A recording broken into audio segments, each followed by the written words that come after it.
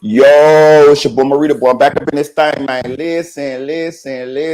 First of all, I want to say happy 420 to all of y'all who indulge in smoking the root, the plant from the heavens, the earth, like the Rastafari like to say, Hail Selassie, the Lion of Judah. You know what I'm saying? Shout out to my Rastafarians, man. I ain't Rastafari. I'm a straight black man from Florida. But at the same time, though, you know, the boys is connoisseurs, you know what I'm saying, of the marijuana or the ganja, so they like to say. And it's 420, so happy 420 to those of y'all who partaking in the festivities. Me myself, I ain't smoking right now. I ain't smoked in about 2 months. I ain't smoked about 2 months. I'm a smoker now. Don't get it twisted. You know what I'm talking about? Shit, I smoke, but when I be trying to accomplish something, or I be trying to do something, or I land the right job or something like that, I go ahead on the stop. I told you I learned that. I learned to do that throughout the course of my life. I learned to cut off certain vices at certain times. And it's just due to me being able to, if I feel like the vice gonna affect my day-to-day living or me financially, or it just ain't smart to do at that point in time, then I will cut off said vices. Now, when I get a little window or get a little opportunity, you know what I mean, I might partake. You know what I'm saying? But that's like how I normally do. And I learned that from being on probation. I told y'all, when I get on probation, I cut off everything that I'm doing illegally. Most of the times. Yeah, I do. That's how I do it. And then that's how I completed probation quite a few times. I got a whole bunch of homeboys who always, probation ain't nothing but a trap. This and that. It's a trap if you make it a trap. It's a trap if you don't do what them people say to do. You know what I'm saying? But if you got some sort of discipline or some type of self-control, you can cut off what you're doing for the betterment of you. I ain't finna smoke weed till I go to jail. I did that shit when I was young. You supposed to learn from your mistakes and not you be doomed to be in that same spot again. Trust me, a lot of times where I end up in the same fucking spot fucked up is because I kept doing the same shit. And what's the definition of insanity? Doing the same thing and expecting a different result. You know what I'm saying? I ain't saying I'm perfect. I still do some shit that I know the outcome ain't gonna be preferable if I continue to do it. But we human, you know what I'm saying? Shit, sometimes that your mind take over and you be like, man, fuck this shit. You know what I'm saying? But that's how I learned to train myself not to do certain vices or whatever. And that's why I ain't partaking in the 420 this year. You know what I'm saying? It's just not a good move for me at this point in my life. You know what I'm saying? I mean, we'd always be there. I can always go back to smoke weed. You know what I'm saying? You know what I mean? But hey, for those of you that can, man, 5-1 for me. Shit. Fired up, goddammit. Fired up. Shout out to Chicks 1000, aka the Chick 1K. 5-1 up for me, man. Look, we got a long live. We probably got a long live today. There's a lot of stuff going on, and we're gonna cover a lot of it, man. We got the Devin Haney, Ryan Garcia fight. I'm gonna just talk about that real quick. Devin Haney going against Ryan Garcia. This is the fight tonight. If you're a boxing enthusiast, a fan of the pugilistic sport. That's a big fight that's going on tonight. I don't know who's gonna win. I got Devin Haney for the win, though. Not because Ryan Garcia ain't skilled or whatever. It's just that I've been keeping up on that a little bit, and I've been seeing Ryan Garcia do a bunch of weird shit in his training up to the fight. Like he talking crazy on the internet, sound like he got some mental issues. He got a young lady came out and said that he done assaulted her. I thought when a boxer go into their training camp, it's supposed to be like tunnel vision. They supposed to like all of that shit matter. Your mind, your focus, you just focused on training and killing. When you get in that ring, you focused on killing your opponent. And this dude had so much stuff going on, man. I just find it hard to believe that he's gonna be able to get in there and have a clear mind and become victorious facing such an opponent as devastating as Devin Haney. Now, maybe had Ryan Garcia had a uneventful training camp, and it just would have been like normal, like focused, like, you know, no controversial stuff and no crazy stuff going on, then I might have felt a little bit better about saying that I don't know or whatever. But I'm about 80% sure that Devin Haney gonna pull this one out. Now, do I know that for sure? No, it's just a hunch. But that's why we have these events, so we can see. But yeah, that's a big thing that's going on tonight. I know a lot of y'all gonna be tuning into that. That's another reason why I went on did this live early, because YouTube gonna be full of watch parties and people gonna be having little watch parties and stuff later on tonight. And I felt like, you know, people might not want to tune into a live later on this evening. They'll want to watch the Devin Haney fight. All right. We got some YNW Melly news. Y'all know my channel been made off YNW Melly. You know what I'm saying? I was close to the situation, and I was one of the bloggers that was in the forefront of a lot of that Melly content, and still is. It's just not a lot going on in the Melly case. You know, they postponed it and this and that. It's heading for the second trial, and but I did do a little digging, and I found a little stuff to give you guys a little bit of entertainment, you know what I mean, about the Melly case, and we're gonna bring that to y'all too. What else we got? Let me look at this phone. I wrote notes, y'all. I wrote notes because there's so much stuff we got to go over. We got Drake and Rick Ross beef, and then we also got the Drake and Kendrick Lamar beef. Drake released a diss track yesterday. We're gonna talk about it. He used AI. He used AI, and it's strange to me. I'm kind of confused. So we're gonna probably open up the panel when I go through all these topics and let you guys give me y'all opinion on it, because this shit is confusing in a motherfucker. But he used AI, and he channeled his inner Tupac. So okay, I never seen this shit before, right? If y'all know about AI, they got AI now. So if you just if they have if they have your voice, right, they can make lyrics and feed them into the damn computer, and it'll come out sounding just like you rap the shit or sung it. I heard AI tracks, you probably heard them too and didn't even know them. They sound exactly like the person. Like I heard an AI, like they got AI Tupac tracks. The one with Tupac dissing Keefy D. That's not a real track. That's an AI track. Somebody wrote those lyrics, fed them into the computer, and it came out with Tupac voice, and it sounds just like Tupac rapping the damn song. Well, Drake did something I never seen before. He wrote the lyrics, or he allegedly wrote the lyrics. We know Drake got ghostwriters. That's a whole nother story. But he put them bitches into the computer, and it came out in Tupac voice. So you got Tupac, and then he did it again on the same song. He took some more lyrics, put them into the computer, his lyrics supposedly, and he fed them into the computer, and he put them in Snoop Dogg's voice. So on the song is Tupac and Snoop Dogg rapping Drake's lyrics, dissing Kendrick Lamar. I never seen this shit before. I don't even know what to feel about it no more. You know what I mean? But we're gonna talk about it. Because it's a rap beef, you know, and hip-hop was built on competition, y'all. Don't let nobody fool y'all. And I got some personal experience on that. We'll get into that later on.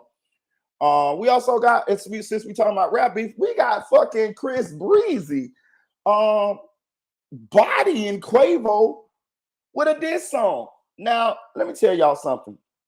In my opinion, Chris Brown is probably the most talented artist that we know of in today's generation.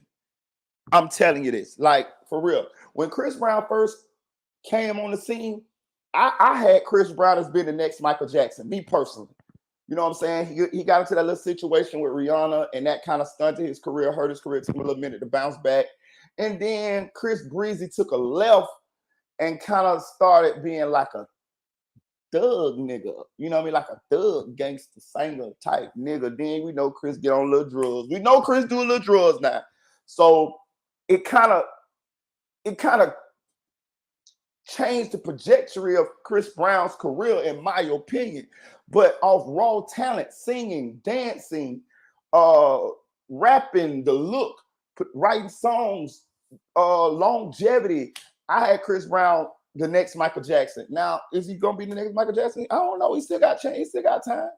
You know what I'm saying? I think the real things situation hurt him a little bit, but the nigga dropped a diss song, a rap song, and bro, when I tell you he bodied goddamn Quavo, listen, man, I don't know what these dudes out here doing nowadays, but that what Chris Brown did, that's what I'm used to.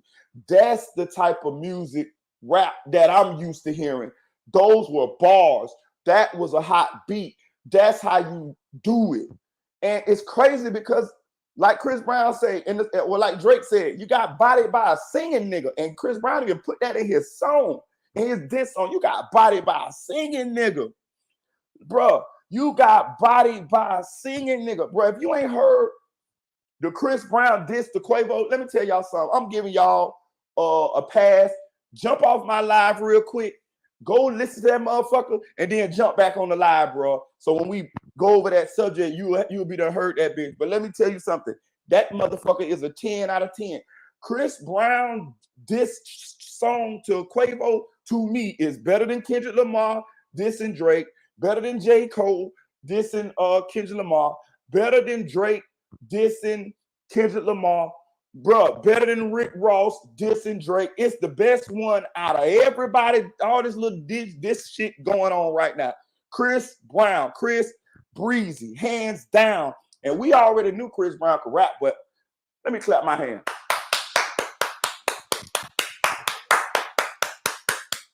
Chris Breezy, you did that, my nigga. Chris Brown damn near brought hip hop back, the battle side of hip hop back, but that goddamn verse right there. I don't know if he wrote it, but I'm pretty sure he did because Chris Brown write his own shit, and I had heard Chris Brown rap before. But listen, let me tell you something, man. I'm thoroughly impressed. It made me, you know, because all this music don't get me excited no more. Everybody using ABC 1, 2, 3 verse. You know, I'm a former artist, so. You know, I came up under I came in the era where you had to have bars. Nowadays, these young people don't like to listen to bars. First of all, because they can't read and they vocabulary is small, and therefore their mind is small. You can't talk about certain shit because all they know is drilling and spinning and drilling and you know what 2-2-3s and 2-2-6, all this shit here. Dracos and shit. That's all they want to motherfucking hear. So it kind of forced the backpack rap, the lyrical rappers. It kind of forced them out of the limelight, and it forced them motherfucking Cat in the Hat, Dr. Seuss rappers in the forefront of everything. So that's why you know it's kind of like So I don't really listen to that shit nowadays, you know what I'm saying? Plus, I don't want to hear about everybody being killed all the time. My nigga, goddamn. Every time I turn on the song, I got to hear about a bitch getting murdered. That shit depressing. You know what I'm saying? God damn. Every time I turn on the song, it's talking about you done killed your op, you done killed your cousin because your cousin an op. And I don't mean to sound like the old head, but god damn. I like some of that shit. Now, don't get it twisted. I'll turn on some King Von. I'll turn on some FBG Duck Dead bitches. You know what I'm saying? But I don't want to hear that shit all the time. You know what I'm saying? God damn. But anyway, that's what the times we living in. But Chris Breezy, his shit was fire. So y'all go check that shit out, my nigga. Hit that like button on the way in. Also, we got Memo 600, dog. We got Memo 600. Memo 600. You know, he got beat up the other day. You know, I'm not from Chicago. I used to live close to Chicago, and I got some Chicago friends. I got some Chicago cousins, shit like that. But, you know, I like to talk about what I know, y'all. You know what I'm saying? Like, I'm not one of them people that be talking about a lot of shit that they don't know. And the reason why I don't know a lot about certain shit, because I may not have no connections to that situation, or I may not live in that region, so the information I'm gonna get gonna be way second, third, fourth hand or whatever. So some shit I don't talk about. You feel what I'm saying? That's just me and me. I ain't like one of them bloggers that get on this bitch and they act like, Oh, they know motherfuckers in California. They know, and they may do, but I'm gonna tell you, a lot of these motherfuckers don't know a motherfucking thing. What? Not that this truth teller, but I'm just saying, truth teller, like somebody told me, and they wanted to know, and I was man, you a motherfucking lie. Ain't nobody asked you shit. Ain't nobody told you shit. You said that shit, truth teller. We know you said that shit, or you making that shit up. Because you say the shit in every one of your videos. Everybody knows truth teller, so stop saying that shit. But that's the shit people will do in order to slide the shit in there like they so informed on a bunch of shit. I told you, not saying he ain't informed. I'm just saying some shit. Come on, man. Like, you know what I mean? Like, you can fool some of the people some of the time, but you can't fool all the people all the time. I'd rather be real with y'all, dog. Because one thing I give y'all credit for, I give y'all credit for being smart. I don't think everybody who I'm talking to is slow. So I give y'all credit. Because let me tell you one thing I learned. If you think you're the smartest motherfucker in the room all the time, most of the time you're gonna be the dumbest motherfucker in the room, because there's people that's sitting right in there listening to you telling them a bunch of bullshit, a lie, and they listen to that shit and they say in their head, oh, that's a lying motherfucker right here. This motherfucker ain't about shit. Just a lying motherfucker. So that's why, shout out to Anonymous Ones. So that's why I tell the truth, y'all. You know why I tell the truth? Because it ain't no way that you can discredit me. You feel what I'm saying? No matter if you believe what I'm saying or not, I know it's the truth. You see what I'm saying? So you can't say, oh, I'm a reader, boy, you full. No, you're a motherfucking lie. And one thing, another thing about why I tell the truth is so I always got receipts. Everything, I always got receipts. If you go look on my shorts, I told y'all I was in the streets then. But I'm not in the streets no more, but I told y'all that, right? I posted videos, me in the trap. I posted videos, me in the hood. I posted videos of where I used to be in this and that. So them receipts. A lot of these people who saying this shit or telling you shit, they ain't got no receipts. They ain't got no receipts. Marita boy posts receipts for you. You see what I'm saying? So that's why I do this. That's why I post some of this shit. Even when I posted a video of me and my son sitting there talking, letting y'all see how I talk to my child, my son, when he was a young man on the way up. Here's here Moderator's channel too. Shout out to Flyboy Micro Folk. So y'all will see this ain't no fake, this ain't no facade here. This shit real. This how I am for real. 10 years ago, 20 years ago, when you saw that video of me sitting outside the restaurant with my date, and then the girl came up out the blue, the homeless girl came up out the blue and asked me to buy her something to eat. What I did, I walked her right in that goddamn restaurant. I bought her something to eat, told her whatever she want, put on the cart. You notice I didn't say you get this. Go look at the video. It's in my it's the second of my last videos. What I told the dude at the counter. Whatever she want, put it on this card. The lady ordered dessert and everything. Never seen her before and never seen her since then. To let y'all know how I tell y'all I am on this motherfucker. That's how I really am in real life. You feel me? Straight up. So receipts. You know what I mean? And I ain't got nothing to prove to nobody, but you know, sometimes motherfuckers, you know, I understand y'all see so many motherfuckers, and you know, you might not believe all the time. You know what I'm saying? And hey man, sometimes you got to show and prove. But what I'm finna do first, I'm finna go to the Memo 600. I'm gonna wait on the Melly situation. I'm gonna wait on the Melly till we get some more people in there, because I know if I do the Melly content first, then people going to want me to go over it again. So we're gonna get this live a little bit of time in order to the juice up a little bit. Hit that like button on the way in. We're gonna get this live a little bit of time to juice up, and then we'll go into the Melly content when I see that we got our when it's enough people watching, the way I ain't got to go over this shit again. But what we're gonna get into is the connection between Melly and Wiz the Wizard. If y'all don't remember shit about 2 years ago. Yeah, about 2 years ago, Sniper Gang affiliate, Kodak Black, ex-artist Wiz the Wizard was brutally murdered. Wilson, I think his name was. But his nickname was Wiz the Wizard. I think that was such a dope-ass nickname, dog. I swear to God, I think Wiz the Wizard was a dope-ass nickname. And his real name was Wisdom. You know what I'm saying? So how they spun that and made it Wiz the Wizard. I swear, I think that's one of the coldest nicknames for a street nigga rapper or whatever that I had ever seen. But he was murdered. If I'm not mistaken, they still ain't found the people who was responsible for him being murdered. But it was a lot of rumors, and it was a big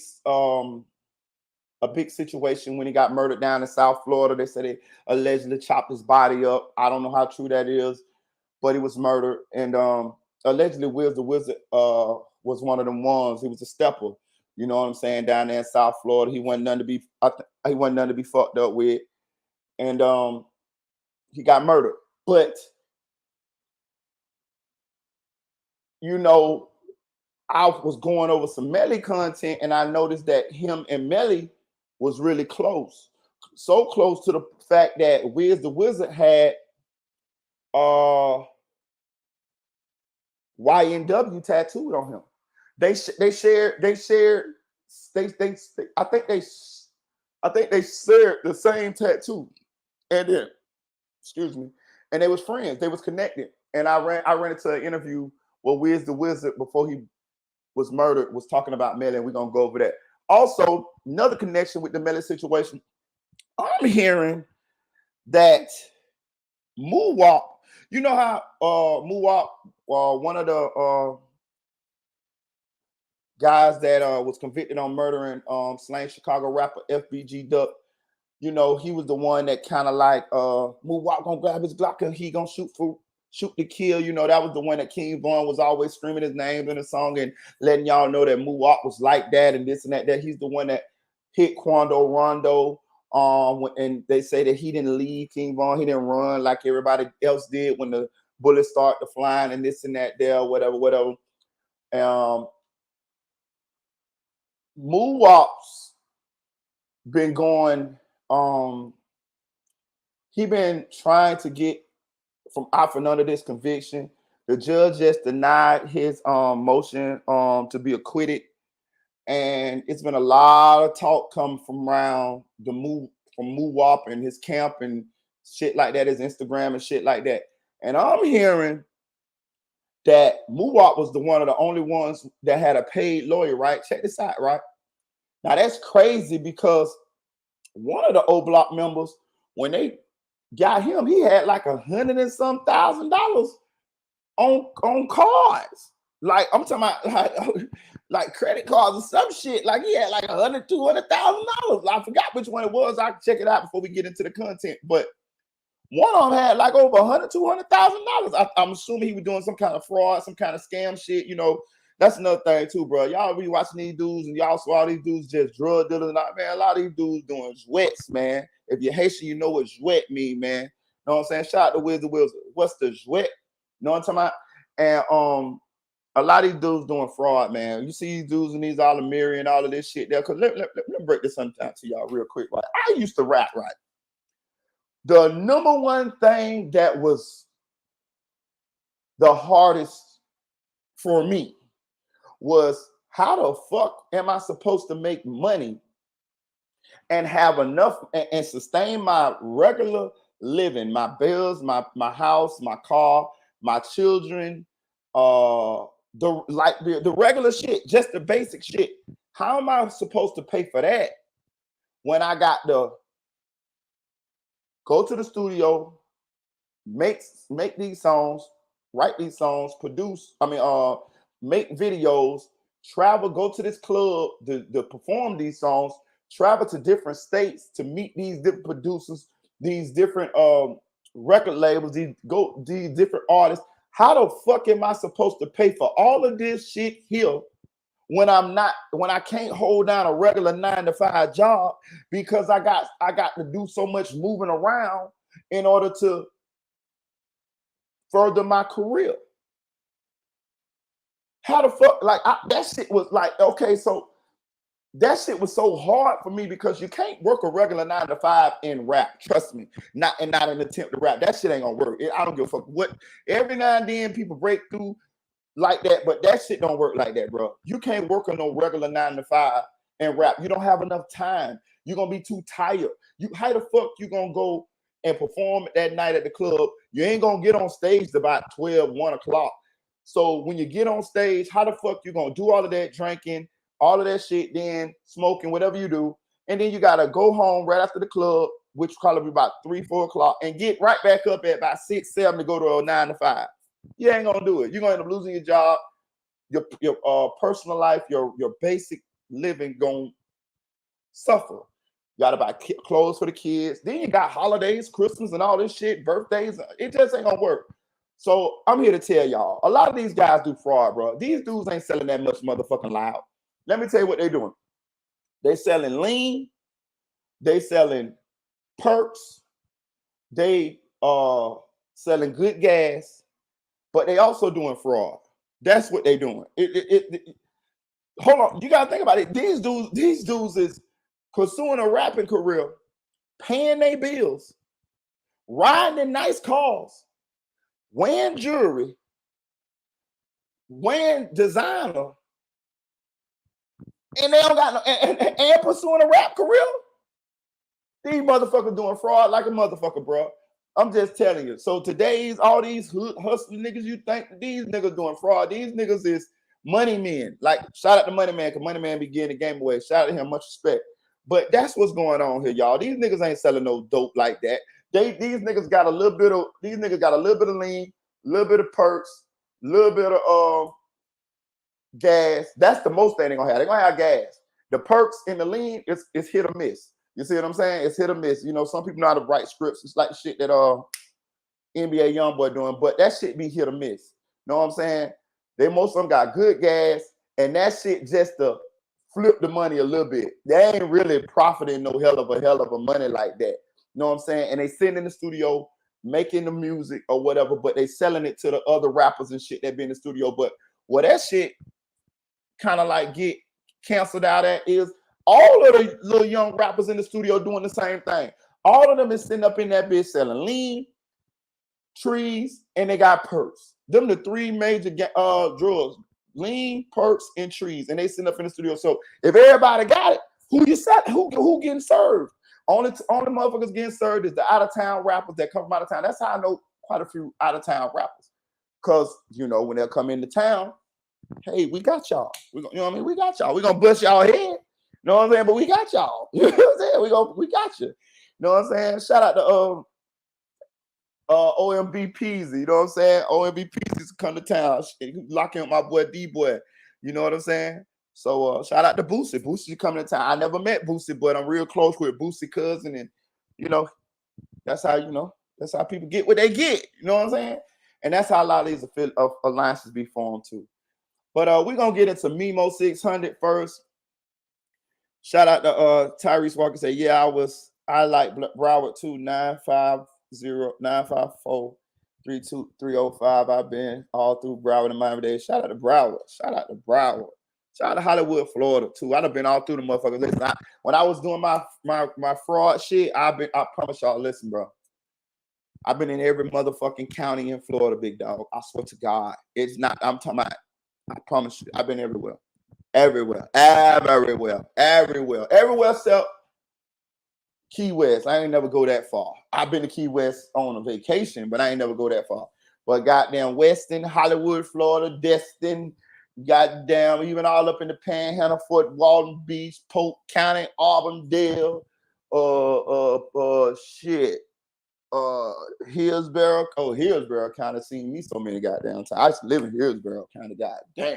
Fort Miles, Lehigh Acres, Naples, bitch. I've been all through that motherfucker. Florida don't owe me shit when it comes to breaking a law. You know what I'm talking about? Really, I'm probably publicly enemy number one in that motherfucker, or at least back in the days. That's why I quit, dog, because I knew I was going to prison. I've been skating too good. But and that's why I'm still here though. You know what I'm saying? But yeah, we're gonna get into the Memo 600 shit. You know what I'm saying? Memo 600 got beat up and jumped this shit the other day. I like to refer to the Chicago bloggers on this shit here. You know, even though I just sneak this Truth Teller, I don't have no problem with Truth Teller. I just be fucking with Truth Teller, man. I really respect what Truth Teller done accomplished for itself. You know, a lot of people be coming at Truth Teller. Truth Teller ain't never did not one bad thing to me. He never said nothing negative to me. But fuck Trenches News. Trenches News struck my motherfucking channel, puss ass, bitch ass, rat face ass, fuck nigga. But I be talking shit a little bit about Truth Teller, really, but Truth Teller really ain't. Truth Teller never did nothing to me, bro. Really, it's just I'm all the way out of pocket. I'm all the way wrong when I say something about Truth Teller. To be real with you, dog, and it's nothing personal. I just be being funny and being cracking on them or whatever. But I like to refer to the Chicago bloggers. You know, you got Truth Teller, you got I ain't finna say that rat bitch name. Fuck that nigga. But you got King AK-47. You got X-Man Rico. You got Bandana Rose. You know, you got a few of them. But my favorite to pay attention to is CSP. I've been watching CSP for a long time. I've been watching CSP for years, to be honest with you. Probably about 2 years. Probably about 2 years, like consistently about 2 years. And I just like his content. It just more palatable for me. Some people I don't like to watch them. It's just because of the way they deliver the content. You know what I'm saying? And but they still know what they know. But for me, just to keep me tuned into it, I just prefer to go to other people. I like Truth Teller, but the only reason I don't watch Truth Teller a lot because Truth Teller always straddling the fence. I don't like bloggers that straddle the fence. Like, you know what I'm saying? Like, bitch, tell me how you feel. But I understand why Truth Teller straddle the fence because he do so many interviews with so many of these people, and he kind of actually is accessible to where he don't be wanting to offend these people because, you know, he ain't really trying to get into it with these motherfuckers. He just trying to do interviews and you know what I'm saying? He ain't trying to get all into the beef. He trying to do the Zach TV shit. Rest in heaven is Zach TV. So I get it. But I'm just saying for me, I like sometimes when you give me your opinion on how you feel about certain shit. You know what I'm saying? That's just for me. But it ain't stopping. That man got a lot of subscribers. But for this Mimo shit, we gonna listen to CSP. Because he went in this morning on was it this morning? Let me see. Hold on. Let me see. I gotta double check. He went in on goddamn Mimo, dog. He went in on Mimo, and they say shout out Nation say I like CSP too. He went in on motherfucking Mimo, dog, and he is from the north side of Chicago, and he broke the whole scenario down as to how Mimo got fucked up. And at first, you know, we was thinking that Mimo got beat up and just sent to the hospital. No, he got shot. He got his cardiac watch took. He got his chain took. He got ran down the street. Like, bro, like when CSP described everything that happened to Mimo 600, XOTF, O Block, Get Back Gang, you know, all of that shit. When he broke it down as to what the fuck happened to Mimo 600, bro, let me tell you something, man. Mimo was scared than a motherfucker, bro. Listen, it's no way you went through all of that shit and wasn't scared. Mimo got ran down on by the young Drenches. If you don't know who the Drenches is, that's the youngsters from the No Limit camp. You know what I'm talking about? No Limit, which is G Herbo, No Limit Cairo, the famous No Limit Wet 'em Up, who beat 4 bodies. And they got a youngster crew called the Little Drenches, and they caught me more. I'm gonna let CSP tell y'all what happened, but I'm just giving y'all the summary if y'all guys don't know what I'm talking about at this point. And it's interesting to me because this is a lot. Like, this is a lot. You know what I'm saying? If y'all don't know, Mimo is a shit talking motherfucker, man. Listen, Mimo had one of the best songs that I heard from King Von. He had that Exposing Me remix. I think they took it down off YouTube, but I used to listen to that bitch all the time. When King Von was alive, my favorite King Von songs was Pressing with King Von and Sada Baby. Crazy Story Part 2.0 with King Von and Lil Durk. Exposing Me with Mimo 600 and King Von. And then I liked the songs that King Von they came out with after King Von died. This ain't smoking, this shit smoking, this that thrash for real. That one there with Lil Durk, I thought that bitch would have been a hit. I actually thought that song would probably have propelled King Von to higher levels had he still been alive when that song came out. But anyway, Mimo had one of the most memorable King Von songs that I remember. And Mimo, he kind of like one of the only ones that was out of OTF that kind of like had done. Oh no, I like the Duty Low too. I like the King Von and Duty Low song too. That bitch is hard too. But Mimo kind of like had a chance at a career. And he do got a little career. He dropped a couple songs with a couple different artists. I see he got one with Boost and shit like that. But Mimo is just I ain't from Chicago, I'm from Florida, but I'm gonna use this term. Mimo a goofy dog. Like Mimo a goofy. Like he all over the place. He like a bro. Sometimes niggas come up in the hood, but they still be green. You know, we from Florida, we call them green. Some people might call them lame. Some people might call them goofies. But it's people that come up in the hood and they still flawed.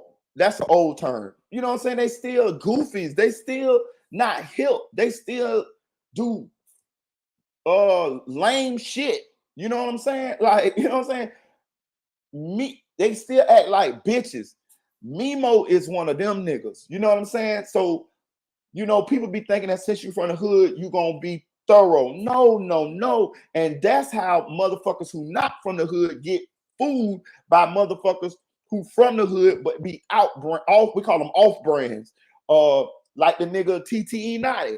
He from the hood, but he a goofy. You see what I'm saying? Like, you know what I'm saying? So you got to know what it is. It's hard for you if you ain't from the hood or had no interaction with no thorough, and I mean thorough niggas, like the real deal. It will be hard for you to peep. You get what I'm saying? Because these niggas do have a bit of street to them. They still have a street edge to them. Mimo gonna be riding around with guns on him. Mimo gonna have money. Mimo gonna have motion. Mimo gonna have what they say the change fake. I don't know. But Mimo gonna have all the accessories. Mimo gonna be riding in a farm. Mimo gonna be able to pull up in the trenches.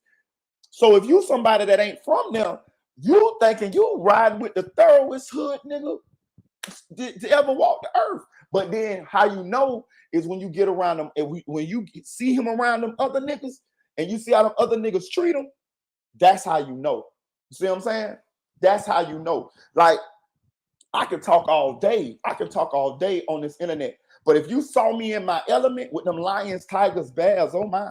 If I'm gonna do that one day, I'm gonna get some footage of me going through the hood. You know what I'm saying? I got a couple of them if y'all pay attention on my shorts and shit like that. But them shit's old. I'm gonna get some new shit. And I'm gonna show y'all how when I go through the hood, how everybody know my name, how everybody holler at me, how everybody pull up. I'm talking about big money niggas, thorough niggas, everybody. That's how you can tell about a nigga, dog. You know what I'm saying? You tell by who fuck with them. You see what I'm saying? Like, and how those people that fuck with them treat them. That's how you can tell. But anyway, I'm gonna let CSP tell y'all what happened to Mimo. He went in on Mimo. CS, that's why I like him though, because he don't try to be all that. Like, shout out to CSP. Y'all go subscribe to his channel. He got a lot of subscribers, but he real good at what he do, in my opinion. But CSP, a nigga like that, I would like to fuck with. I don't know him personally. Never met him. Never had no correspondence with him. One of my old moderators is a moderator on CSP channel, though. You know what I'm saying? But I like him because I could tell he ain't a nigga that he don't try to be more than what he is. He just himself. He ain't trying to be extra overly tough. He the type of nigga that I like to fuck with. A nigga that's gonna handle their business when it come time to it. But I ain't trying to be the gangsterest nigga. I'm just gonna hold down my square. You feel what I'm saying? And I'm gonna talk my shit. You know what I'm saying? And ain't nobody gonna fuck with me. But at the same time, it's respect, much love. But at the same time, you know, that's why I fuck with him. But check him out though. He finna break down this Mimo 600 shit. I didn't even know Mimo got shot, bro. Bro, if y'all listen to this scenario, Mimo got treated, and he got treated bad. Shouldn't listen to nothing this nigga say. This nigga said, "Why I want to sign the fucking Lil Durk, man? Shut the fuck up. Go sit your goof ass down." But Alright, boom. The nigga, so boom, this what happened to Mimo, bro. Mimo got somebody wanted to do a song with him over East. Somebody wanted to do a song with him over East. His homie that was with him told him, like, all right, bro, you know what I'm saying? We good, bro. It's like shit, you know what I'm saying? Whatever, you know what I'm saying? Ain't nothing gonna happen to you or whatever, you know what I'm saying? We can go over East, you know. So for one, he should have known he was gonna run it to No Limit, you know what I'm saying? Being over East, that's their side of town or whatever, you know what I'm saying? And he over there right in their shit.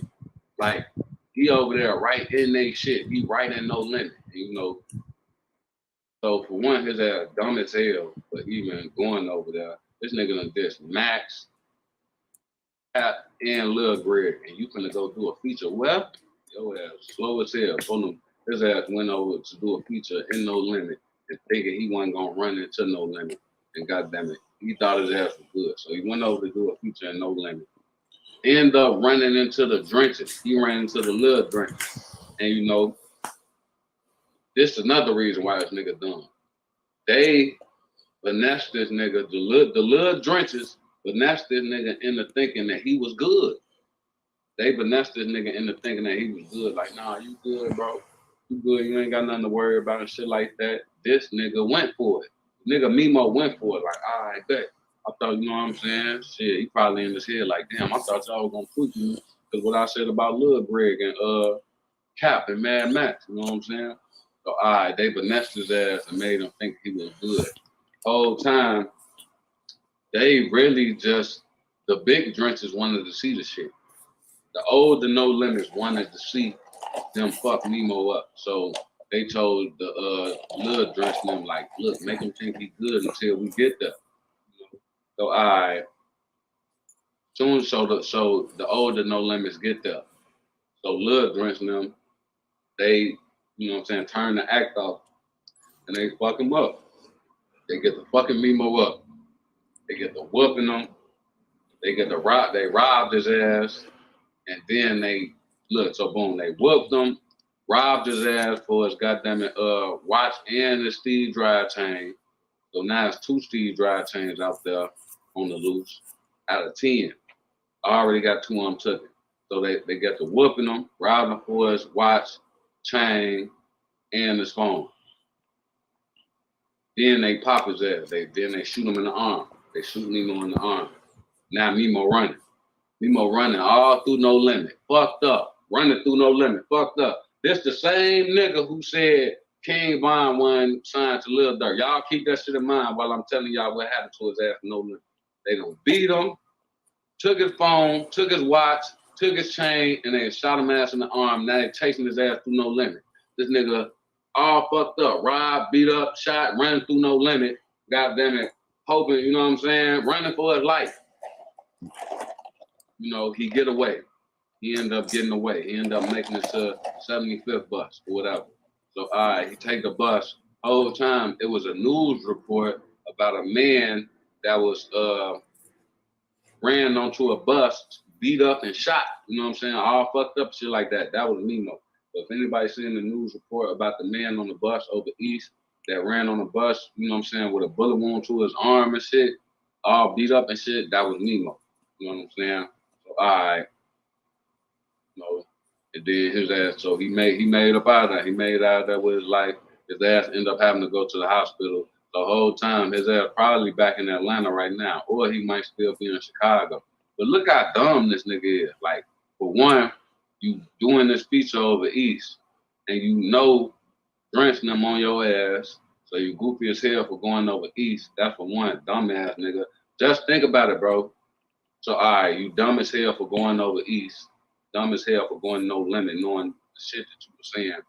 Then you ran into Drench, and you let they ass finesse you into making you think you was good. Like, nah, you good, bro. You ain't got nothing to worry about. You dumb as hell again. You dumb for going over East, and then you dumb for letting Drench them make you think you was good after you just said the shit about they dead home. This the same nigga who said that King Von wasn't signed to Lil Durk. Keep in mind, bro. Look how dumb this nigga is. You want to listen to this dumbass nigga? Then this nigga a goofy. This nigga been being a victim. This the same nigga. I'm gonna keep bringing this shit up. This the same nigga. Keith was flaming your ass, putting your ass on camera because of how fucked up your grill was. You embarrassed hiding behind your homie. You everybody in the room laughing at your ass, flaming like, man, Mimo, your teeth fucked up. You don't want to be on camera. You hide behind your homie. Like, don't let them see me type shit. Like, this the same nigga. You the same nigga. You been a goofy. Been getting treated like a goofy. All the way back in 2012 from them treating your ass like a goofy. And your ass been a victim. And your ass been dumb as hell. You would diss a nigga dead homies, then go over to their neighborhood and think ain't nothing gonna happen to your ass. You dumb as hell. Then you run into the niggas, and you let them niggas make you feel like, nah, you good, bro. I know you just all out there, homie, but you good. This nigga goofy, his ass dumb as hell, and his nigga a victim. A goofy, dumbass victim. This nigga a goofy, this nigga a fucking dumb, stupid as hell, and his ass been a victim. He been a fucking victim.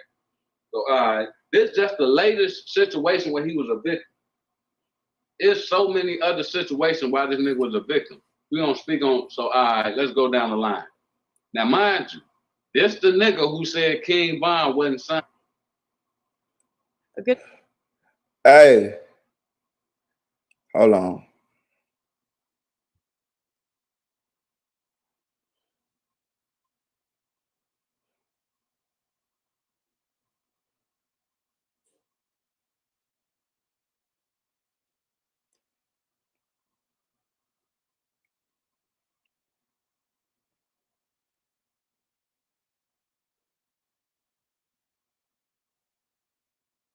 Oh, that's my show, then.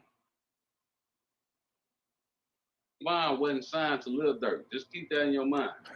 Hey, look, so I want to break this down real quick. So, shout out to CSP. Y'all go subscribe to CSP channel. Hey, CSP. Hey, man, look, don't copyright me, goddammit. Hey, goddammit, I'm promoting you too, goddammit. Hey, look, check this out. Hit that like button, y'all. Hit that like button. But let's break this down for a second. And this is, bro, listen, I know some of this. I know the shit that I be saying ain't popular. I know the shit that I be saying sometimes I do say some salacious ass shit. Sometimes I do, I get in my bag. I go to talk crazy sometimes too. You know what I mean? But I'm saying I know I be overwhelmingly trying to speak positivity and shit like that. And I know a lot of times that shit ain't really what people come to the internet to hear all the time. People like drama, bro. People like drama. People nosy as fuck. People like to hear about people dying, getting fucked over, this and that there. And we talk about that here. But I also be trying to teach at the same time. And I ain't got it all figured out. Don't get it twisted or nothing like that. But I try to give people a perspective the way you could think. And if you run into these situations, or you rolling like this, or you moving like this, or you in doing certain shit, that you could listen to what I done said, and you could possibly save yourself some harm or your life, or at least be able to think your way through a situation when you get into it. You know what I'm saying? I'm giving back. I done been through a lot of fucked up shit. I done seen a lot of fucked up shit. So I'm trying to help other people, because I can see that a lot of people out here need guidance. Hell, I need guidance sometimes. Don't get it twisted.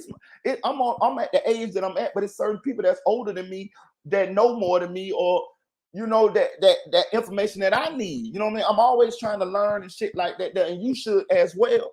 So I try to take what little bit that I done learned in my life and try to just get it back. You know what I'm talking about? And you could possibly learn from this shit. Now, peep this shit here, right?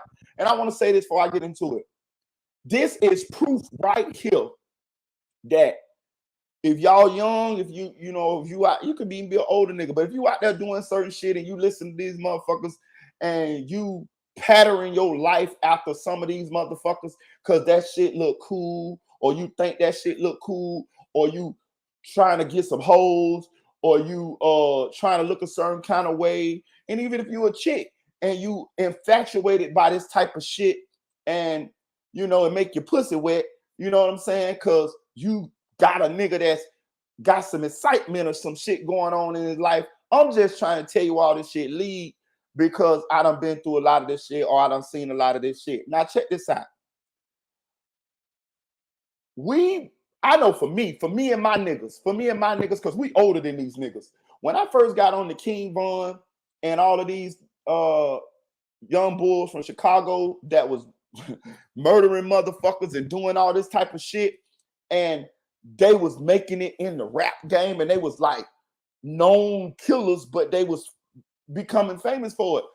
We knew the shit was stupid. I got a homeboy, he came on here, my homeboy Tory Guns. He was out there in the streets with me since we were like 15 years old, swear to God.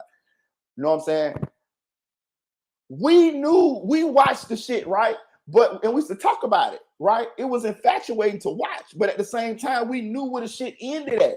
Like we've been where these niggas going. So we knew how this shit was going to end. So we never followed. You see what I'm saying? We first of all, we older than them, so we know. But we watched because it was like a train wrecking. You know what I'm saying? We watched the shit, and you know what I'm saying? And for the kids that was younger than them, for the kids that's younger than Von and all of them, they came at it a different way. They came at it like, oh, I want to be like King Von. Oh, I want to be like 051 Melly. Oh, I want to be like Mad Max. So I want to be like Young Pappy. All these motherfuckers. Okay, cool. But do you know where this shit lead? All the motherfuckers I named, the motherfuckers dead in the doorknob. 20-some years old, dead in the motherfucker. So, you know, that's what you really want to, you know what I'm saying? Like, that ain't it. But people follow us, you know what I'm saying? And people need guidance. And a lot of people just want to be a part of something, man. You know what I'm saying? And a lot of people don't think for themselves. A lot of people don't have their own minds. I don't give a fuck what they like to tell you. A lot of people don't have their own minds. A lot of people is easily influenced by other people. You know what I'm saying? And they don't look farther enough down the road to see what this shit gonna lead to. You know what I'm saying? I'm gonna tell y'all something. I would jump off a train and I could be rolling with some niggas, right? If I see this shit gonna lead bad for me, I would jump off the train before the train wreck and lose money just because I don't want to be on that motherfucking train when it wrecked. And I promise y'all, it saved me so many times. That's how I can sit right here and tell you about all my partners or homeboys or the people that I knew that got murdered or dead or doing life in prison. Because I jumped off the train.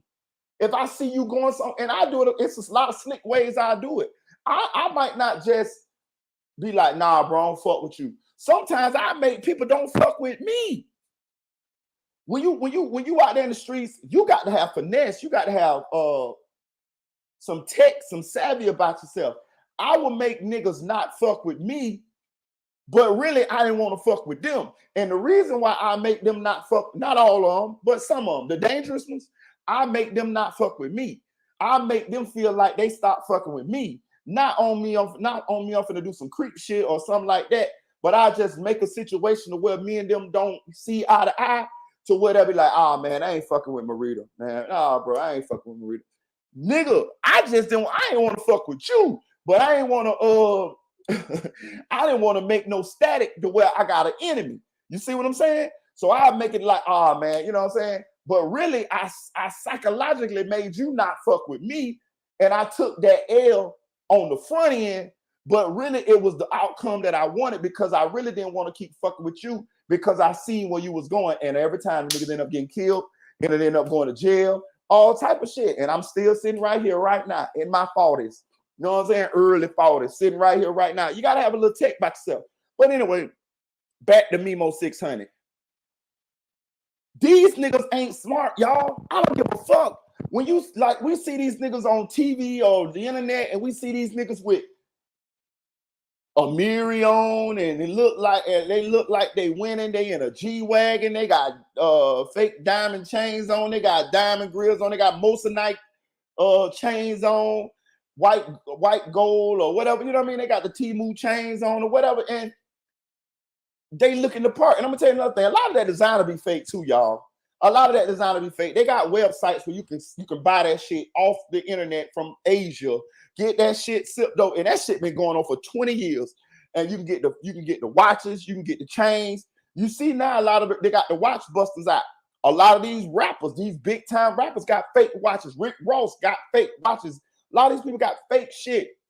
Birdman, fake watches. We all know Ace Hood shit popped off at the goddamn awards. A lot of this shit be fake. They be, you know what I'm saying? But they live in this way and they infatuating and they influencing the younger generation. Now, there's some young niggas that's getting it. I ain't saying everybody ain't getting it. There's some young niggas that's getting it. You know what I'm saying? But I'm just saying, it's like everybody trying to follow a trend. And a lot of people is being led to the grave because they ain't got enough guidance or enough sense, or they too stubborn to see where this shit lead. I was always one of the people that I could see farther down the road than the next person. When I do something, I project my mind all the way to the end. This is the possible outcome that can happen by me staying on this path. And I might ride that path. I might choose to accept the consequences. You know what I'm saying? Or I might not, or I might ride that path for a little bit and jump up off that bitch. You know what I'm talking about? For real. But anyway, listen what happened to Mimo. You is living in Chicago, or you from Chicago. You still moving around in Chicago. You done got in, you is a part of the Get Back gang. You was big King Von and all of them boys. You been in this shit as far as like the drill shit, the culture for a long time. Y'all is the ones who kind of became famous for this shit. You got ops everywhere. You one of the vocal ones that's been dissing people for years, talking shit to people for years. You done been shot before, all type of shit. Attempted to be robbed. Your partners done got robbed. Like, and you still be woofing on the internet. Now, on top of all of that, in 2024, you gonna let some niggas persuade you to come to your ops hood to do a feature. That show you right there how these people be playing with their motherfucking lives, bro. For real, for real. And they be on the internet talking about, oh yeah, we know how to move and we know how to do all this and we know how to do that. No, man, no. These niggas was on the short bus. These niggas ain't got sense. God gave a motherfucking billy goat, bro. You know what I'm saying? But it all be, oh, I ain't scared. Oh, I ain't pussy. Let me tell y'all something. That is the biggest misconception about the streets or life or anything. Let me tell y'all something, some real shit. Boy, one thing about your boy Marita gonna give it to you 100, bro. And you might not like how it sounds, but I'm gonna tell you the truth. That shit don't matter. Being scared saved your fucking life. I done seen it. If you ain't scared in the streets at some point, you will be dead in a year. The niggas who survive, even the niggas who stepping, the niggas who doing the drilling, the ones that survive the longest is the ones who got a bit of fear in them. Being all that trying to prove something that you ain't scared, that shit will get you killed. All that, oh, I'm going to the ops hood and I'm finna stand out. That shit is dumb. I don't give a fuck how many guns you got, nothing. Anybody could be killed. We done seen that. King Von, all these big bad killers, where they at? In the motherfucking grave. King Von wasn't scared either, was he? Walked right over there, swung on Quando Rondo, and the nigga who we didn't even know the nigga Lil Tim.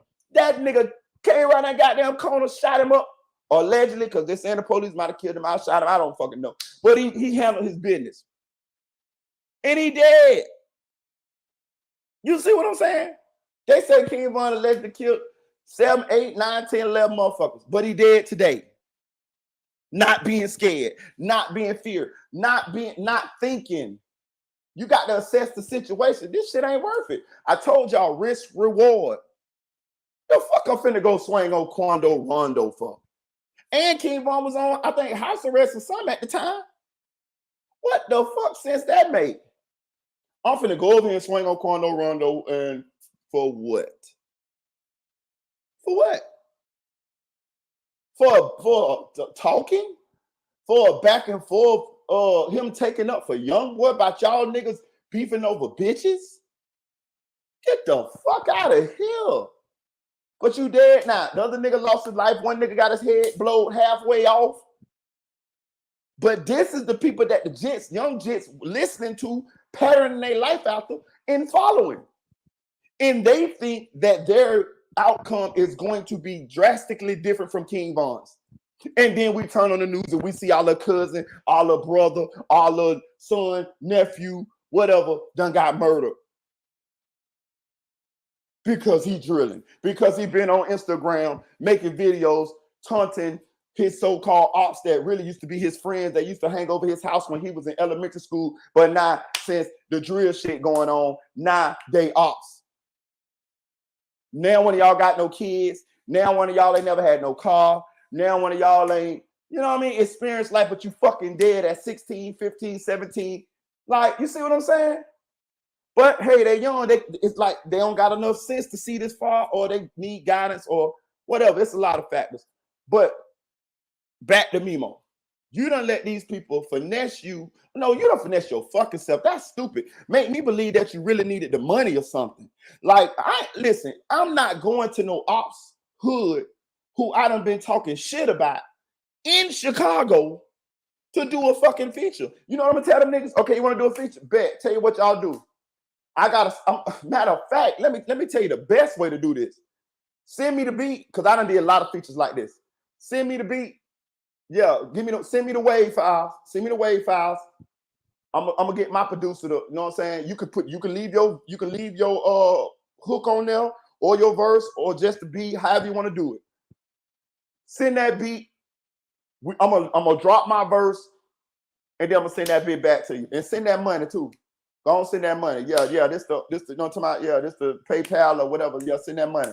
And that's it. We ain't gotta never be in the same studio or nothing. But he let them niggas. Well, I ain't gonna put it on them. His dumb ass went over there and attempted to do a feature. When he get there, he run into the young drenches. Now you gotta know these niggas control the whole motherfucking area, or at least they got people who gonna tell them when you pop out, when you pull up. And we all know that the niggas that who called him to the studio is the niggas that told the niggas, oh yeah, we got that nigga Mimo coming. Well, we're gonna get that pussy ass nigga. Okay, so once them niggas get that, the young drenches who you done sold out they dead homies, you know they big on this and the dead shit, so that offends them. That could get you killed nowadays in this culture. You let them, once you see them, you let them tell you that you cool. Man, let me tell you something, bro. I don't give a fuck where you at. You can feel the vibe when somebody is meaning you harm. It's a natural feeling. They call it like a fight or flight. This shit been built in the human, in all animals, really, in anything in nature, it's built in. You know what I'm saying? Like that's how that is built in to save your life. You feel me? So when you feel a certain, that's why when you feel you somewhere you feel like away, that's your body, your fight or flight sense is telling you in danger. It's to save your life. This nigga go against that feeling because I know he had to feel that way when you seen the niggas who you been talking shit about they dead homies. You know these little niggas is on that. And you got to know that you was set up. Once you see these niggas pop up at the studio, you got to know that. I got to believe that Mimo had a gun on him. I got to believe that. Ain't no way. They ain't even talked about that. But I know Mimo do have poles on him from time to time. You can't tell me that he went over there to do a feature in the ops territory and didn't have no type of protection on him. Get the fuck out of here, man. So I'm gonna give Mimo the benefit of the doubt, say he had a pole on him. Once I would have never went, but once I would have seen them niggas pull up, once they would have told me that we cool, I'm cool, I would have finessed my way back to my vehicle and got up out of there. Even if I would have had to bust a couple shots to get up out of there, because once they'd have seen me get in my vehicle, they probably would have tried to, the jig is up and jump down. Oh no, it would have been a flip, flip, flip, flip, flip, flip. I'd have been backing up out that thing. You know what I'm saying? But I'm finna get up out of there right now. I'm not finna stay there and just continue to play like everything cool, knowing that I'm behind enemy lines. But anyway, they let him, according to CSP, shout out CSP, y'all go subscribe to this channel. Hit that like button too, y'all. Please hit that like button. Please hit that like button. He let them finesse him into telling him everything cool. That had to be some of the most uncomfortable situation for him just sitting there or doing the feature or writing a verse or playing to write the verse, however. Anyway, the big drenches come. And when we talk about these guys, this is the No Limit guys, right? This is like, you know, I'm not saying these guys was there, but I'm saying for people who don't know, this is G Herbo's crew, No Limit Cairo, No Limit Wet 'em Up. You know, that's Pyro, that's that clique, right? Them boys, they get busy. You know what I'm saying? Allegedly. They say some of the big drenches come. So now you see that you got the little drenches, you got the big drenches, and it's just you or you and whoever. I don't know who else with him, but it sounded like it was just him. Which I would, that's even more dumb. Ain't no way I'm going behind him line, just me. And you know he had to drive there. So now when you see you way outnumbered and you've been dissing these people's dead homies, that should get you killed nowadays. Now the jig is up. Now they go to beating on you. Excuse me for laughing, but it's just too stupid, yo. You can't make this shit up. Now they go to beating on you.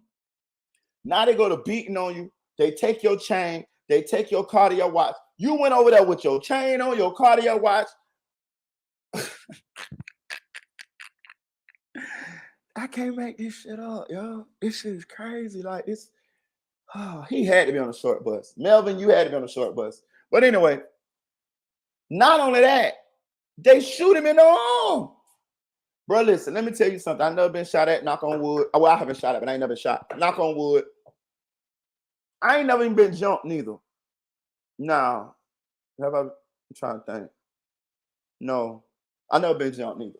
But I'm just saying, I don't jump people and shit like that. But I'm just saying, like, he had to see his life flash before his eyes, yo.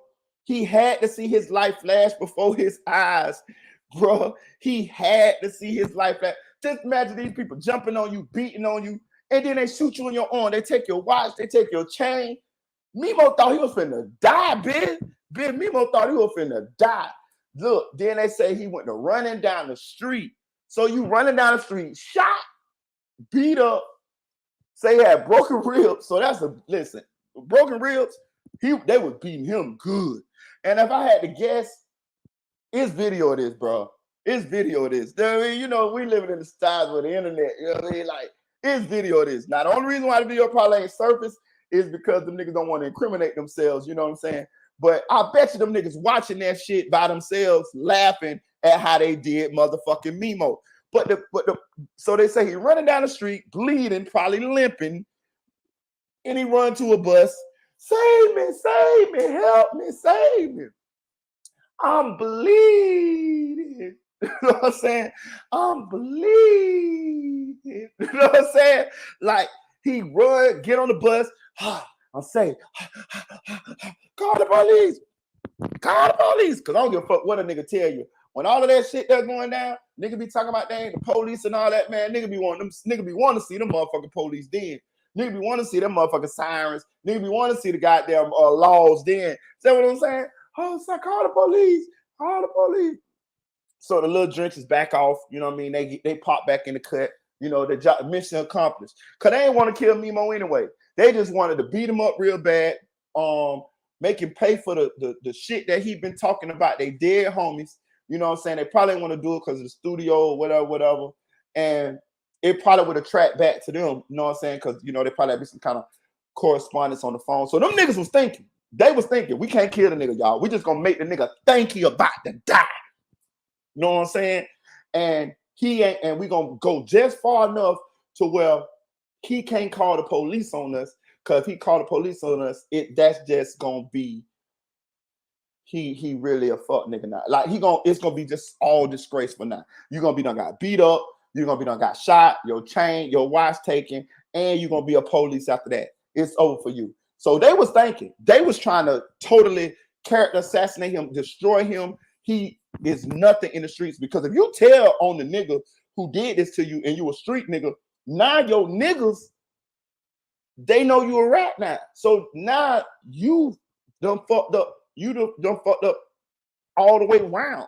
You a goofy, you done got beat up, you done got your shit fucked up, you done got shot, and you a rat. So now you on an island and ain't nobody gonna help you now. Already he was on the island anyway, because he already had done talk shit and dissed Lil Durk, and Lil Durk don't fuck with him no more. THF robbed his homie and tried to rob him. Like Mimo is like out here on a motherfucking strain. You know what I'm saying? Like bro, listen, Mimo gonna get himself killed. Like, I'm gonna say this, bro. I don't portray to be the hardest nigga in the streets, bro. I'm telling you, like, oh, that's from the streets. I'm never gonna tell you that. I'm never gonna tell you that. Trust me. Because truth be told, I don't want to have to get into it with anybody else. But I'm gonna tell you something. I will handle my business. No, I'm just being real with you. Like, it ain't even about being macho or nothing like that. It's about that I'm not gonna let you in my life.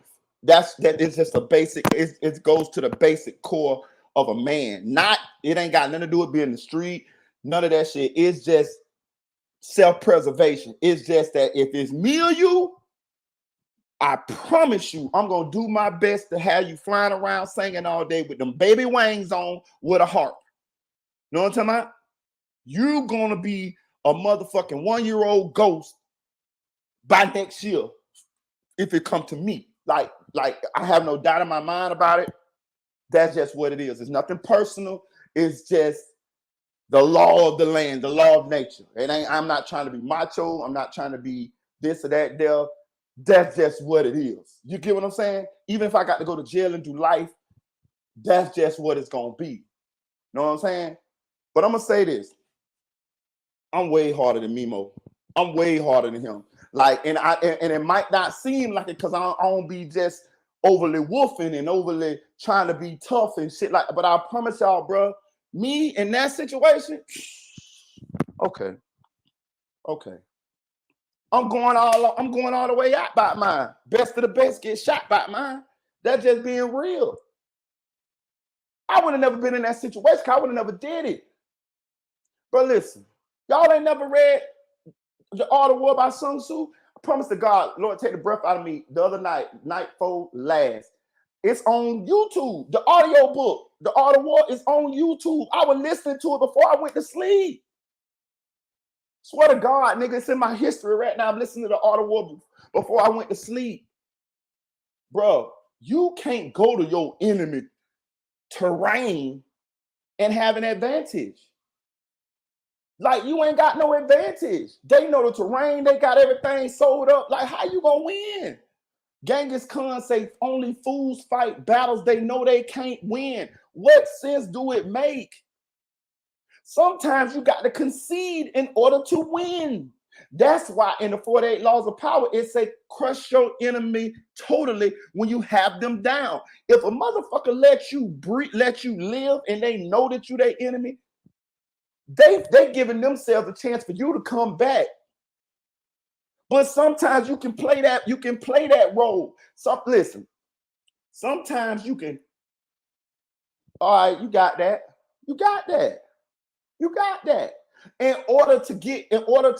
If you choose to, in order to have your day later on in the future, sometimes you got to play the long game. Sometimes you ain't got to do shit. Sometimes your best move is not to make no move. The Art of War say the greatest battles are won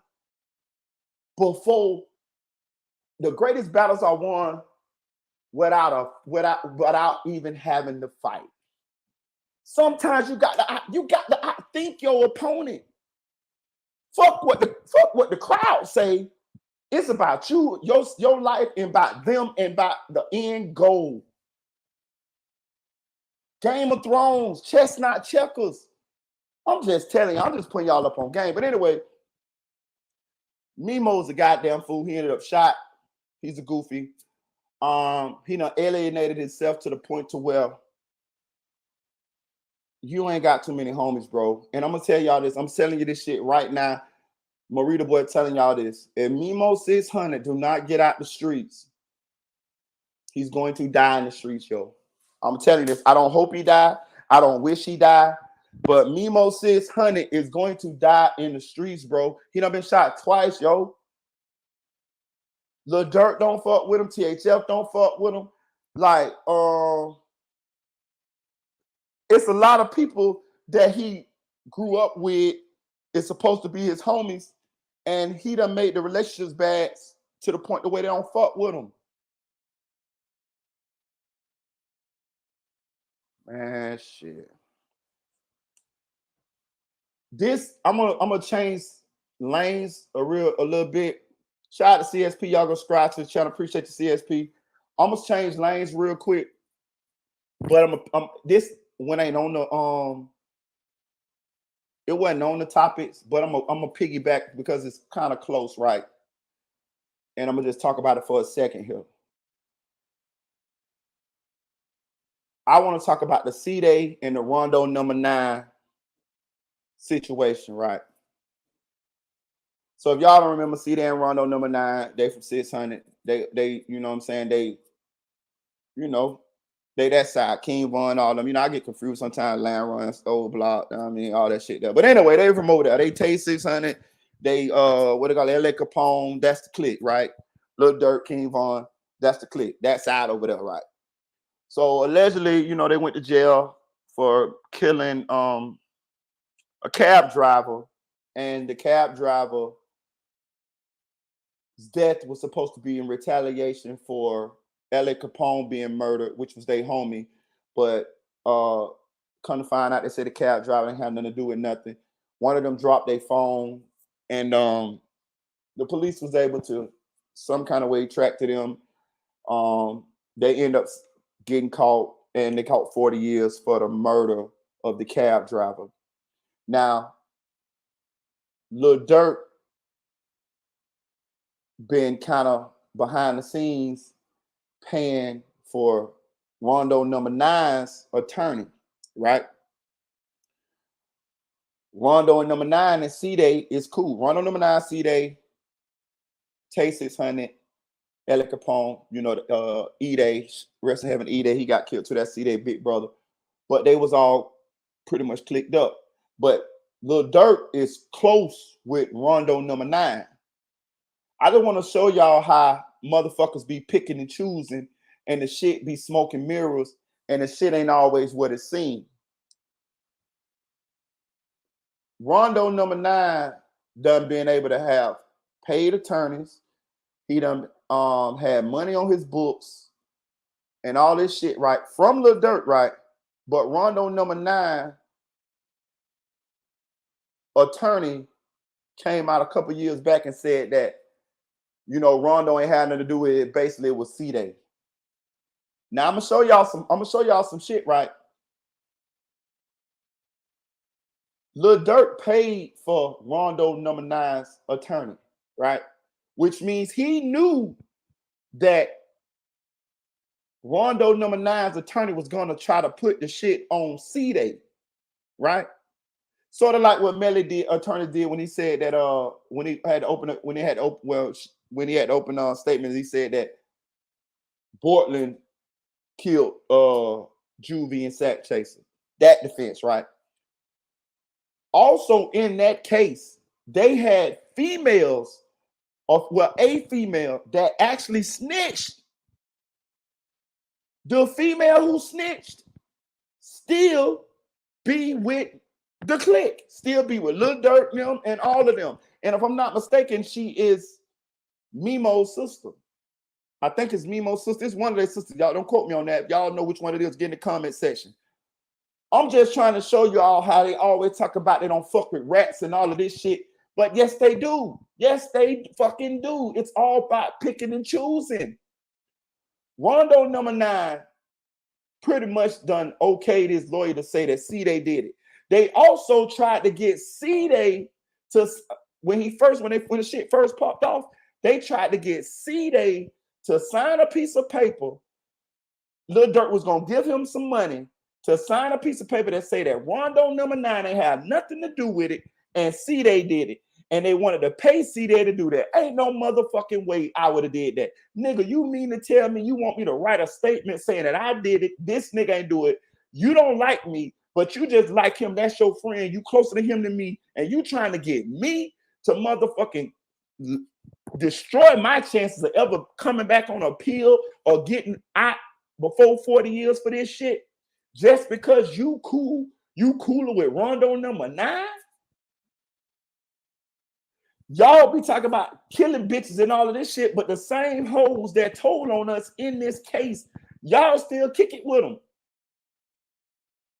This shit be smoking mirrors, y'all. I'm just trying, get out, here we go. Get out the streets, young people. Get out the streets. It's bullshit, bro. All that people don't rad and all that's bullshit. I'm trying to tell y'all this shit, nigga.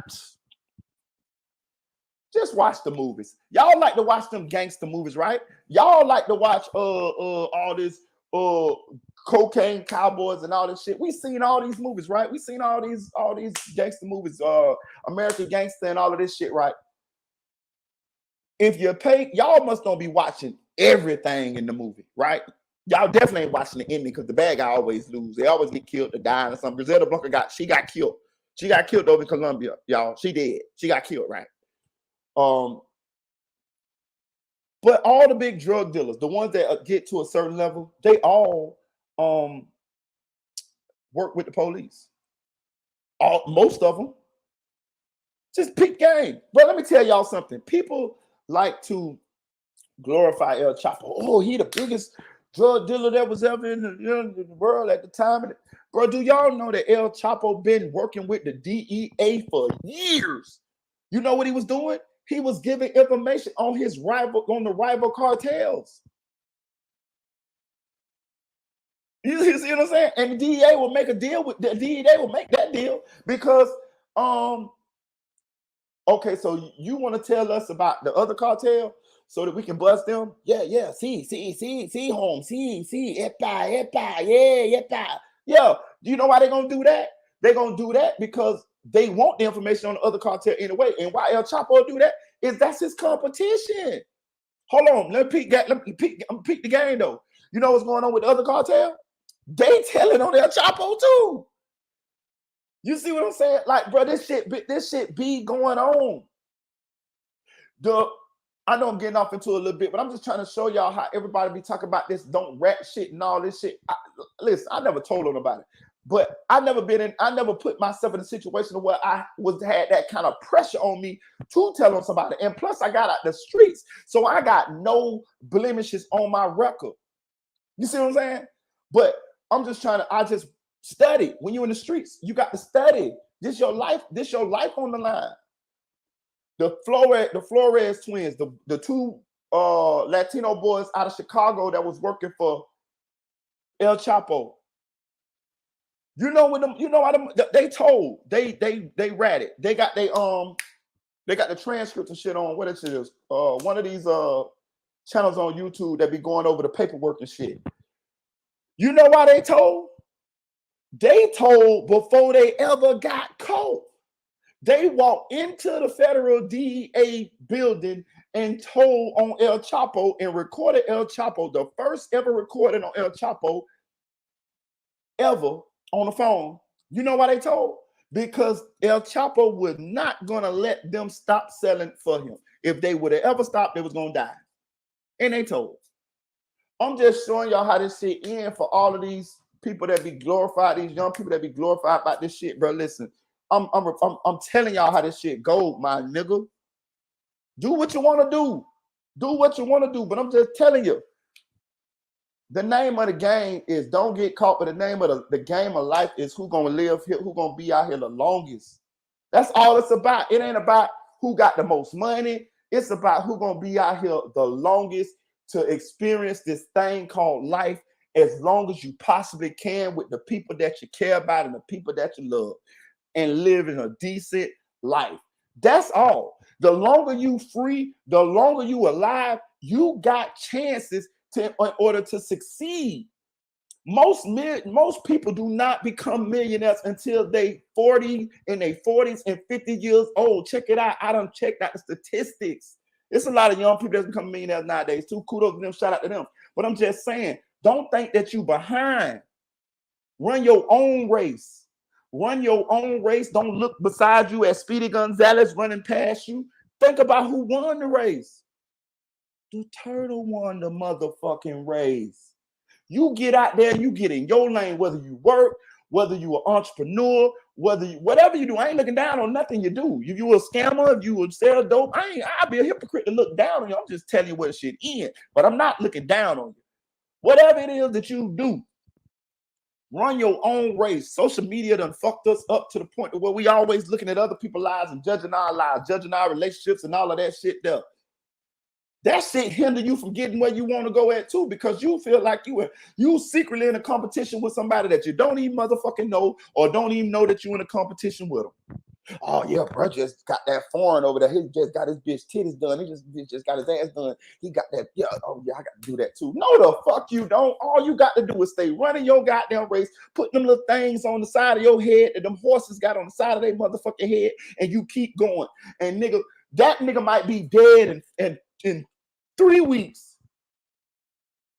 You know how many niggas I know that was better at the streets than me, had more than me, I had all the clout and all this shit, and them motherfuckers is dead in the doorknob right now. We don't even think about them until somebody bring them up, or we hear the song, "This is for my homies. This is for my homies." Well. That's when we think about them. Niggas dead, gone, and forgot about it. It's about the people that's still here. Oh, and your health. Your health is paramount too, because you can't live as long as you possibly can if you ain't taking care of your health. You know what I'm saying? I'm just giving y'all the game. Hey, look, man, I ain't perfect. I'm just reporting back to what I done learned. You know what I'm saying? But y'all ain't watching the movie. People is ratting, people is telling, and the murder and the bad guys always get caught. We always get caught. Nigga, one day I'm gonna pull up my motherfucking record. I'm telling y'all. Nigga, I got over. Last I went to court, the motherfucker told me I had 9 felonies, man. I didn't even know, and I think I got more than that. But the motherfucker said I got 9 felonies. I never been to prison. Knock on wood. Maybe that's why I'm still here. Maybe that's why God blessed me to be right here to tell y'all this shit. Maybe the reason why He spared me is so I can do. He knew that I was gonna be right here telling y'all this. And if I could save one person's life, if I could save your baby, if I could save your cousin, your little brother, if I could save you from one video, oh man, I did my job. Bro, think about this. Out of all the videos, I got 500, 600, 700 videos. If out of all these videos, if one person's life was saved from one of these phrases, sentences, videos that I put out, you know how big that is? You can't never get life back. Fuck the money, fuck all the money that I could possibly ever make on YouTube or whatever. If I can do that, that's worth more than all the gold in Fort Knox. To me, and in the grand scheme of life, maybe some other people don't look at it that way, but that's how I look at it. Because if my son life could be saved by him listening to somebody who said something that made him go right instead of left, made him choose another path that was going to lead him into some type of harm or destruction, man, I'm forever indebted to that person, or I thank that person, and that for putting that nugget in my son's head or my daughter's head or my brother's head or my nephew's head or anybody or my head, anybody that I love. So, you know, that's how I look at the shit. But back to the C-Day and the Rondo number 9 shit and all of that. We look at these celebrities and we listen to the shit they say, and it's cool. Listen, I listen to Lil Durk, but I ain't no motherfucking fool.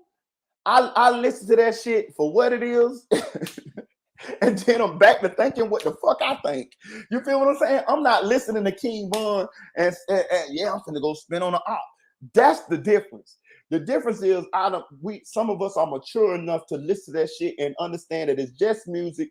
It does make us feel away when we listen to it. Yeah, I do. Nigga, I feel like I'm King Von when I listen to that shit. Nigga, you can't tell me I ain't King Von when I listen to King Von. Nigga, you can't, nigga, yeah, nigga. But as soon as that motherfucking song go off, nigga, I'm back to Marita boy, nigga. I tell you what, I'm at a party, right? Motherfucker put on DJ, put on Crazy Story Part 2. You know what I'm talking about? Shit, you know what I'm saying? I'm bumping to that motherfucker. Got to drop on a rapper, nigga. I be from the rap. I'm like, cool. Better not front your mover. You'll become a pack. You see Vaughn. You see 40. You see Booker. You see Mac. Jeffrey Mac go for a double homie. Phone them got your back. Yeah, I'm Lil Durk at that point. But soon that motherfucker, Lil Durk go off, and that motherfucker play, baby, hold on to me. You see, I'm a special kind. Bitch, I'm looking for my lady to slow drag, nigga. You see, it's hard to find. Told you 1,000 times, baby, hold on to me, nigga. And then the DJ play, cha-cha now. Two hop, 2-step, 2-step. Bitch, I'm in the line. 2-step, 2-step. You know what I'm saying? Bitch, I'm in this bitch. Like, you get what I'm saying? Shit. I mean, I know this shit just music. You feel what I'm saying? Bitch, I'm with all the shits. Whatever the song go, I'm with it. God damn it. You know what I'm saying? Cha-cha now, y'all. Around. Two up. You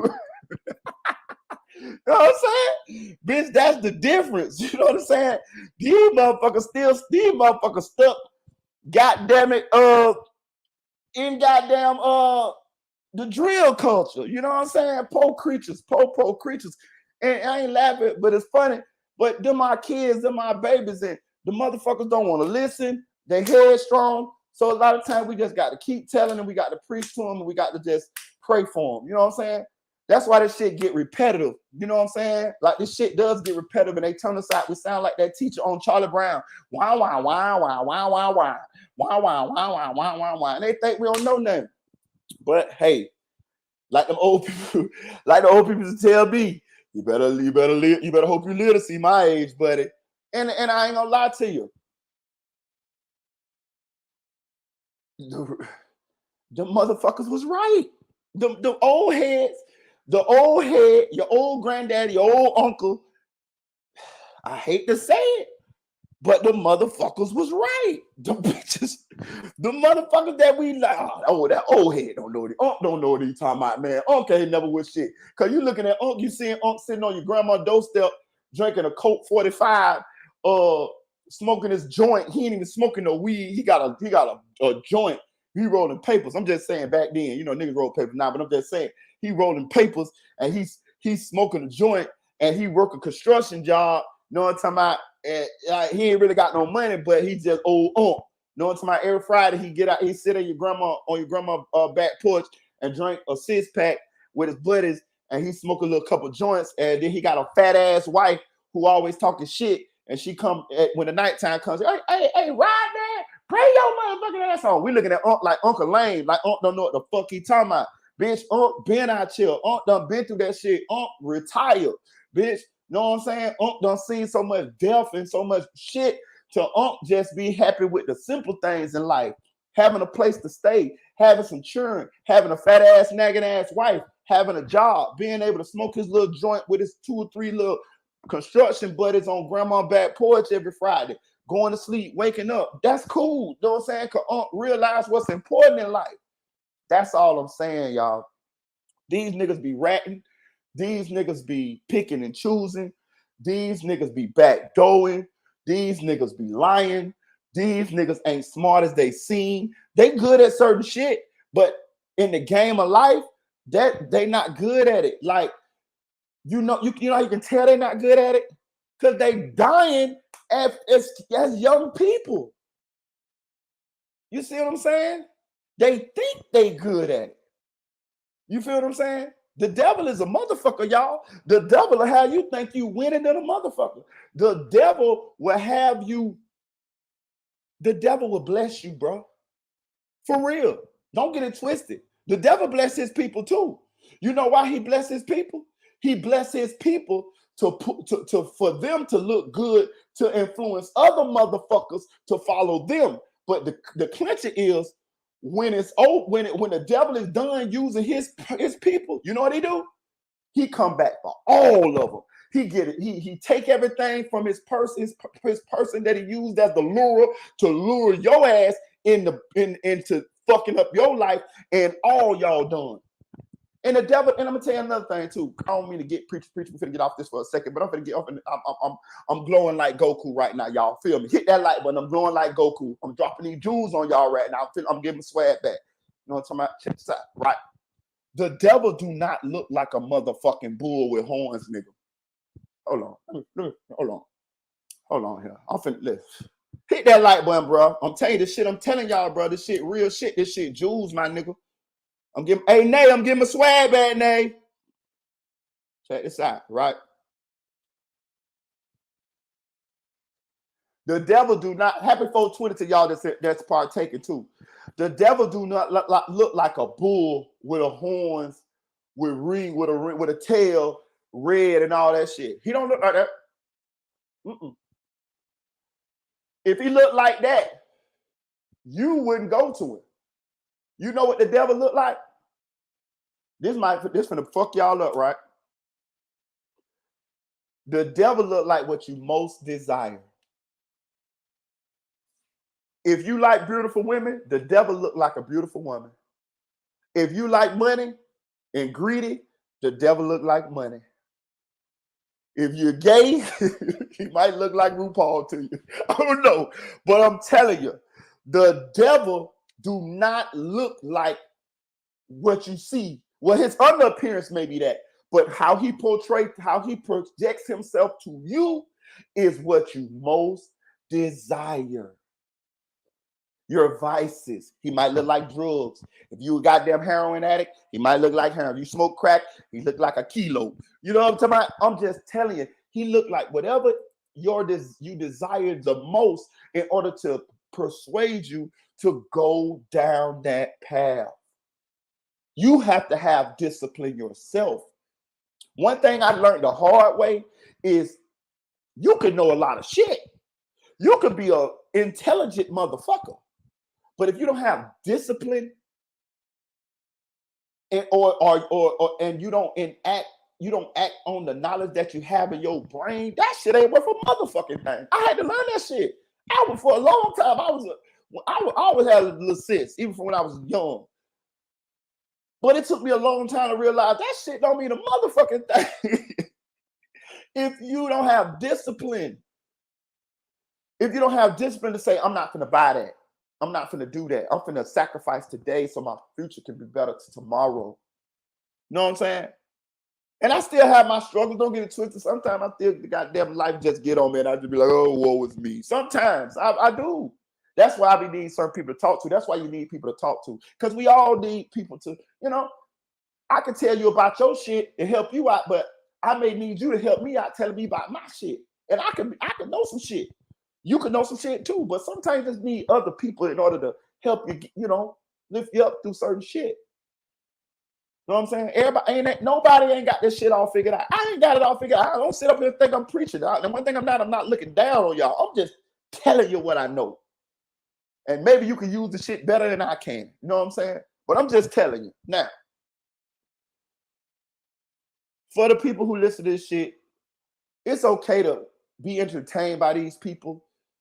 Cause we here. I'm entertained by these motherfuckers. I watched Lil Durk. I watched the King Mon lose his life, and I love the rest of heaven and wherever he at. And I watched Lord. It was sad. I watched FBG get murdered. Saw FBG Cash get murdered. Slim 400. Excuse me. A lot of motherfuckers. You know what I'm saying? And it's entertaining, but it's real life, and it's all fun and games until that shit hit your door. So it hit your family. So while I'm watching this shit,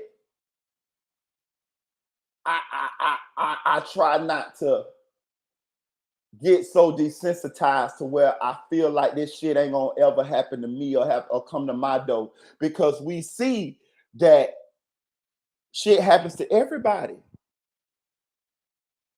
I don't know how I'm gonna leave this motherfucker. You don't either. You know what I'm saying? So I try not to.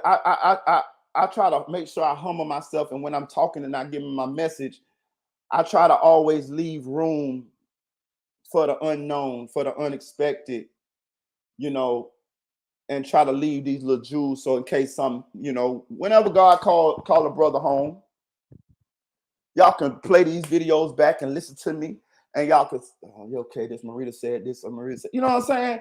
Like I try my best not to be a hypocrite. You feel what I'm saying? You know what I'm saying? For real, you know, that's one of my big pet peeves. I try my best not to be a hypocrite, bro. But sometimes life is relative and shit like that. But I try not to be a hypocrite. And the best way that I learned how not to be a hypocrite is to be righteous, be honest, you know, and live righteous. Do the shit simple. What you would want somebody to do to you, you don't do to no other people. And you try to be righteous, just live righteous. You know what I'm saying? Like, and it ain't nobody perfect. We ain't Jesus, but just always think like, damn, would I want somebody to do that shit to me? And that's it. It's pretty much, it's very simple if you really break it down to it. We complicate it by greed or desires or something like that. But it's very simple when you really break it down. You know what I'm saying? You know. But anyway, that was a little bit of little jewels there. You know what I'm saying? What we gonna get into next? Shout out to 985J. Shout out to Rod 007. Shout out to Nay said it. Shout out to 91. Shout out to 6,000. Hit that like button. Hit that like button. Let's see. We're gonna get into another topic. Mm-hmm. Let's see what I got on this motherfucker. Oh, yeah. Since we over here in Chicago, we're gonna stay in Chicago real quick. I'm hearing that motherfucking 100K track is helping Muwop with his lawyer fees. Now I ain't gonna tell you where I heard it from, because it's not confirmed. It's sort of we gonna put this one in the Juicy Rumors with Marita Boy. This is Juicy Rumors with Marita Boy. But I'm hearing that, you notice 100K track been low key, right? I'm hearing that Muwop, you know, we assume that Lil Durk is, you know, an Empire and all, because hold on, let me go back. I don't know if Muwop signed Empire. I know Track was managing Muwop. Matter of fact, let's do a little Googling here. We can do a little Google. What shout out for Google. God damn it. Let me see. Who is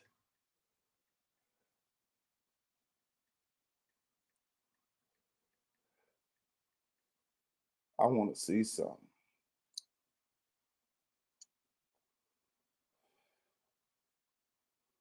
Hold on. Yeah.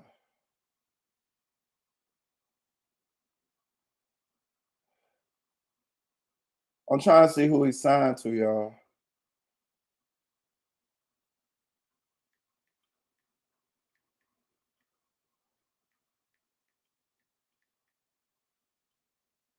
I don't know. I don't know who more outside to this shit. This shit ain't telling me shit. And I don't got time to be gonna throw that. Finna make my show flatten out. Anyway, but we was all under the assumption, you know, that Lil Durk was helping Muwop with his lawyer fees and shit like that. And I'm gonna assume so, because it seemed like Muwop definitely is the favorite out of the ones who got convicted of murdering FBG Duck. But I'm hearing that behind the scenes, 100K Track, which was his manager, is putting money into Muwop's legal fees as well. You know what I'm saying? And if you think about it, we already know that YNW Melly, you know, had some financial help from 100K Track. And I just want to bring that to y'all, and I just want to let y'all, like, we could talk about it. Once we get through all of these, yeah, that's his management. He might be signed to 100K. I don't know. I was just trying to look it up, but if y'all know who he signed to, jump in the comment section and let me know. You know what I'm saying? I know King Von.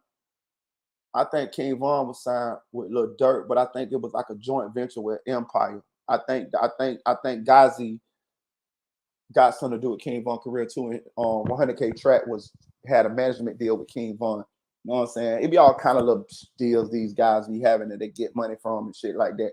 But anyway, I'm not sure, but it seems like Muwop was definitely being promoted as the next artist from O Block right after King Von died, and then we all know that Muwop got indicted for murdering FPG Duck, and now he's facing life without the possibility of parole in prison. And they just sitting there waiting on their sentences. I'm gonna say this too, y'all. Look at these niggas, man. Like what I be trying. Listen, young fellas, man. Look at these niggas, man. Just 3 years ago, they was on top of the world. O Block, yeah, they was the most popular hood in Chicago. King Von, all them boys, Get Back Gang, Lil Durk, you know what I'm talking about, all of that. Boy, do you see what's gonna happen to the crew now? Do you see what's gonna happen to the crew now? This is how these shits end. It don't even take long. I seen this shit happen in my hood a bunch of times, bro. I done seen so many crews, so many blocks have it going on. Got all the hoes, got all the cars. Nigga, it's 8 niggas on the block. Nigga, everybody out there with their cars sitting on 30s, jamming. Everybody eating, everybody living good. Nigga, the feds come through, couple niggas get murdered. Nigga, that shit look like a motherfucking old Western town. Tumbleweed rolling through that motherfucker. Then you know what happened? The young niggas come and take it over. You know who the young niggas be? It be their sons, it be their nephews, it be their little brothers and shit. And then they go to get money on the same block. And now they like the new generation of that block. And then you know what happened after that? Couple of them get killed. Couple of them go to jail. Couple of them this and that. The feds come through. Shit happen again. Whole block get knocked off. And it just recycled. I done lived long enough to see this shit happen at least like 3 times in my lifetime. You know what I'm saying? And it's the same story. It's the same story. Like, look what's gonna happen to these niggas. The nigga who called them niggas to come down there and kill LBG Duck at the Gold Coast called because LBG Duck was fucking his baby mama. Listen, bro, let me tell y'all something.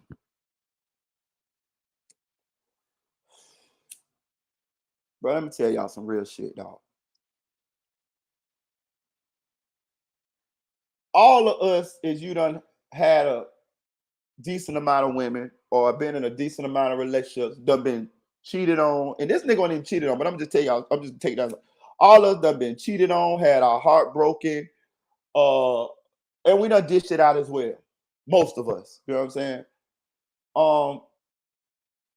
Bro, the most player thing to do and the hardest thing to do is to let that shit ride, my nigga. You know what I'm saying? Like, bro, you ain't supposed to hate a nigga for fucking your baby mama to where you try to get the nigga killed or you try to kill the nigga. How? What sense that made? He ain't take nothing from your baby mama. He ain't make her give him the coup pappy. Shout out Trigger Man, tell him goddamn me for that slang. My boy came up with that one, that coup pappy. That's a Texas dumb. He ain't take nothing from her. What the fuck is you so emotionally? Don't get it twisted. You could be hurt. We all be hurt, nigga. That was babe. Nigga, she laid in the bed with us. We We got all these experiences, but at the same time, though, you don't own her. You can have kids from her, all this shit.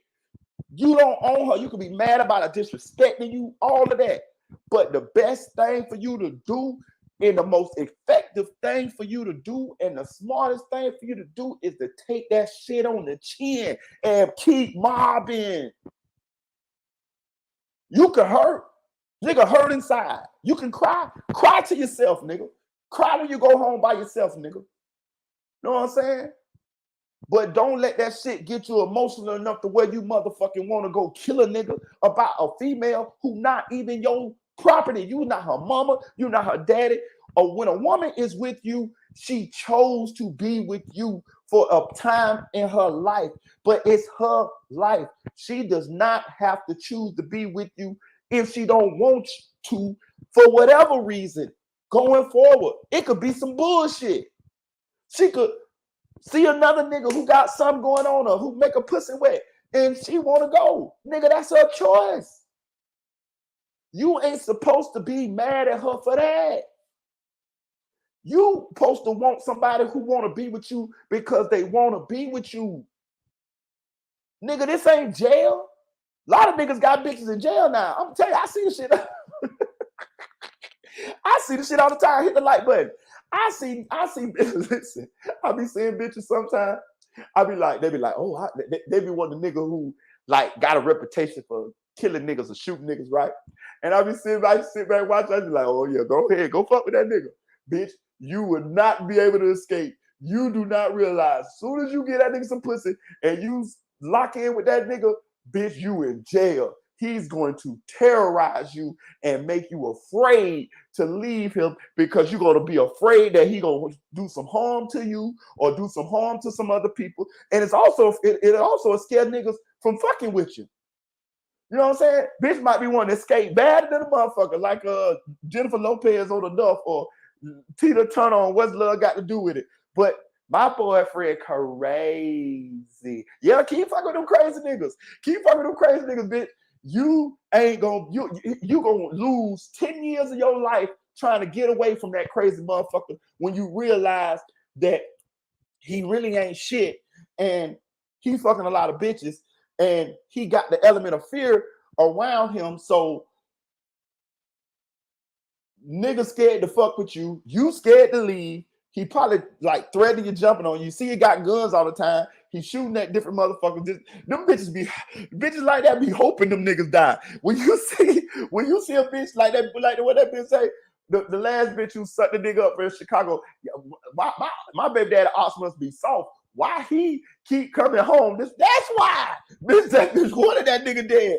That nigga thought it was an abusive motherfucker. You know what I'm saying? That bitch was trying to get away and she was afraid she couldn't get away. Bitch, she need that nigga dead. You know what I'm saying? Every night that nigga came home, she was mad because as soon as he died, oh, I'm free again. So y'all keep fucking with them crazy ass niggas. You know what I'm saying? My boyfriend crazy. You know what I'm saying? But back to what I'm saying. Y'all niggas be doing too much when that shit happen like that, bro. You know what I'm saying? Y'all do too much, my nigga. Like, let that girl go, my nigga. Listen, let me tell y'all something. I'm gonna tell you how I look at it. And I don't get twisted. I done been hurt too. Listen, that shit don't make you immune to being hurt, my nigga. You know what I'm saying? It's just how you deal with it, my nigga. You know what I'm saying? When a woman lock in with me, you know what I'm saying? You know what I look at it as?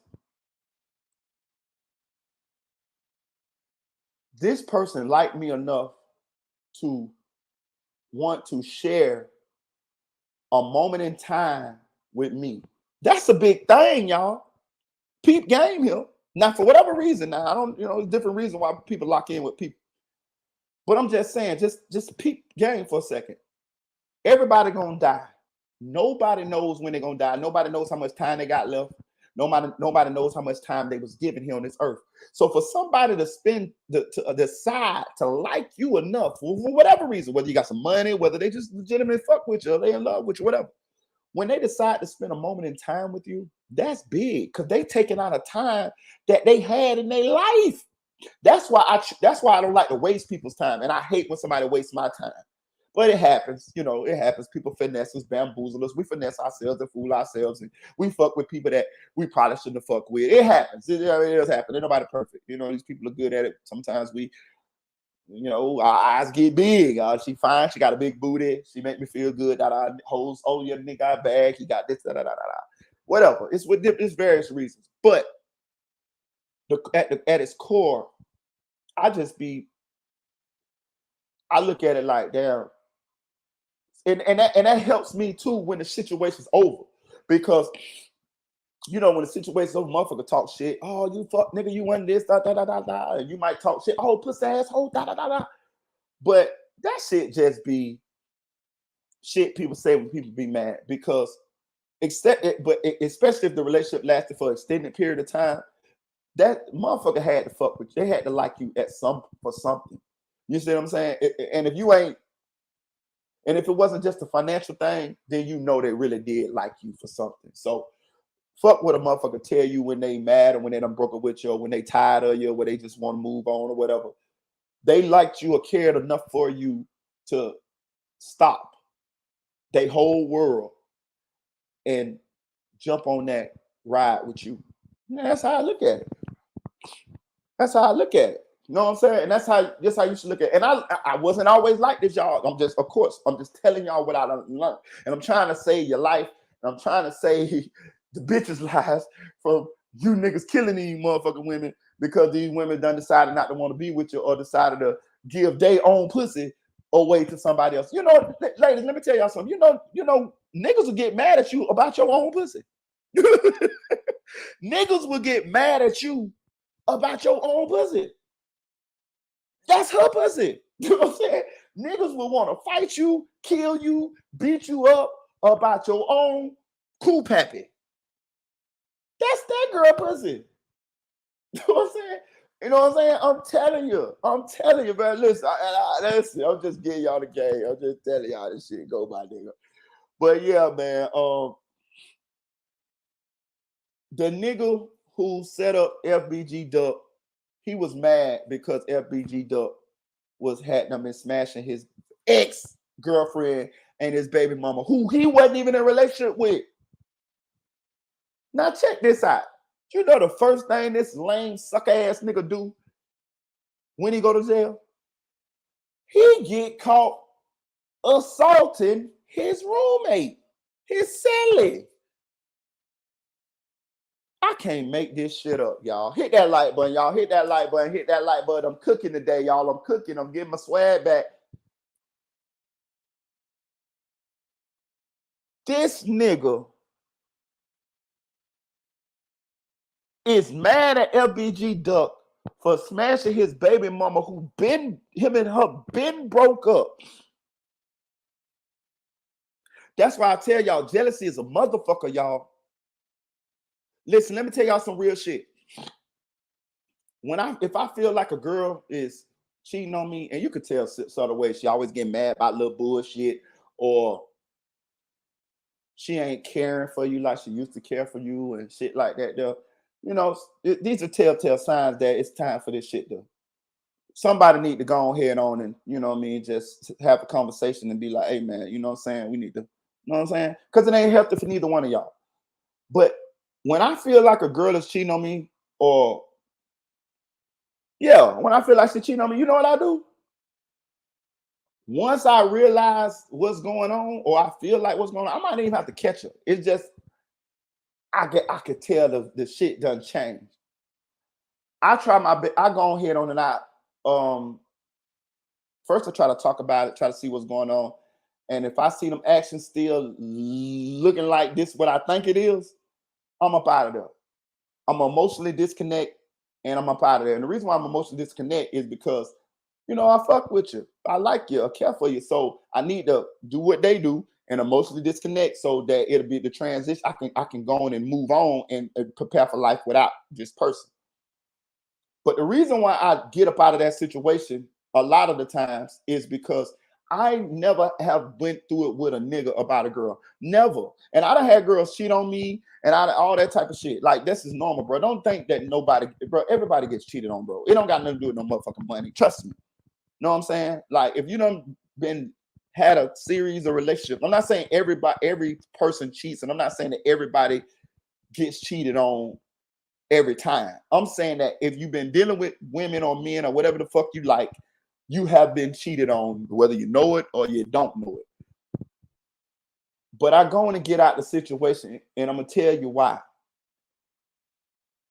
First of all, it's not healthy, and I don't want to be with nobody who want to be with me, and I don't want to keep going through the motions. And I'd rather find me somebody that's more compatible with me or wants to be here, and we can just, because we can have a good time and we can enjoy each other's company and shit like that. But also, I don't want to get into it with no nigga about no chick. I never have got into it with a nigga about a woman, period. Not, I'm talking about none now. And I've had women like that I've really been in relationships with like for years. And I suspected that they was cheating or whatever. And I just went on and got out the situation. Sometimes I never even seen a nigga. Sometimes I did. You know what I'm saying? But I never got into it with a nigga about a girl. And that's why I get out of them situations, because you never know how a nigga feel about that girl. She could be your girl, but she could be tipping with this nigga and telling this nigga all type of shit, and they creating a bond. They locking in. You know what I mean? They might even be having unprotected sex, and you know what I'm saying? You and her just going through the motions. She sleep in one room and you sleep in another room, or you sleep on the couch or whatever. You know what I'm saying? But y'all just locked in, living with each other, but y'all really ain't in a relationship like y'all used to be. Eventually, that nigga might get jealous. He gonna get jealous if he done started having feelings for her. She'll start feeling with him, and they confide in each other. That nigga come back and kill your motherfucking ass, and you don't even know that who he is. So I go on and get about them situations. You know what I'm saying? Hey, you know what I'm saying? It's just best for everybody. You know what I'm saying? It's best for everybody. And niggas will kill you about a woman and go to jail. Don't let that shit fool you. Niggas, I never understood that either. So you're going to kill a nigga over this woman, but then you're going to go to jail to where you can't never get the pussy no more? I ain't never understand that. But that it happens. So I just learned from that. Another thing, niggas will kill a bitch too, a woman, whatever too. I never understood that either. Let me tell you something. I have had situations where I just don't like this girl no more. Like, she just done fucked me over, and I just can't stand this motherfucker no more. But I ain't never wanted her dead. Like, I just don't understand that.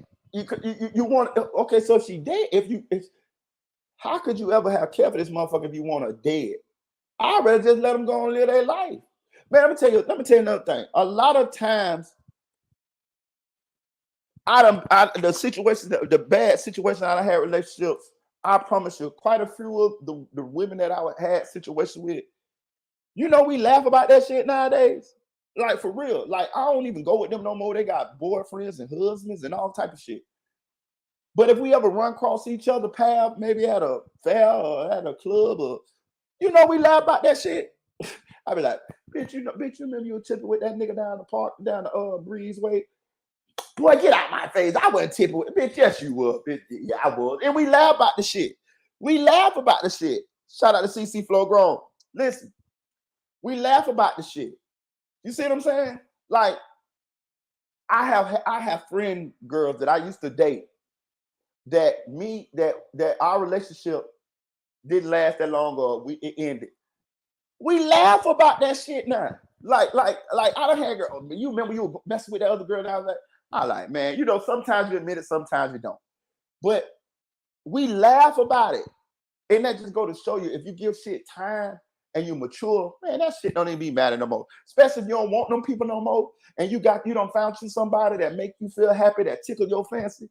You know what I'm saying? You don't even be studying that shit no more. But this lame ass nigga tall teasing, you get mad at FBG Duck fucking your baby mom who you don't even fuck with no more, and who don't even fuck with you no more, to the point where you call the niggas down there to kill FBG Duck.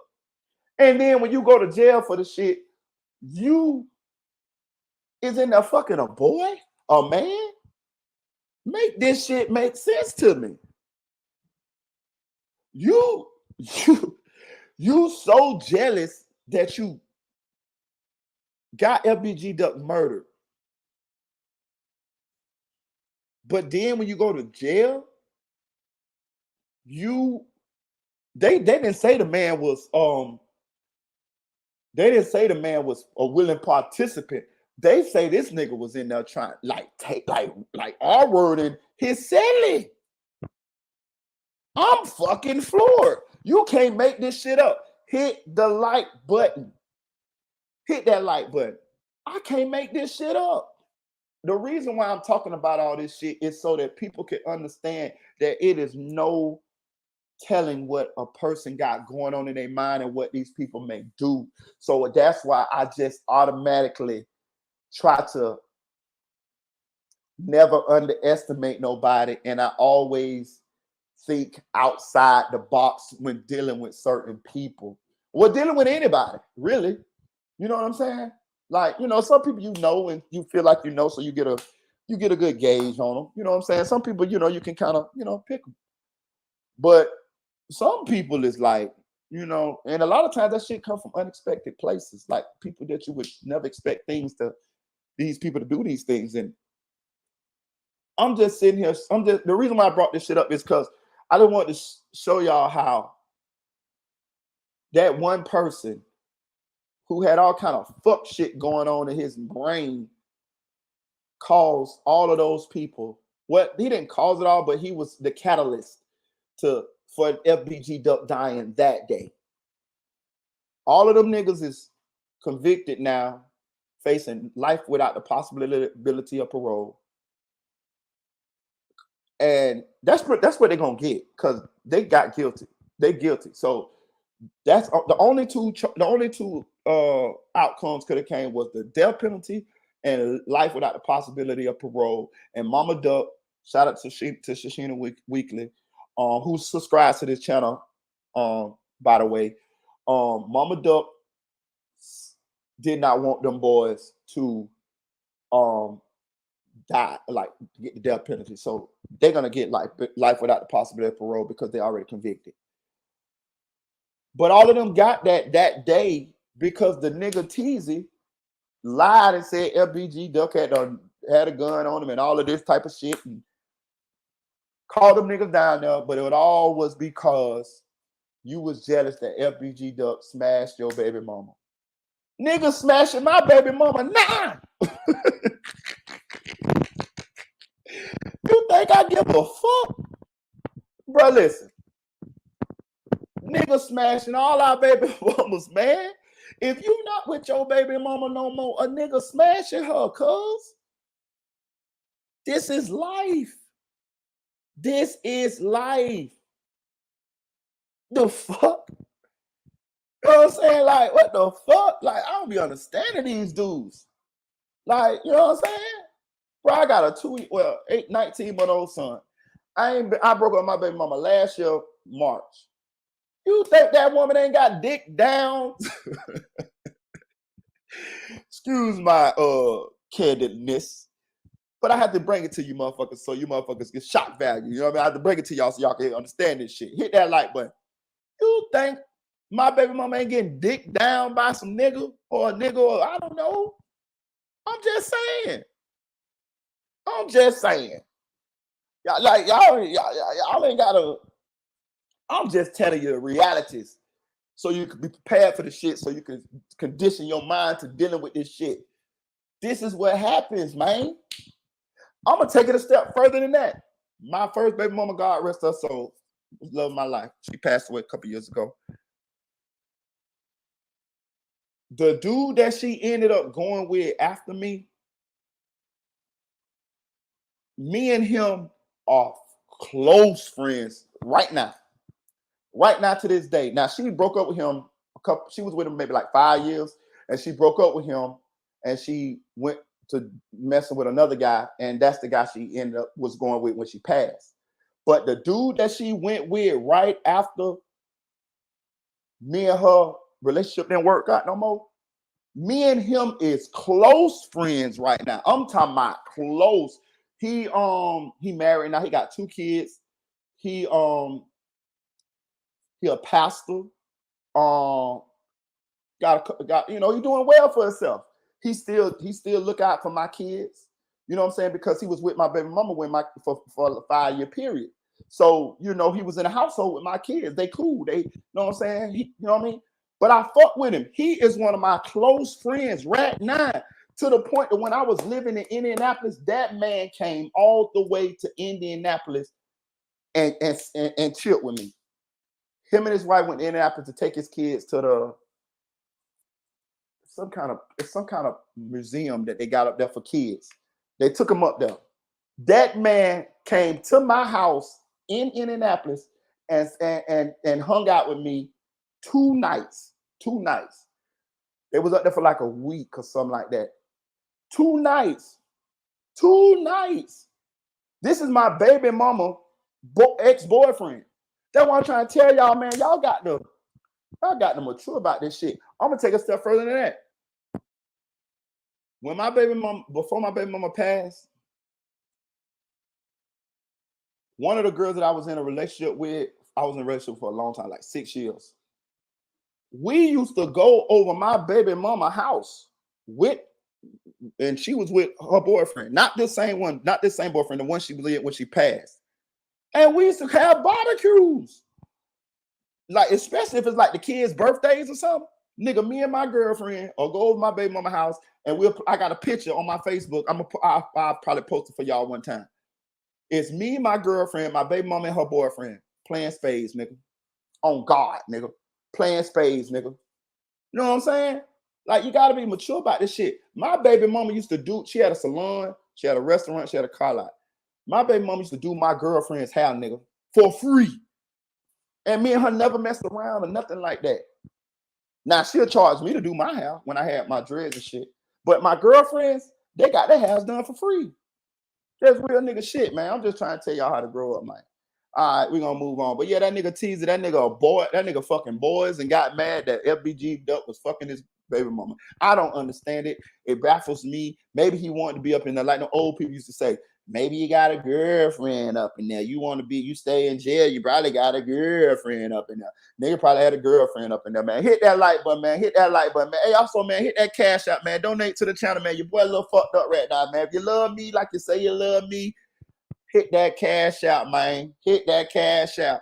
Shout out Unspoken Crime Murder. Hey, Unspoken, man, you got to talk, man, because you goddamn sure know a lot about Orlando, Unspoken. You can't fool me, goddamn it. You can't motherfucking fool me. Shout out Unspoken. I was thinking about Unspoken the other day, and I was just thinking, one thing what I do, y'all, before I go to sleep a lot of times, I replay the things that happened to me that day and conversation I had with people and stuff like that. And I was thinking about Unspoken, and I was thinking about the questions Unspoken was saying and the things he was saying when I was talking about my hometown, Orlando. Unspoken, you know a lot about motherfucking Orlando, Unspoken. You know more about Orlando than the average motherfucker. You got to, you somebody, you know something or you know somebody, man, you got to get on the phone. We got to talk. Because you know too many people I know or sections, and you know some Unspoken. I ain't never know where you were from, bro. You know what I'm saying? But you know some shit, dog. You know some shit. For real, for real. You know some shit. You know what I'm saying? For real. Straight up. Shout out to SLK. Sunlight Cloud. Yo, Inglewood. So let's move on. What are we gonna talk about? We're gonna talk about. Hold on. Let's get into some commercial shit.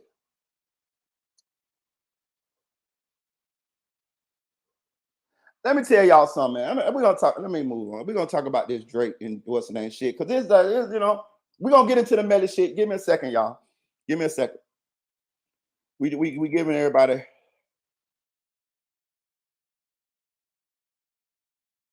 We giving everybody a little time to get in here. You know what I'm saying? Hey man, did the Orlando Magic win? Y'all let me know the Orlando Magic win, man. It's been going on since I've been on what's the name, dog. I don't know for sure, but let me know I'm a Orlando Magic fan through and through, man. Let me know they beat Cleveland. You know what I'm saying? We were losing at halftime, but I had to start this live. I didn't really want to get into this Drake and Kendrick Lamar shit and all of this Rick Ross shit because I felt like it was a play. I done been a part of the YouTuber fraternity for a little bit now to where I have learned certain things. And I realized that a lot of shit be plays. A lot of shit be to manipulate the attention so that they can get clicks, likes, views, which translates into money for the people that's creating the content or said controversy. So I didn't get into the Drake, Rick Ross, Kendrick Lamar, J. Cole shit because it just seemed to me like it could have been started in order to generate interest in these guys so that because a lot of these guys do this shit when they have projects coming out. Heard Rick Ross got an album coming out, Kendrick. You see what I'm saying? Shit like that. Drake don't need it, but at the same time, how we know that they ain't all cool? So hey, we gonna do this shit, manipulate the people so that y'all shit this like alley oops to them. You know what I'm saying? So I still don't too much take a lot of stock in it because to me the shit bullshit to me. You know what I mean? It's bullshit. It really is bullshit. But we gonna entertain it. We gonna entertain it just because, just be motherfucking because it's a hot topic and people talking about the shit. So we gonna entertain the shit, right? Okay.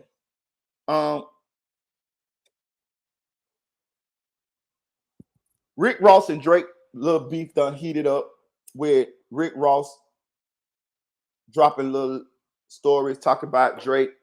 Got a BBL. Drake got a nose job because he didn't want to look black like Michael Jackson. Drake plane is an old plane. It's rich nigga talk. You know what I'm saying? It's shit that I don't give a fuck about. Like I'm over this bitch trying to make it, nigga. Like I got more bigger fish to fry. I got shit that's going on in my real motherfucking life that I ain't got time to really be like, oh, this nigga got more money than what this nigga talk about. But hey, I make content. And I understand that you guys might want to hear about the shit or talk about the shit. Or one of these want to hear my opinion on the bullshit. So we're going to talk about this bullshit for a second. And then I'm getting the fuck off this shit, right? So Rick Ross done came out and said that if Drake got so much money, how come he ain't helping Birdman out because Birdman fucked up? Know what I'm saying? Like, you know what? I don't even want to talk about this shit. It just sounds like bullshit when I'm talking about it. Man. I swear to God, it just sounds like bullshit. You know what I'm saying? Like for real. Hit that like button, man. This is some fuck shit. But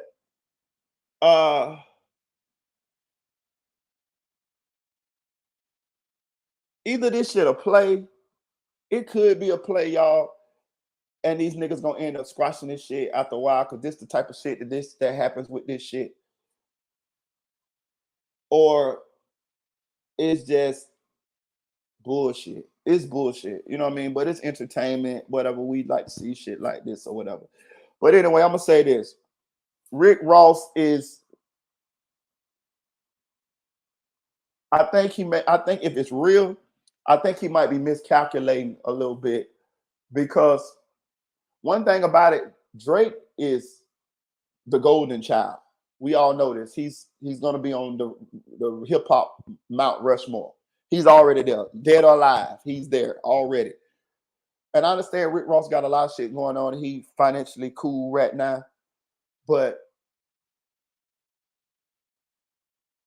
I wouldn't have got into it with Drake, especially over what it seems like they got into it over about. It seems like they got over to it about that girl. I forgot what her name is, Christina Mackey. That's what it seemed like. Because soon as Rick Ross stopped messing with that girl, Drake son of, Drake do what he do. That's Lover Boy. That's Champagne Poppy. Drake gonna fuck your bitch now. That one thing Drake gonna do. You know what I'm saying? Like, hey, it is what it is. It is what it is. Listen, man, it's you got rid of her. You said you ain't want her. So Drake scooped her up off the benches, flew her out to his concert, probably jumped down on her, probably bagged her, and that's it. Let me tell y'all something. Me personally, I could be mad at Drake for fucking a bitch that I used to fuck with. Be honest with you, because one thing about Drake, let me tell you what Drake gonna do. Drake gonna knock your chick off, and he ain't gonna talk about it. Like he ain't gonna try to ride on you about it unless you start some shit with him. Drake just knocking chicks off and moving along. That's all he doing. He enjoying. He living his life. So I'm not mad at, especially if it's a girl that I chose to end the relationship with. Let that girl live. She a nice looking girl. You know, you done glowed her up. You done made her popular for other celebrities to want a bag. And let's be real, this is what happens. Everybody fucking everybody. Everybody fucking everybody in your neighborhood, your city, your state, and everybody in the celebrity realm is fucking everybody too. This is what goes on. You know what I'm saying? So when you in a relationship with somebody, you glow them up, or you promote them on putting them out there on your social media for other people to see, and they look decent and things of that nature. Of course, some other people gonna want to bag them. Chicks gonna want to bag your nigga, and niggas gonna want to bag your chick. That's why a lot of times on social media, if you ever pay attention to, especially in my city, chicks don't even post their niggas. I promise you, niggas don't never get posted. Listen, in my city, no chicks post they niggas. None. I'm talking about none, nigga. I'm talking about not on Christmas, not on Valentine's Day. You'll see a video of the room with flowers and rose petals and candles and shit like that, but you won't see that nigga. You will see chicks going to goddamn Bahamas, Puerto Rico, Jamaica, all of them Caribbean islands, Dominican Republic, but you won't see no nigga. You know what I'm saying? Them chicks is, you know what I'm saying? And the reason I didn't understand it at first, but now I realize what it is because chicks will want to bag your nigga just because, you know, hey, it's like a sport to them. And niggas do the same for your girl. You know what I'm saying? They'll do it. Now it's up to your people in order to fall weak enough to do that shit. You know what I'm saying? Me personally, like, if you a go, I don't even want you. You feel me? Like, I want you to want to be with me. You feel what I'm saying? So if you a go, hey man, go ahead on. You know what I'm saying? For real. You know what I'm saying? If you a go, do your thing. You know what I'm saying? Like, I ain't mad, just go. Feel me? I'd rather you go early before I even get like attached to you. You feel what I'm saying? Like, and I ain't gonna be mad at you. You know what I'm saying? Like, you ain't even got to cheat on me to go. You know what I'm saying? Just be like, hey man, this shit ain't, you know what I'm saying? Like, hey, you know, and I'll be like, man, I feel you. You know what I'm saying? I'll probably try to see what's going on, and you know what I'm saying? All right, cool. You know what I mean? I can respect that. You feel me? Because I don't own you. You know what I'm saying? We can be cool. We can talk about it. You know, we can be friends. You know what I'm saying? I ain't saying friends, but we can be cordial. You feel what I'm saying? Live your life. Shit. This your life, baby. You know what I'm saying? I might feel like you're making a mistake, but that's your life to make. That's your mistake to make. You know what I'm saying? Just don't think you can double back and come back around once you see that grass ain't always greener now, because I'm gonna be nice nasty to you. You know what I'm saying? For real. That's just all it is. But that's your choice though. But yeah, so it seemed like Rick Ross salty because Drake bagged that girl. What her name is? Christina Mackey. You know what I mean? Hey, you broke up with the girl. See, that's what I be trying to tell y'all, bro. All these niggas be talking about they player and all of that shit there, but it take a special type of motherfucker to be truly player. You know what I'm saying? And a lot of these niggas be saying they player, but they not. You know what I'm saying? Because it's emotions involved. Niggas love who they love. Niggas care about who they care about. And niggas will tell you that, oh yeah, bro, you can do this, you can smash. I don't care, man. That's a motherfucking lie. That's a motherfucking lie. And that shit will get you hurt. That shit will get you killed. Me personally, I'm an honest nigga. I'm gonna tell you, hey, look, nigga, not that now. I don't give a motherfucker. Huh? I don't give a fuck. We don't go together and that. You my dog, you my homeboy, nigga, she off limits, nigga. Let her go mess with one of them niggas from over the other side of town, or let her find another nigga from another section and they lock in and get married. That's cool with me. But one of my niggas, one of my dogs, nah, my nigga. Hell no. And I'm gonna let you know. And if you my nigga, then you'll respect that. But if you ain't, then you'll fuck with her. And if you fuck with her, then you fuck with her. I just might not fuck with you. You know what I'm saying? But I'm not gonna go through it with you about it. Now I'm gonna tell you this.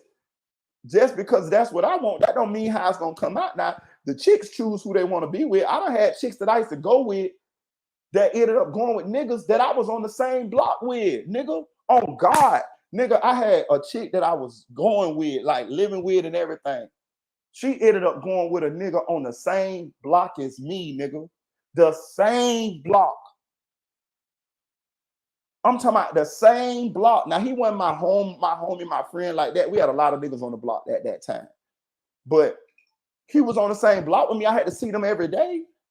But I did. Shit, keep moving. Hold on. And I'm going to take it a step further than that. I ended up dating some chicks.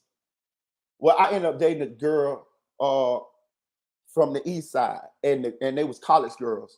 So everybody they lived in like this big house, and everybody from the block ended up dating one of the girls. So let's say it was about 6 of them. All of them look good. All of them ended up dating us from the block. How about the girl that I used to go with? The nigga that was going with her, he had a girl out there too. We used to all be at the same house in different rooms with the girls. You think I told that nigga no? I'm gonna take it a step further than that. I had a girl that I was dating, and me and her was cool. We was cool. We wasn't in no real serious relationship, but we was cool. We was cool. And we used to fuck around. We ended up not fucking around, and then I seen her on my block, right? So I went to the car and started talking to her, just fucking with her. I seen that she was talking to me, but she was trying to like make this conversation short. So I kind of caught the hint, and I just, you know what I'm saying, said my little whatever and walked off. Conversation lasted maybe 5 minutes. When I walked off, I see that one of the niggas that I was cool with walk to the car and get in the car, and they, you know what I'm talking about? So now I realize at that point, damn, oh, she fucked with bro. This one of my niggas. Now, this one of my, like, but me and her, we wasn't like going together, but we was cool. She started going one of my niggas. This is a whole nother situation from the other one. How about a couple of days later, I'm on the block with him. I say, bro, you fuck with da-da-da? He say, yeah, bro. I say, bro, my bad. I say, bro, I ain't know. That's why I ain't know you fuck with her. He like, nah, bro, you know you my nigga. You know you cool, my nigga. I say, yeah, bro, I ain't know whatever this and that there, bro. My bad. You know what I'm saying? But I had already dealt with her like maybe a couple months prior. You know what I'm saying? So I just wanted him to know that I wasn't like disrespecting them because I just didn't know, and I really didn't. Nigga, how about me and him went to the strip club a week later in her car? me and that nigga went to the strip club, got 2 chicks from the strip club in her car. The same girl, she trying to shoo me away from the car because she didn't want me to see that she was fucking with the nigga that I'm cool with, right?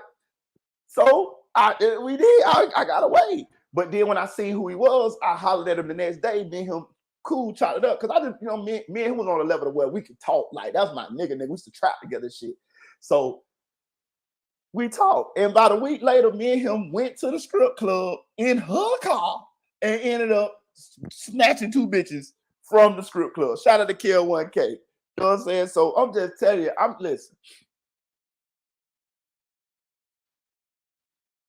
The moral of this story is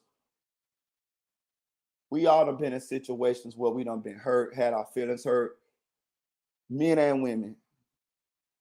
But if you don't let that jealousy or that hurt, that pain, if you don't let that shit make you do some shit that you're gonna regret, as far as like jumping on the girl, shooting the nigga, put some sugar in the tank, like scratch a bitch car, whatever y'all do, do like the nigga Teasy did and call some niggas to the Gold Coast to kill a nigga because a nigga fucking your ex-girl. If you don't let that shit happen, if you don't let that shit make you make shit like that, most of the time you get to a place to where you don't even care about that shit no more. I'm telling you, I got girls that's done cheated on me that I broke up with. That right now we cool. Nigga, one of my ex-girlfriends worked at the DMV. She worked at the DMV in Orlando. My daughter went to the DMV about a month or so ago and she needed something done. Do you know she called me and told and she seen my ex-girlfriend working there. She called me and told me to call her. I called my ex-girlfriend off Facebook Messenger and told her that my daughter was in the DMV and she needed da da da da da da da da. My ex-girlfriend called, seen her sitting out there in the lobby, called up there to the front, handled whatever she needed to handle for. You see what I'm saying? Me and this girl don't even go together. I don't got a phone number. We don't talk like that. She just my Facebook friend and I. You see what I'm saying? I used to go to my baby mama restaurant and eat for free. My baby mama had her own restaurant in Orlando, Florida, seafood restaurant. Her boyfriend owned the restaurant with her. I used to go to the restaurant after I get off of work. I go. They serve like seafood, crab boils, shit like that, like the real good shit, like the potatoes with the corn. And, you know what I'm saying? They had their own business. I'm talking about a building and everything. I go to that bitch. My kids, my daughter will be taking the order. My son will be in the back fixing the orders, right? My baby mama be in the back somewhere, and her boyfriend will be in the back somewhere. I go there. I go to the restaurant. I order my food. Do you know my baby mama boyfriend would not let me pay for the food? I didn't even have to pay for the food. He'd be like, "Nah, man, you good? This and that." I'd be like, "Bro, you sure?" He'd be like, "Yeah, bro, you good." Nigga, my daughter finished ringing that. Get off the cash register. My son bring me my crabs, my shrimp, my sausage, my potatoes, my eggs. You know what I'm talking about? And I sit right in that bit, and they look in the little booth, and I call my kids whenever they got a break from customers. They'll come out from around the back and they'll sit there and they'll talk to me. And here go my baby mama. She'll come up. Hey, you know them kids need some more shoes. You know what I'm saying? And then I'll be like, all right, I'm gonna cash out you some money. And I cash out for the money for the shoes, or I cash out it straight to the kids. And yeah, that's how I be. I mean, like, you know what I'm saying? Like, this is shit that mature. This is shit that mature people be doing, bro. Hey, Wavy say that's crazy how this nigga chasing boys in the county. For real, that's what I'm saying, nigga. You had LBG Duck murdered, my nigga, and you in that bitch chasing boys. Like, what was it for? That shit crazy. That's why I say you can't follow everybody, bro. People will lead your ass right down some shit and get you fucked up. But yeah, Rick Ross, you take an L for this one here, my nigga. You getting into it with Champagne Poppy. Man, Drake the players nigga out there, bro. Just think about this. Have you ever seen Drake get mad about a nigga smashing a chick that Drake done smashed? Never. Never. You already know what Champagne Poppy gonna do. Champagne Poppy gonna bag who he wanna bag, and them girls going to him freely, willingly. And that brings me to my next one. Chris Brown. If y'all ain't heard the goddamn Chris Brown diss to Quavo, oh my God. I ain't gonna play it because they gonna monetize, they're gonna demonetize me. But let me tell you something, Poppy. Listen. This it right here, weakest link. Right there. Listen, let me tell y'all something, bro. Go on and do yourself a favor, my nigga. Go on, do yourself a favor, my nigga. Take a little time out. I'm gonna give y'all, listen, I really like y'all to be on my lives consistently because you know what I'm saying. But I'm gonna do y'all a solid, my nigga. If you really ain't heard this motherfucking this, get off the live real quick and play that motherfucker, the weakest link right there. And then jump back on the live. I'm gonna still be on here talking. But listen, that nigga Chris Brown bodied Quavo.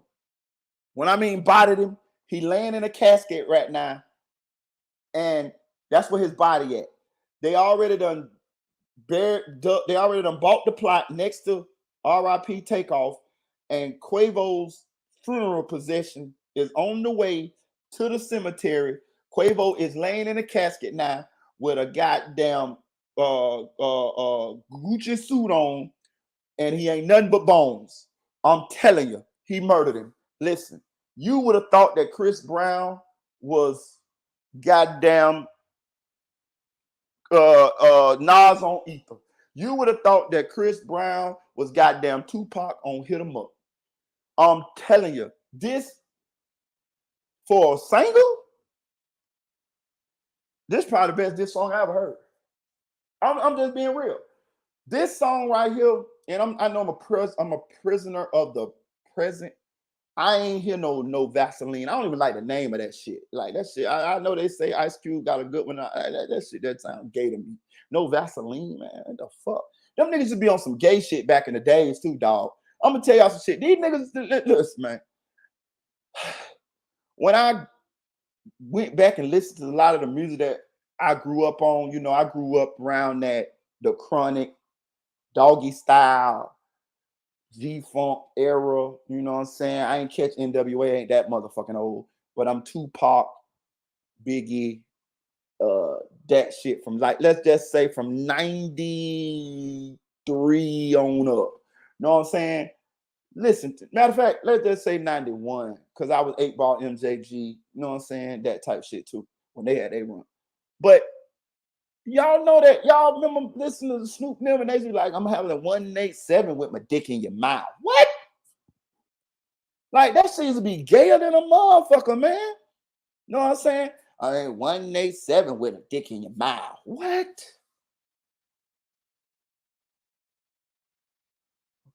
You good? Your dick on hard for fucking your road dog, the hoods you grew up with, niggas you grew up with. Know what I'm saying? Like that, like them niggas, Snoop, Dr. Dre, they love talking about putting the dick in the nigga mouth and shit. Like that shit, like that, like what they said, pause. What a nigga pause. Like for real, that shit that was not. And you know, I guess we ain't know no better back then. Of course, I was a young kid at the time, 11, 12, 13, something else. But now that I'm grown and I'm listening to this shit, that shit used to be sounding crazy. Like these niggas used to talk about putting their dicks in niggas' mouths and shit. Like, what the fuck is you talking about, Snoop Dogg? What the fuck is you talking about, Dr. Dre? You know what I'm saying? That shit get a black eye. You know what I'm saying? God damn, but yeah. Anyway, Chris Brown song. Let me see. Let me rank my diss songs that I know. Hit 'Em Up, number 1. It's hard to beat. First off, fuck your bitch and you click your clay. Hey, listen. Yeah, no Diddy KL1K. Listen, bro, listen.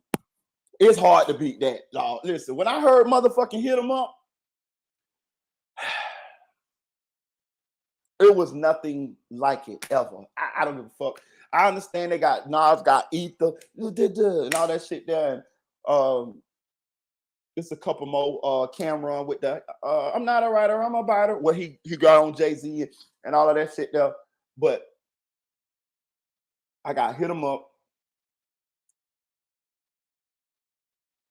I ain't gonna lie, I got Drake number 2. You know what I'm saying? I got Drake number 2 with goddamn Back to Back. And I know I might be a prisoner of the moment, but I got Drake number 2 with Back to Back. I got Ether number 3.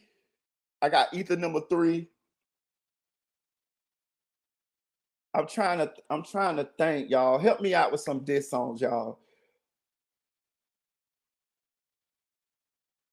Hey man, right now Chris Breezy in the top. I'm gonna put him in the top 10. And I can't even think of the top 5 right now because I'm thinking the best off the top of my head. But Chris Breezy is in the top 10 for real, for real. Go play the song, jump back on the live, let me know you heard the motherfucker. But Quavo, it's sad, but I don't think it's nothing. I don't think it's a song you can, a rap or nothing that you can come out with that can beat that right now. It's already over. It's already done. Like it's over. Like and it's crazy because he's not even a rapper. He's a singer. Like Chris Brown say, like you got Body by a singing nigga, or you got Remy Ma. Yeah, Sheetha. That's right. We'll put Remy Ma in the top 5. That was a cold one too. But you can't. He got body. I'm talking about, I didn't even know it was Chris Brown. Listen, I heard the song last night watching DJ Academic. And I clicked on the DJ Academic and I see Academic in that bit rocking. I'm like, okay. I'm hearing the song. I'm like, okay, all right, yeah. No, it's about like it's been a long time since I first heard a song and it just made me, bounce. I see Academic bouncing. I'm bouncing too. I'm like, okay, who this is? I'm thinking this one of Kendrick Lamar little proteges. I'm thinking this what the nigga name Baby Keem or somebody. You know what I'm saying? I'm like, okay, yeah. You know what I'm saying? He took me back. I fuck around and the song go off and DJ Academic like, yo, Chris Breezy, nigga. I cut off the DJ Academic, went to YouTube, found the song, and listened to that bitch again. I say, oh my God. I didn't even understand why Chris Brown was even doing Quavo like that. Like, why is you even doing this to this man? Like this, it had got to the point where it was just like, Bruce. I'm from Florida. Y'all don't say Bruce. I say, Bruce. You know what I'm saying? It had done got to the point where it's Bruce. You know what I'm saying? I'm like, God damn. Like, what did Quavo do to make Chris Breezy mad? You know what I'm saying? But I think again over a woman. You know what I'm saying? Quavo. You know what I mean? They say Chris. You know what I mean? Chris Brown smashed Sweetie or whatever her name is, and why Quavo's going with her. Listen, Mike. Listen, Mike. Chris Brown to me fall in the same category with Champagne Poppy. I'm not getting mad at Chris Brown for smashing a chick that I used to be with. Now they say Chris Brown smashed her while Quavo was with Sweetie. Her name looked like it say Sweetie, but they say her name Sweetie. Okay, check this out. If she went and gave Chris Breezy some cool pappy, shout out Trigger Man, tell him goddamn me, while you was with her, Quavo, that's not a knock on Chris Breezy. And it's not a knock on you. That's the thing people don't understand. I had to learn this too, y'all. If somebody cheat on you, that's not a knock on you. People try to that if somebody tell you that they cheated on you or somebody cheated on you because of something that you did, that's not totally true. I'm just keeping it real. It's smoke and mirrors, and it will make you feel a way about yourself if you believe that. That's not true. I'm gonna just keep it real with you. It's not totally true. You do have some people out here that are get back people. Hey, I understand. You know what I mean? Some people want to live by it. Some people want to make you feel just like you made them feel. Hey, it is what it is. Hey, I'm not judging nobody.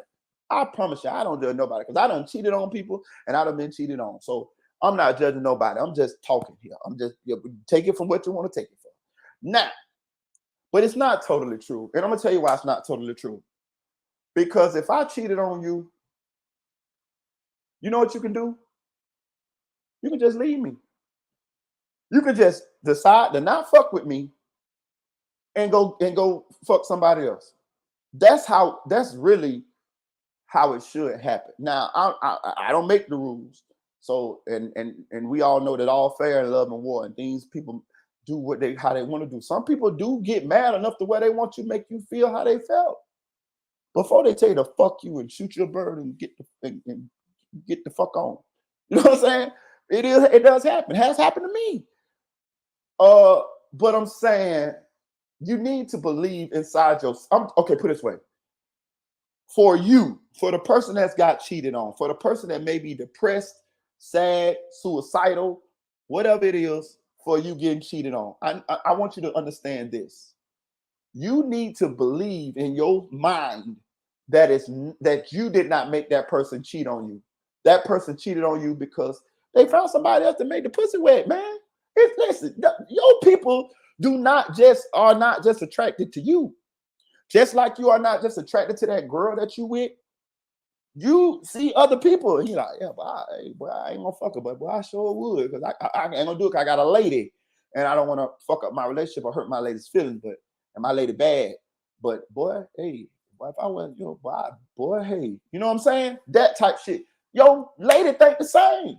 When she see the nigga, the personal trainer nigga, or she see goddamn Edge's elbow, you know what I'm talking about? See, her pussy get a little wet. Ooh, you know what I'm saying? That's normal. That is normal. So if somebody decide to cheat on you, my nigga, in your mind, for you not to get depressed or feel a certain kind of way, or to go to that place the way you want to fuck the bitch up or fuck a nigga up or some shit like that, just realize that, bro. Just make yourself think that it was nothing that you did, my nigga. And it might be some shit you did. You know what I'm saying? It might be. But I'm just telling you what's the best modus operandi for you not to get to that dark place the way you do a lot of bullshit. I'm gonna tell you something that I noticed that happened that I know. We had a nigga on the block who had a lot of money. He had a lot of money, was our big dog, had a lot of women, shit like that. But he had this one girl that he really cared about, he really loved, right? One night he came on the block, middle of the night. And he usually don't do that, you know what I'm saying? Because he's not a nigga that have to get out there and hustle. He one of niggas, he's a boss nigga, had niggas, you know, doing what they do for him. And he came out there, rolled a blunt. We out there chilling and talking, but he was quiet. So, you know, us, you know, he normally laughy, jokey with us. So I asked him, I'm like, bro, what's up, bro? He like, nah, my nigga, I'm good. So as the little time passed, we smoked the blunt, this and that. Now I'm like, bro, you ain't acting yourself, my nigga. What's going on, bro? Like, god damn, bro. Like, yeah, bro, you ain't like, bro, you ain't cracking back with us or nothing, my nigga. Like, what's going on? He like, nah, my nigga, I'm good. So a little bit later on, he go to leave. So when he go to leave, I said, hey man, hold on for a minute. Holla for a second. I walked over to his truck with him, and I'm like, bro, what's up, bro? You know what I'm saying? That's when you really care for your niggas, dog. You know what I'm saying? You have to sometimes you have to do that. Niggas macho, niggas don't be trying to, you know, show weakness and shit like that, especially around other niggas. So I like, bro, what's good, bro? Like, holla at me, bro. Like, what's going on, bro? Some niggas fuck with you, son. We gotta go do something. What? Like, bro, I ain't even tell you no lie. Like, bro, man, my bitch cheated on me, my nigga. I'm like, you talking about, sir? He like, yo. I'm like, sir? Like, that's sir. Like, he like, bro, bitch cheated on me, my nigga. I'm like, damn, bro. I'm sorry to hear that, my nigga. When your nigga tell you some shit like that, that's when you ain't all that cracky, laughy, jokey shit. That shit out the window. You supposed to like lend the beat, all that macho shit. You supposed to be trying to be supportive to your nigga because first of all, he confided enough in he cared, he cool with you enough to confide that into with you. But also, you don't want your nigga to go out there and do some weird wild shit and go to kill this bitch and kill the nigga, or kill himself, or you know, you don't never know what a nigga do. So I'm like, damn, my nigga, like, damn. He like, yeah, but it's cool though. You know what I'm saying? Now I'm gonna say this: my nigga mobbed through that shit like a G.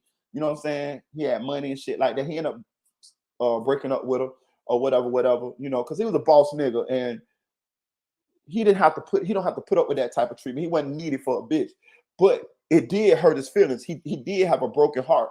You know what I'm saying? From that, and what I learned from that was, it don't matter what you got. It don't matter if you got a lot of money. It don't matter if you got a nice physique. It don't matter what. Everybody gets slid on. You know what I'm saying? Like at some point, like, bro, in today's society, shit. You know what I'm saying? For real. Like, I'm not saying everybody slides. I'm not even saying that just because she slid on that nigga, she'll slide on you. I done seen that too. I done seen chicks slide on other niggas and get with another nigga and don't cheat at all. Nigga, I done cheated on girls and then I done got with different girls and never cheated. I done did that. My last 1, 2, 3, I think, girlfriends, I didn't cheat on them. Never. Period. Never had nothing, no dealings with nobody. The last 3. Now the ones before that, they got slid on. And they slid on me too. You know what I'm saying? Like, so it's not always a cheater. Once a cheater, always a cheater. It just depends on how some people make them feel. Some people don't. Some people get into a situation with some people and they just don't want to. That person is all they want. You know what I'm saying? But men think that when a woman cheats on them, it's a knock against them. And they have to somewhat compensate for that It's like they take a hit to their pride, and they get jealous and they want to do something to the other nigga, or they want to hate on the nigga, or they want to beat the girl up, or they want to cause all kind of confusion and drama in the girl life, or oh, my kids baby be around no nigga. Man, I don't give a fuck about none of that. Long as you treat my kids good, nigga, let them have a stepdaddy, nigga. They gonna have to have one anyway. The girl don't want you no more. She ain't fucking with you no more. You gonna go take the pussy?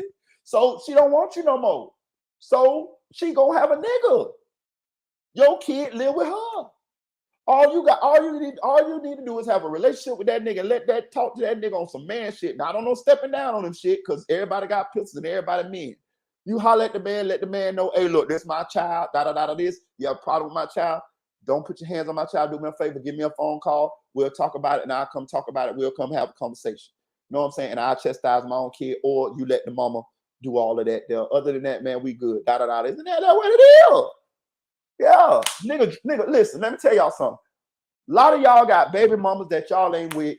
Your kid is living in the house with her, and in the next room, that nigga, her boyfriend, is jumping off the dresser in that ass while your children is in the other room playing Legos. I'm just telling you how this shit go. I'm just telling you how it go, my nigga. Shout out to ZK. I'm telling you how this shit go. Niggas is jumping off the dresser in your baby mama while your baby is laying on the pallet on the floor. This is how shit goes, man. You know what I'm saying? You ain't with that woman no more. Shit go down. You can't police that lady house. I learned that too. You can't tell them people what to do in their motherfucking house when you don't go. The only thing you're gonna do is get yourself fucked up in jail, because you're gonna be out of there one way or the other. Either she gonna put the police on you, either you gonna put the police on yourself by doing some crazy shit and not being able to be free and being out here with your children or with your other lady or with your other children, and you're gonna crash out like a fucking crash dummy, all because you're emotional. Man, y'all niggas better tighten up. So look, Quavo, Sweetie been sliding, my nigga. Sweetie allegedly fucked Offset. Now look, let me tell you something. Now that right there, that's a whole nother situation. That's your family right there, my nigga. Like that's your, you know what I'm saying? I think they're supposed to be allegedly some kin or some shit like that. But that's your label mate, your group mate, that's your brother. Sweetie, she can do what she want to do. Offset, you weren't supposed to pull that move, my nigga. Especially if you know your dog care for her. Like, you weren't supposed to do that, my nigga. Like, for real. Like, real talk, you weren't supposed to do that. Like, you ain't got no self-control to where you done allow a female to come in between y'all brotherhood. Like Tupac say, man, no man separate but recreate. Like, come on, bro. You got Cardi B as your wife. You smashing a lot of chicks, because it done came out that you just be like, you be a little bit too hot at you. You know what I'm saying? Like, you just be, you know what I'm talking about? You do all kind of shit. Like, you got bitches coming to the house after Cardi B leave. You know what I'm talking about? Like, you got bitches waiting outside in the bushes for Cardi B to leave, and y'all sniggling and giggling. So when Cardi B leave, you can sneak the bitch in the house and fuck her. Like, yeah, the girl came out and said all this type of shit. Like Offset be showing his ass. Like, Offset be really, like, you know what I'm saying? Cardi B put up with a lot of shit. I ain't gonna even lie to you, bro. Offset, you know, I don't know this man law, and I know I ain't supposed to be saying this shit, my nigga, but hey, man, I got women that subscribe to my channel, man. I gotta speak up for them too, my nigga. You know what I'm saying? Right, wrong, wrong. Listen, man, Cardi B, real talk. I know what I just said, but fuck all that. How they say that nigga Offset be showing out, hey, Cardi B, listen, man, you is perfectly okay for you to be smashing somebody, you know what I'm talking about, for real, because that nigga just flagrant out of motherfucking pocket, you know what I'm saying? Oh, and they say, I don't think Offset hit. You don't think so? That's your old enough a tough rumor to come out. They, you know what I mean? I don't know. I wasn't there. I ain't know. I'm just saying that was the rumor. But if that was like from what I didn't heard in these streets, how Offset be showing out on Cardi B, and just be real, we ain't heard about Cardi B getting up none of the coup happening to nobody. Now, is she getting it up? I don't know. I'm be honest with you. Personally,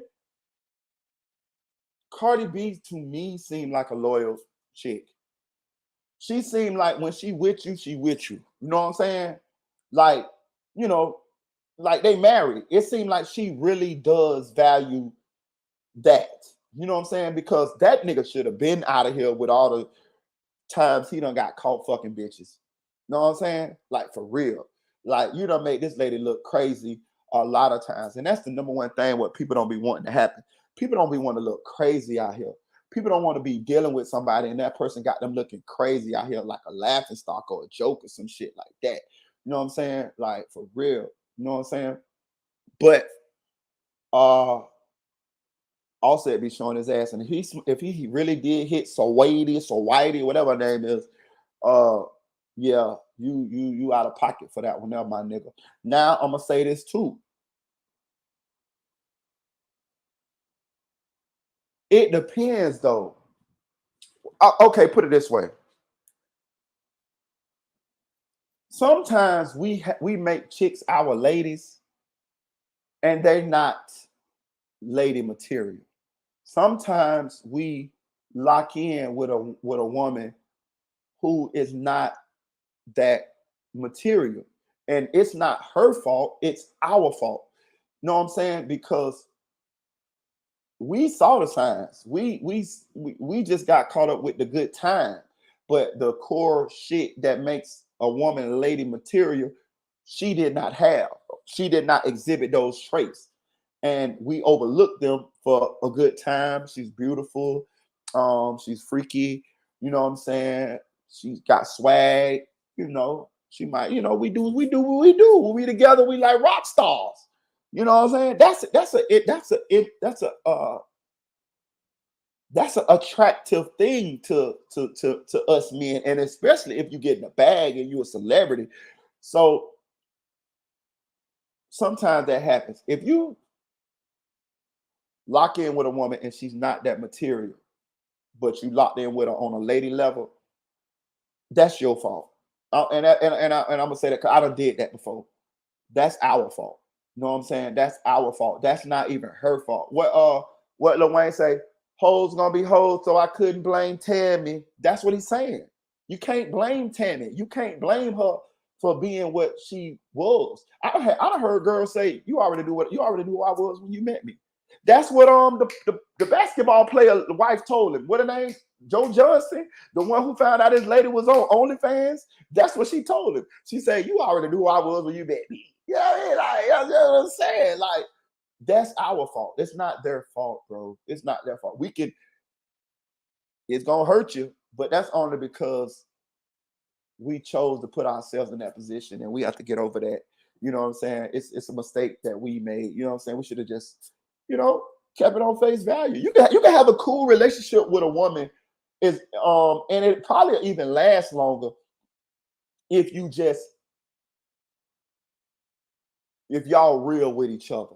You know what I'm saying? If y'all real with each other, she real with you, you real with her, and you come on some real shit. A lot of times we make these ladies choose to be our ladies in order to fuck with us. Like, say you got some money or you got something going on, and we tell them, or we let them feel like this is what we want. We want a lady. We want them to be our lady. They may not want to be our ladies. They might just want to have fun with us, but they don't want to not be our ladies because they know that we not gonna fuck with them no more.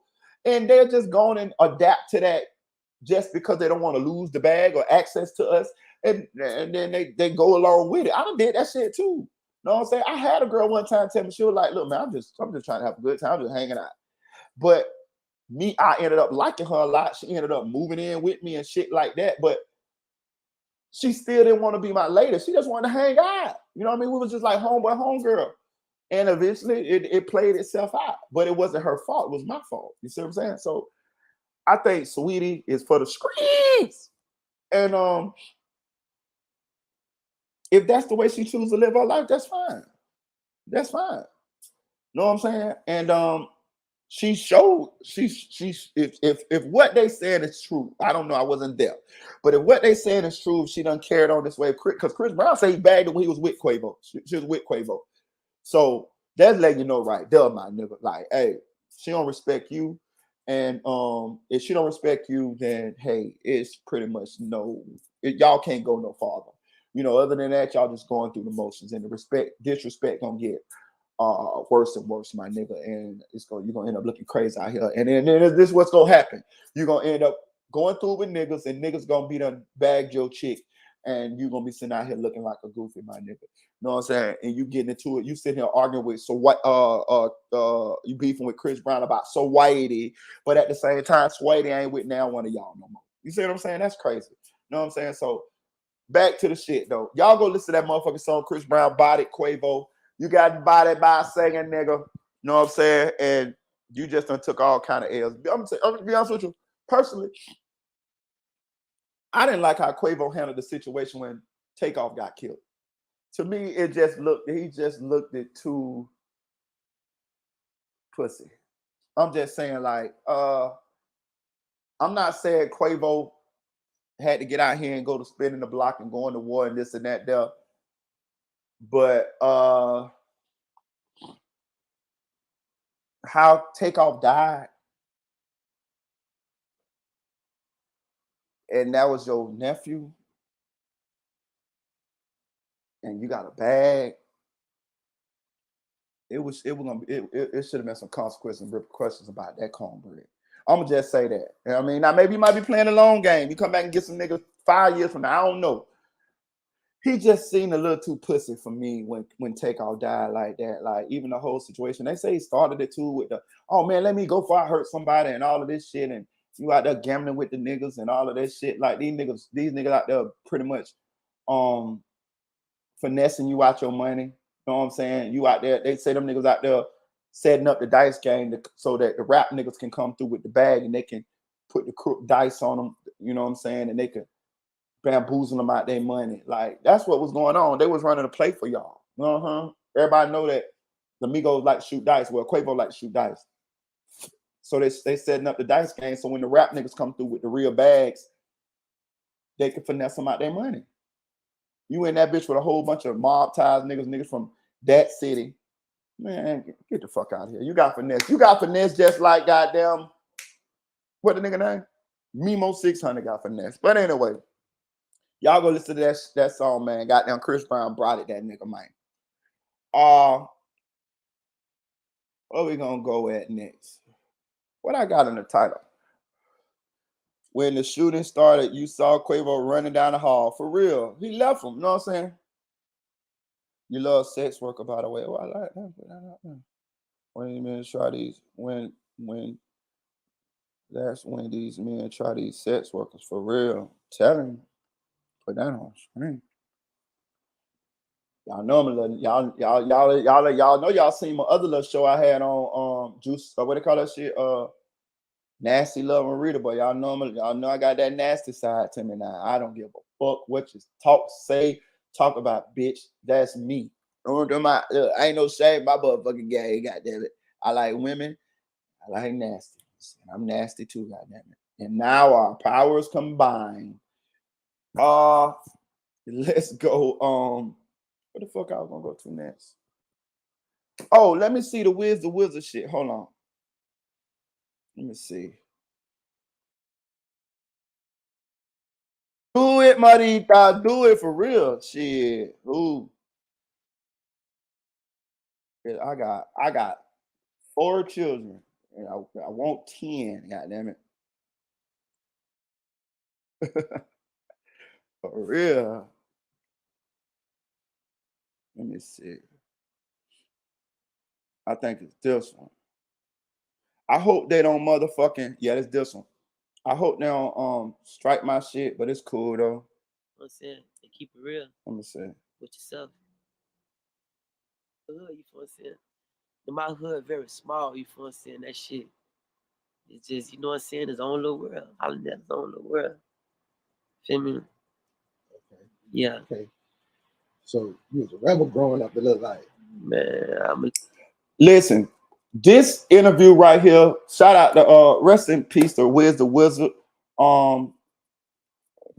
ex Sniper Game artist, Kodak ex artist. He was murdered about 3 years ago. Wiz was murdered about 3 years ago, brutally. They say Wiz was a big stepper down there in South Florida, boy, you know what I'm saying? So, you know, I'm always kind of biased towards my Florida niggas.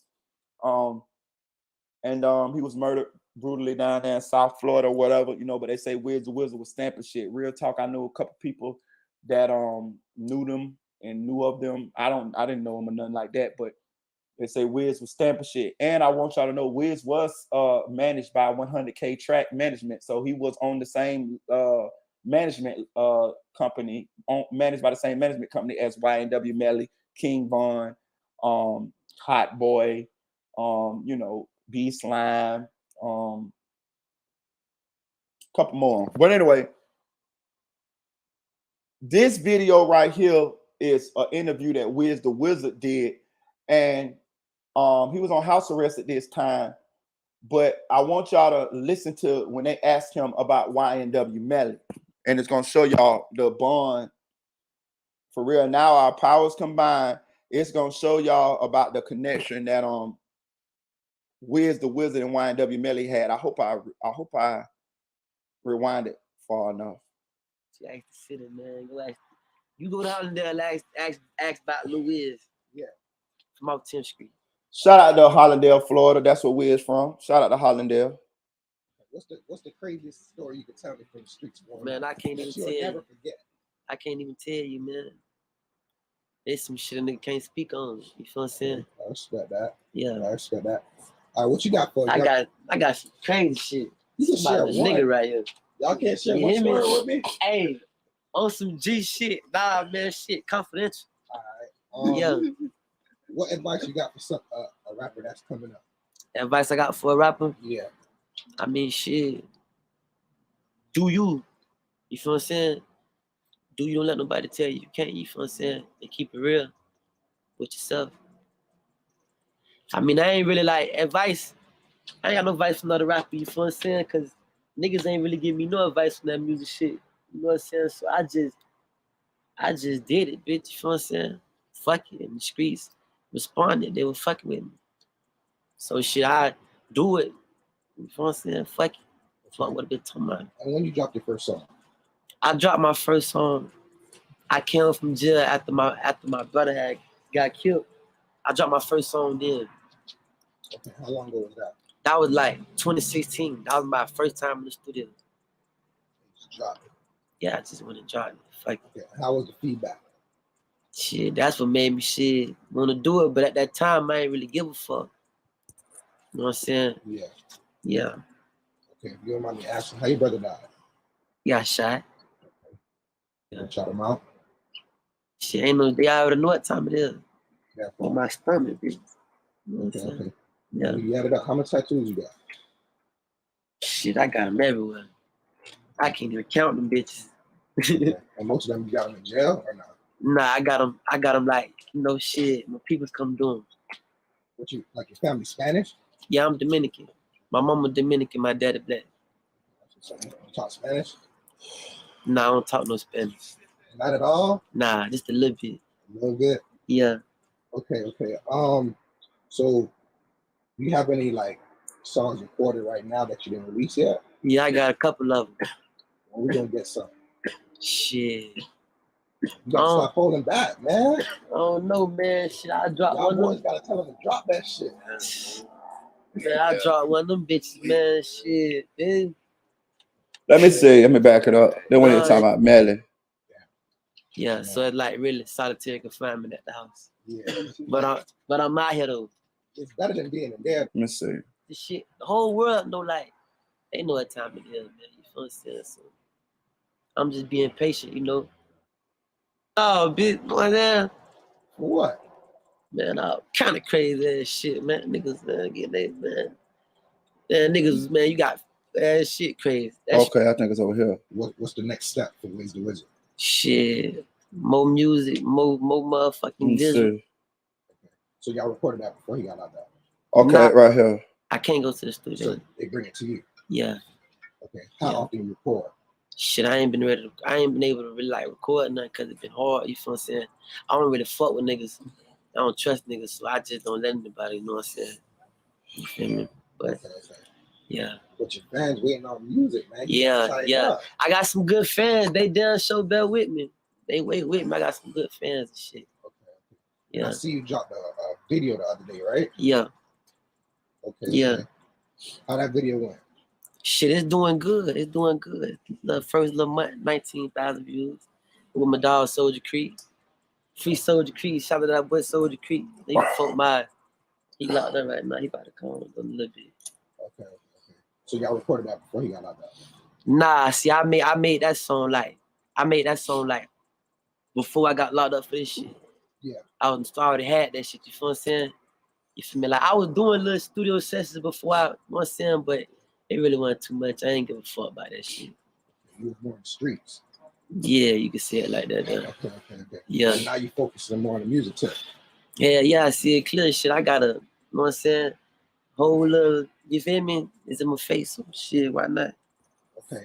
So you did say you don't know when you're getting off the band, but when you do, like, what's the next step for Wiz the Wizard? Shit, more music, more motherfucking visuals, and more pressure.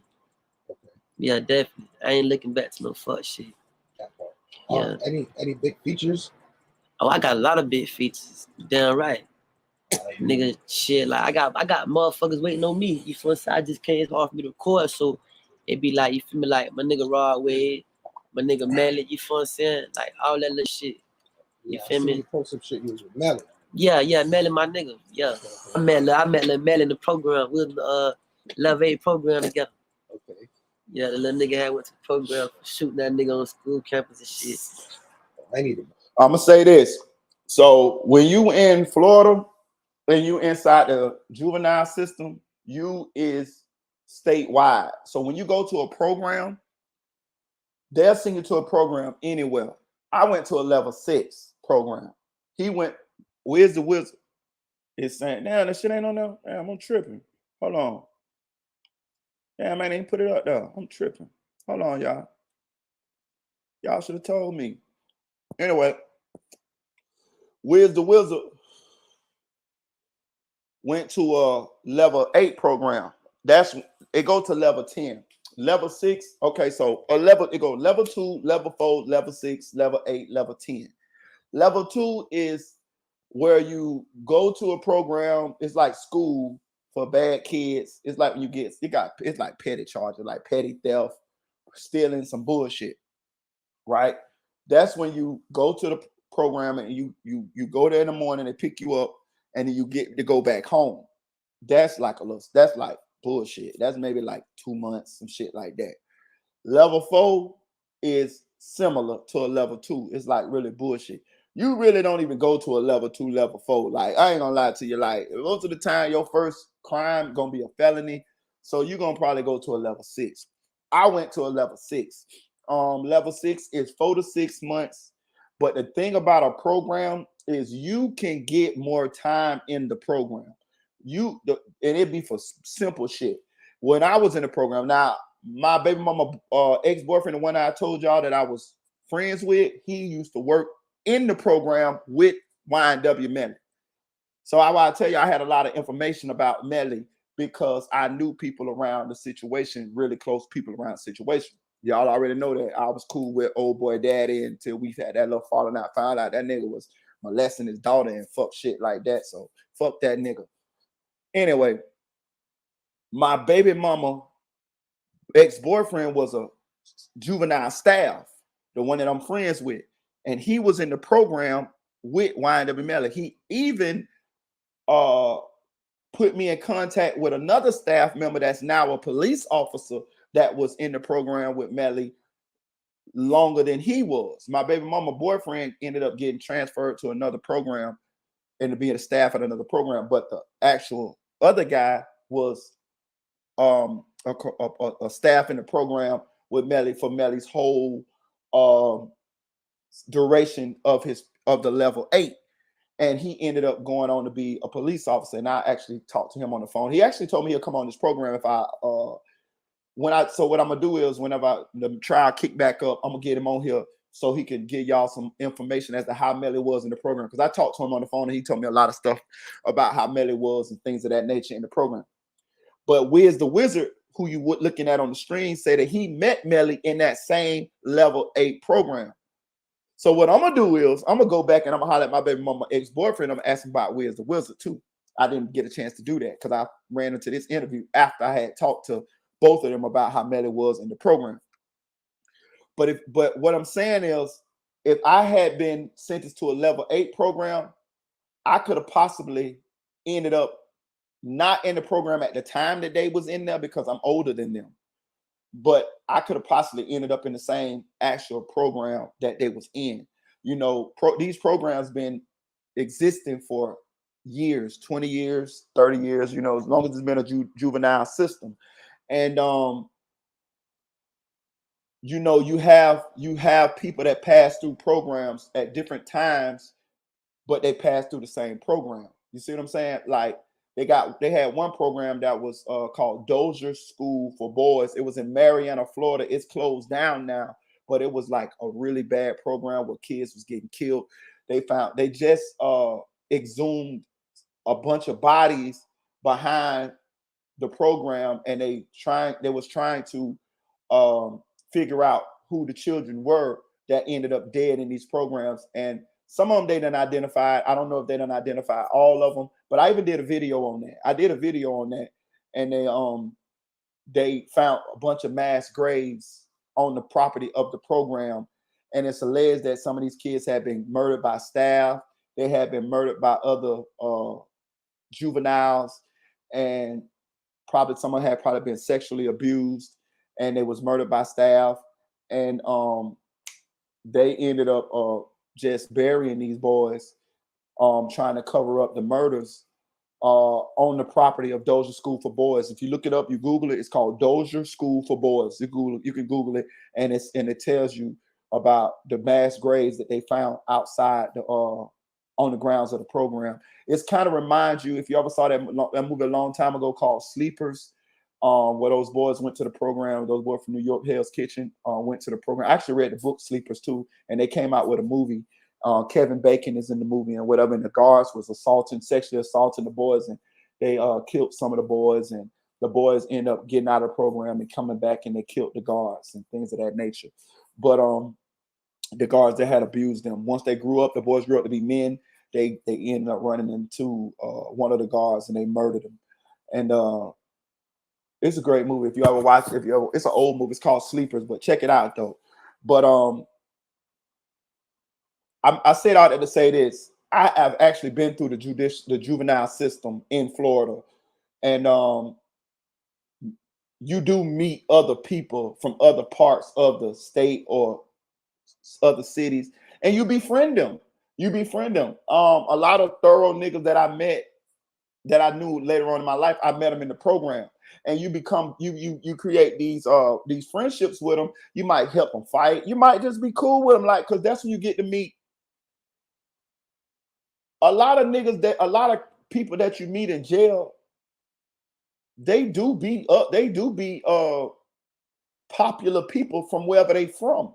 Some of them do have rank and names and shit like that. So when you go to the program and you get a chance to be in there with them, sometimes you fight them. Sometimes you end up locking in and being cool with them. And a lot of times when you get out of jail and you cool with them, a lot of times it's like you create an alliance. So say I went to the juvenile program and I met a nigga from Tampa. A nigga, we teenagers, we 16, 17, we in the program together. And that nigga cool. I like that nigga. He like me. So we might fight some niggas together, whatever. When we get out that program, he get out that program, we stay in contact. I might go to Tampa, might go to Hillsborough County, and I might go hang out with my nigga. You feel me? He might show me how his hood is. He might show me how he get down where he from. Then I might tell that nigga, hey nigga, come to the nigga, shit, come on up here, bring some of your niggas up this bitch. Know what I'm saying? They come up this bitch, they pull up on the block. Nigga, I show them niggas how we get down. Know what I'm saying? Then now my niggas link in with them. Some of they niggas link in with us. And nigga, we got a whole crew of niggas that we fuck with from a whole nother city. So now when we go to Tampa, we good. We locked in with them. When they come to the they good. They locked in with us. We might even start doing some kind of criminal business. We might even start doing, you know what I'm saying? Whatever. My nigga might end up being the plug on something. I might end up being the plug on something else. Nigga might, hey, Marita, y'all know who got them things up there? This shit slow. We shit dry down here. Yeah, bro, come on up here. Hey, I can link you in with my peoples. Da-da-da. You know what I'm saying? They come in there, I link them in with my people. You know what I'm saying? I tax them a little bit, you know, because anytime an out of towner nigga come, we gonna add a little tax on it. You know what I'm saying? I don't give a fuck if you is my dog. I got to make some money in this motherfucking deal. If I ain't got it my motherfucking self. Hey, yeah, them things suck it up. But really, it's a little bit less. And you know what I'm saying? I put a little tax on you and I make a little couple dollars off you. You cool because you got what you wanted. It's official. You ain't got to worry about a nigga trying to rob you or nothing like that. You going back to where you from. Now, when I go down there, them niggas gonna put a little tax on me. Even though we homeboys, what they call it? It ain't a fuck nigga fee. It's just business. You know what I'm saying? I go down there and they nigga might got them things. You know what I'm saying? Or might got some weed or something. Bro, hey, look, you know, it's that off, you know, but it's this, okay, boom. You know what I'm saying? And it's understood that this what goes down. Yeah. But I'm gonna just play this and show you how Wiz and Melly ended up cool. And Wiz the Wizard has a Y&W tattoo on him. And eventually, Wiz the Wizard was signed to 100K track, and Melly, you know, is signed to 100K management as well. I met Melly in the program. We was the Love 8 program together. Okay. Yeah, the little nigga had what's the program for shooting that nigga on school campus and shit. Oh, I need to know that. Yeah. Okay. Well, you was in the program for that, or Melly was in there? Nah, I was in the program for some whole other shit. Okay.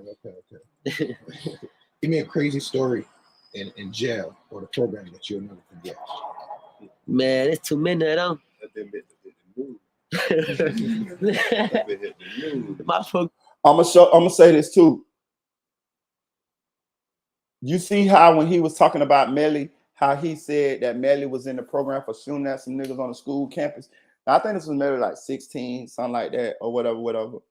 And it wasn't actually at the school campus. I've been to that school. I went to Sebastian River Middle Junior High School. And they built a high school. I lived in Wabasso, Florida. Melly is from Gifford, Florida. They are side by side. Them bitches side by side. It's Sebastian, Florida. It's Wabasso, Florida. It's Gifford, Florida, and it's Vero Beach, Florida. Right? Sebastian is the suburbs. It's not it's the suburbs, but now niggas live in Sebastian. But back then, when I lived down there, you gotta think this is before Melly. When I lived down there, it was nice. I'm talking about it was like fucking where all the white people lived at. Like it was nice, like houses, no projects, no nothing. But right next to it was Wabasso, Florida. This is where we lived. That shit was like the slums of the slums. Old houses on bricks. They didn't have city water. They had that sulfur water. You know, when you cut it on, it smell like rotten. When you cut the water on, it smell like rotten eggs in your house. It had your tubs had that little brown calcium line built up from when the water done dripped in the tub. Like that shit was disgusting. I hated that shit. But that's where we lived at. It was like the slums. I'm talking about that shit was worse. Like I'm talking about that shit was like poor dirt roads, shit like that. They got concrete roads and shit now, and they got city water now. But that shit is like I used to call that shit where dreams go to die. But that's where my mom and them had moved us to when I moved from Orlando, and that's how I ended up meeting the fuck nigga juvie father and all of that shit like that, whatever. But that's a whole nother story. But next to Wabasso, Florida is Gifford, Florida. They side by side. And that is where Melly, Bortland, Jay Green, all of them from.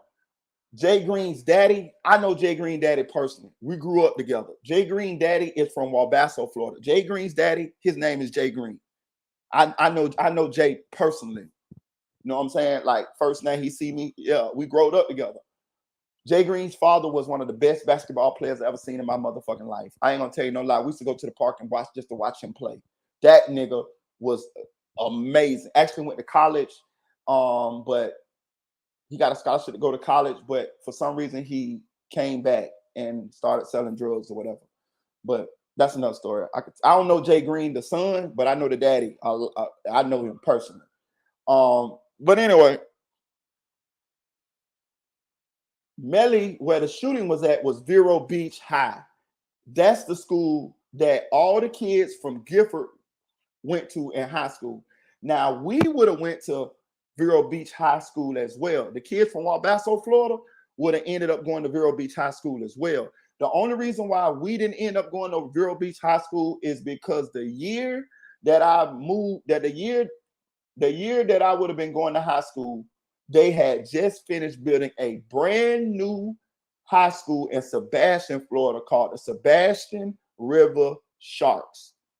And that saved us from having to go to school in Vero because we had a high school closer for all the kids from Walbasso to go to. So all the kids from Gifford, when they go to high school, they go to Vero Beach High School. It's no high school in Gifford. All the kids from Walbasso, when they go to high school, they go to Sebastian. That's called Sebastian River Sharks. So I brought all this up to say that if they had not built a high school in Sebastian the year that I was getting out of middle school, I would have ended up going to that same high school that Melly had the shooting at. It would have been, of course, it would have been before, but that's the high school that I would have went to. That made news now, bitch. Like that. What? Man, all kind of crazy ass shit, man. Niggas, man, getting they, man. Man, niggas, man, you got ass shit crazy. That shit like a mini prison. Yeah. Tell me something. All right, what it was on the news for? Man, you had niggas in there getting raped, man. You got niggas in there getting raped. Niggas getting their jaws broke. You know what I'm saying? Niggas got phones, money, all kind of shit. It's like we juveniles, we ran that shit. That was our program. You know what I'm saying? So, like y'all ran the style? Man, I ain't gonna say we ran the style, but that was our stomping grounds, though. This, you know what I'm saying? Okay. It was like that, though. Okay, you gotta hurry up and get in the Yeah, studio. definitely, The studio here, yeah. man. Man, I'm finna, man, it's pressure when I get out this shit. The whole world know, like, they know what time it is, man. You feel what I'm saying? So I'm just being patient, you know. And we feel like it's harder. Like a lot of people know about you, but since you can't really maneuver, it's harder for you. I mean, I feel like I'm doing better than a lot of niggas that's free. You know what I'm saying? So I mean, if I was free, I could be doing way more. I'd be way more where I'm at. But you know, shit, it's harder for a nigga though, cause I can't go nowhere. Like I'm on level 1 pre-trial. Like I can't do shit. They on my trail. You feel what I'm saying? I can't even release certain music because of what I'm going through. You feel what I'm saying? So yeah, it's a little bit harder. But you know, a nigga ain't gonna complain about it. You feel what I'm saying? Yeah. What's level 1 pre-trial? What's that? So let me tell you a little bit about Wiz, right? Of course, Wiz the Wizard was murdered in South Florida about 3 years ago. Actually, I did a video on Wiz the Wizard. They had a guy that they had said was the person who murdered Wiz the Wizard. They had a video of him going around on the internet, and I made a video saying that I knew the guy who they said killed Wiz the Wizard, which I do. The guy that they said killed the Wizard, I knew he didn't kill Wiz the Wizard because I know him personally. And I made a video about it. It got like 30-some thousand views or whatever. It was when I first started making YouTube videos. If you go back, you can see it. But I came out with a video and say that guy who y'all saying killed Wiz the Wizard, I know he didn't kill Wiz the Wizard because I know him personally. He actually, the guy who they said killed the Wiz he has a YouTube channel right now. It's called Lord Balthazar. I know him because he's from Orlando, Florida, and we used to rap together. He's a Haitian. He's a Haitian now, and he know a lot of people. Shout out to my boy Lord Balthazar. And I made a video saying that they got it wrong. That guy definitely didn't kill Wiz the Wizard. Not that I didn't know for sure that he didn't kill Wiz the Wizard, but I just know him. I just know him personally. Like me and him worked together. The last I seen him, me and him was working together through a temp service, and he gave me a ride home. I didn't have a car at the time. He gave me a ride home and everything. You know what I'm saying? Like, but I know him because we used to rap, not together, but we had separate crews, and we used to meet up at the studio all the time, and we knew some of the same people. And he's from Orlando. You know what I'm saying? Now he does move in them circles. He does know a lot of celebrities, does know a lot of rappers. He knew Juice WRLD, and he know a lot of them guys. You know what I'm saying? And he Haitian. So of course, he moved around down there in South Florida. So it was possible for him to know these people. Don't get it twisted. But I just know him, and I just knew that he didn't have nothing to do with killing Wiz the Wizard. And he actually came out, and after I made the video, he said, "Man, I appreciate that, bro." And I know he did. He didn't give me no okay to do that or nothing. I just know him, and I just, you know how you just know certain things, just know certain people, and I knew they had it wrong. And that video got like 37,000 views really quickly on one of my first videos that I did. But what I was gonna say, Wiz was murdered, and I want to show y'all something. Like that's what I be trying to tell y'all.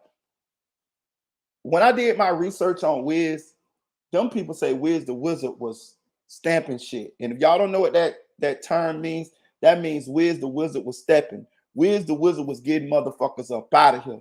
They say Wiz was borderline psychopath, like King Von, like for real. Like, and I'm gonna tell y'all something. I don't know Wiz, didn't know Wiz, and this is only like assumption or observation. But for me listening to him talk and me watching his demeanor, I would believe what the stories that they're telling me is true. He give me the vibe from me what I have saw, learned, and been the people that I have been around, some of the people that I've been around.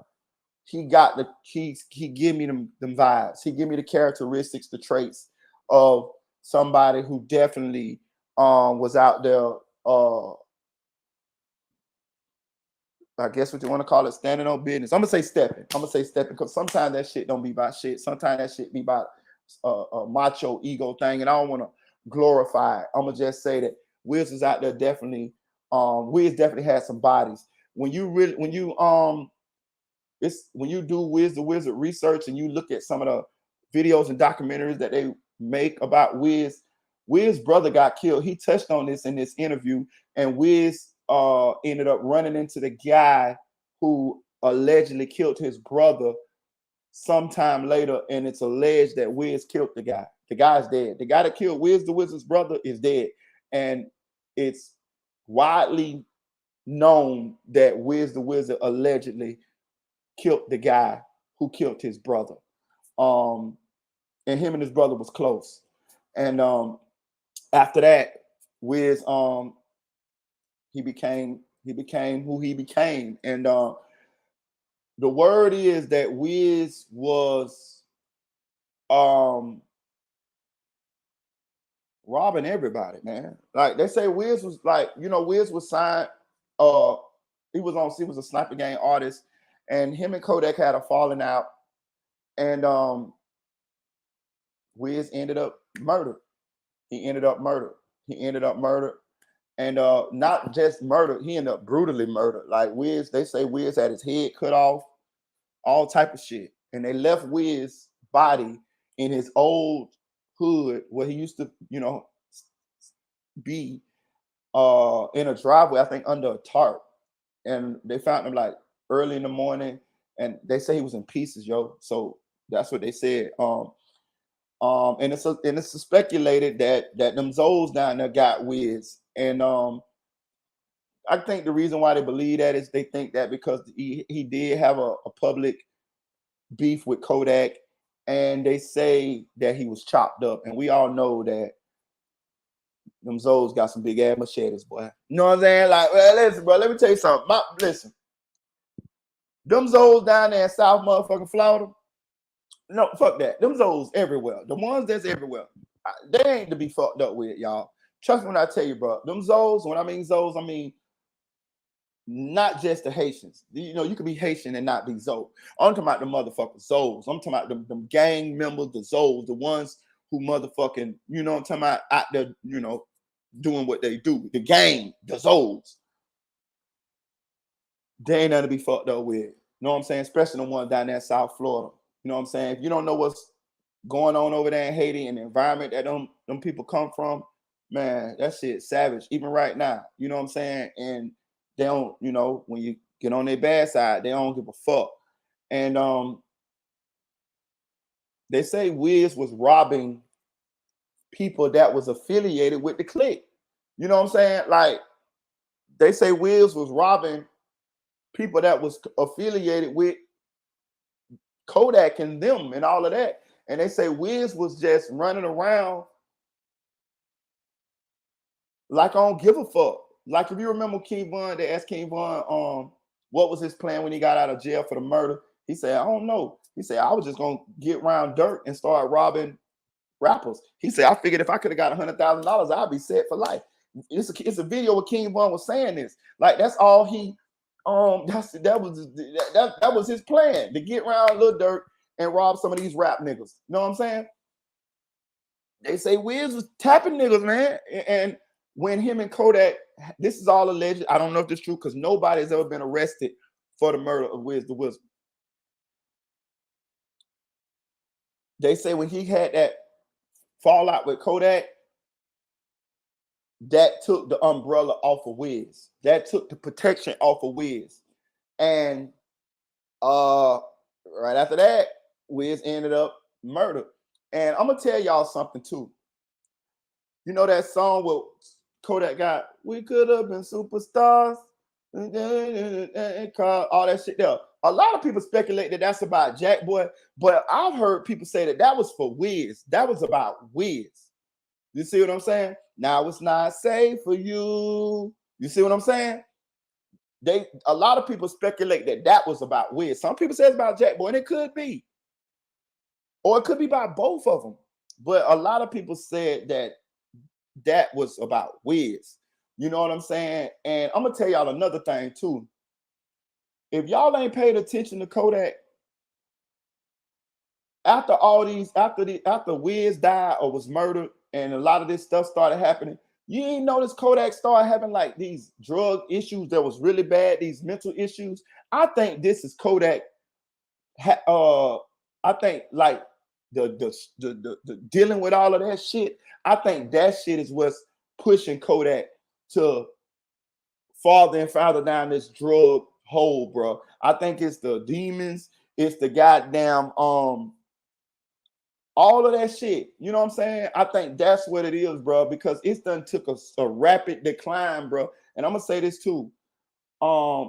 Since we're going down this rabbit hole, none of this shit is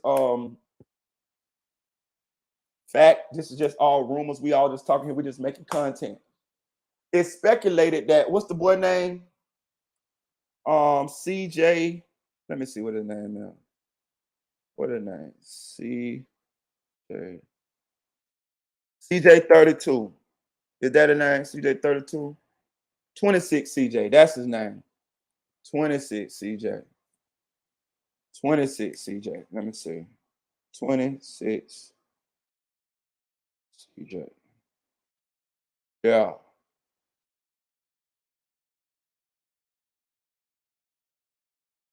It's 26 CJ. This guy right here, 26 CJ. Let me see if we get some. See how this all that shit they were talking about? 26 CJ. I'm trying to get a picture on.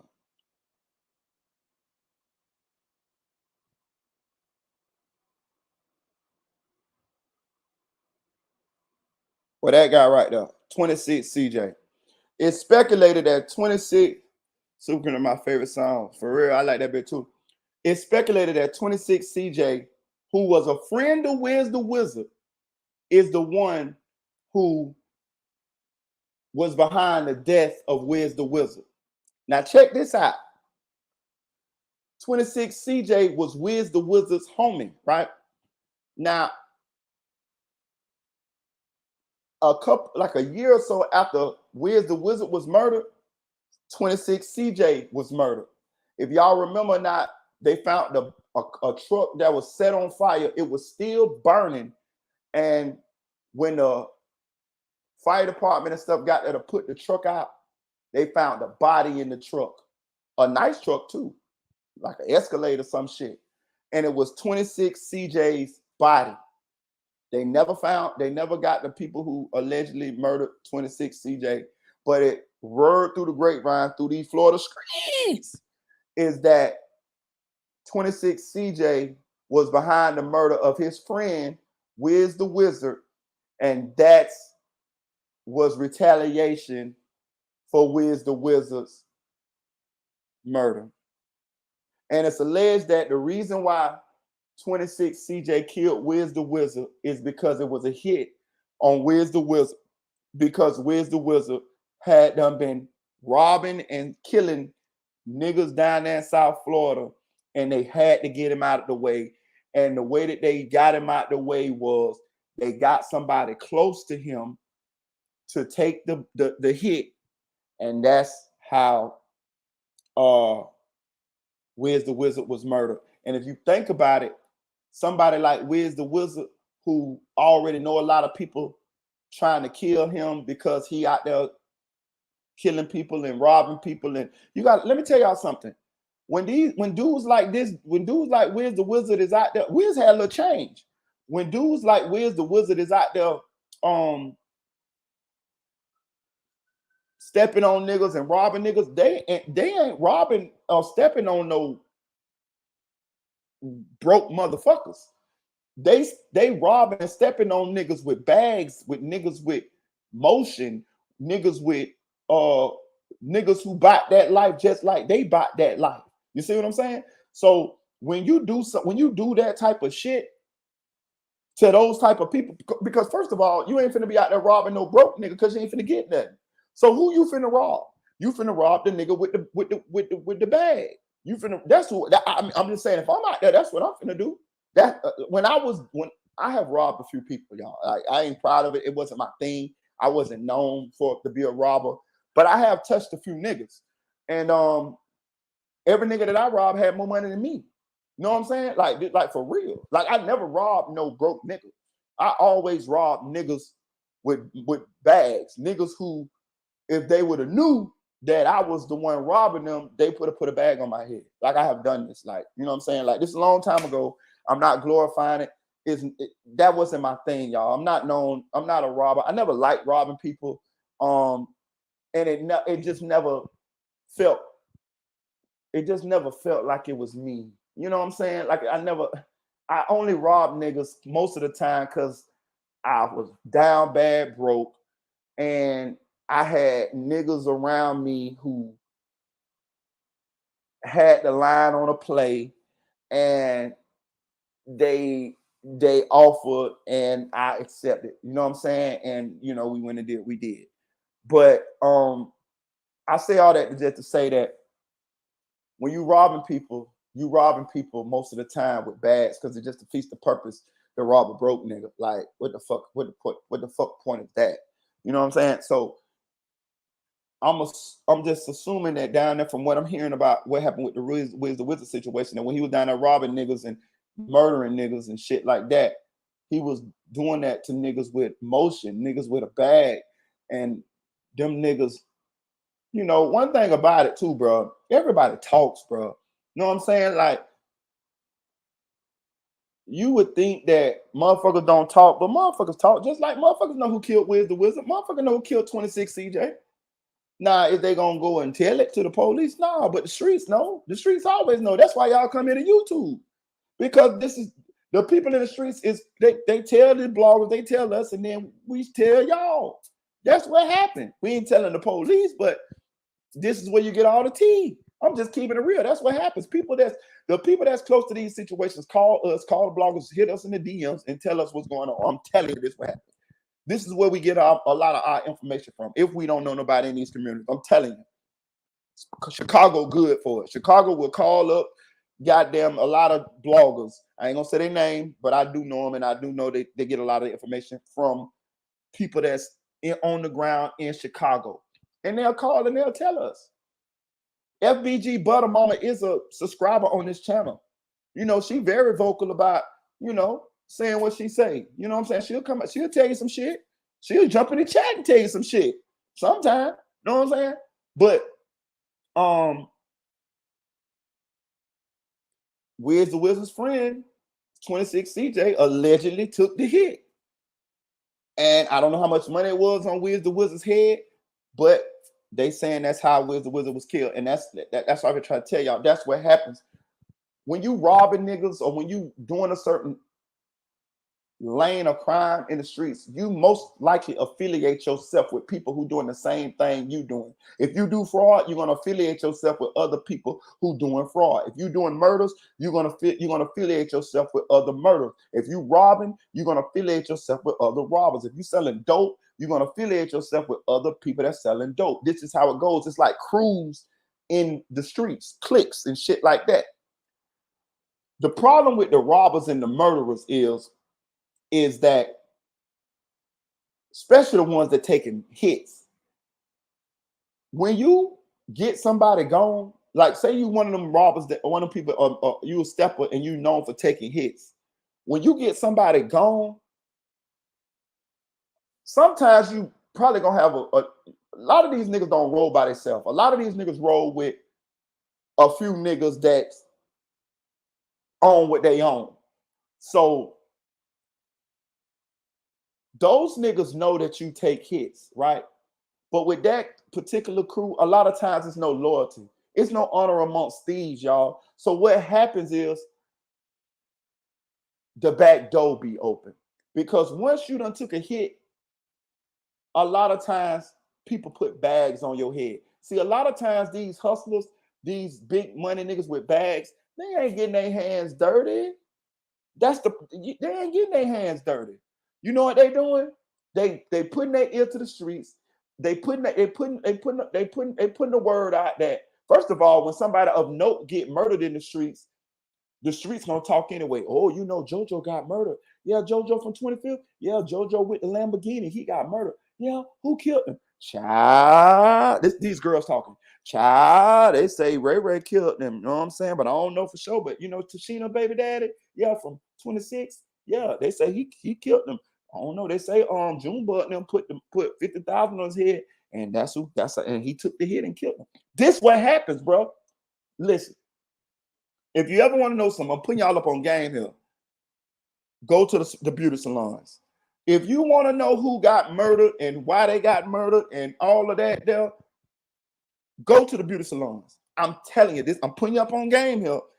All you got to do is have you a female that works in these beauty salons and just tell her to keep her ears keep her ears open.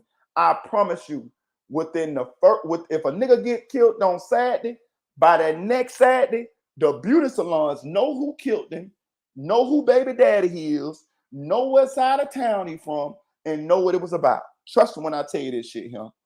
Trust me when I tell you this. Now I'm putting y'all up on some game now.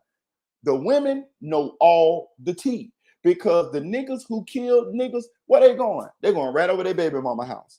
They're gonna go count the money at their baby mama house. They're gonna put the money up and hide it at their baby mama house or at one of their chicks' house. And she gonna be able to talk to him, to confide in him, to get him to tell what happened. Now, some niggas don't talk, but let me tell y'all something too. Most niggas pillow talk. Trust me when I tell you this shit. Most niggas gonna confide in their ladies. Listen, that's just what's gonna happen. Most niggas gonna confide in their lady or a woman that they feel comfortable with. Trust me when I tell you. And that's who got all the tea. The women. The women know everything. Now, she may not tell, but most of them gonna tell somebody. Most of the women gonna tell their sister, their mama, or their best friend. You know what I'm saying? And once they tell the best friend, that's it. The best friend gonna tell her nigga and best friend and her other homegirl best friend, and there it is. Trust me, the scoops hit the salons, right? Period. So Wiz was known for being a stepper, and they alleged that Wiz had a bag put on his head. That's the problem with this. You see what I'm saying? That's the problem with this whole, you know what I'm saying? If you can look at Wiz when in that video, he felt like, that's another thing. When you do so much shit to people, you get a false sense of bravado. King Von had it. A lot of these guys that done got niggas up out of here, they have it. Like they invincible. Like this shit can't happen to him. I forgot who said it, but it was a Ghetto Boys song on Ghetto Boys Resurrection. Shout out to Port Arthur, Texas. And it was on the Resurrection. And one of the songs, and one of the lines in one of the songs saying, real niggas realize that real niggas can die. See what I'm saying? Like, I be trying to tell y'all, all this, oh, a nigga ain't gonna do this. Man, all these niggas be dying. All these so-called niggas that's invincible, bulletproof Superman, these niggas be dying.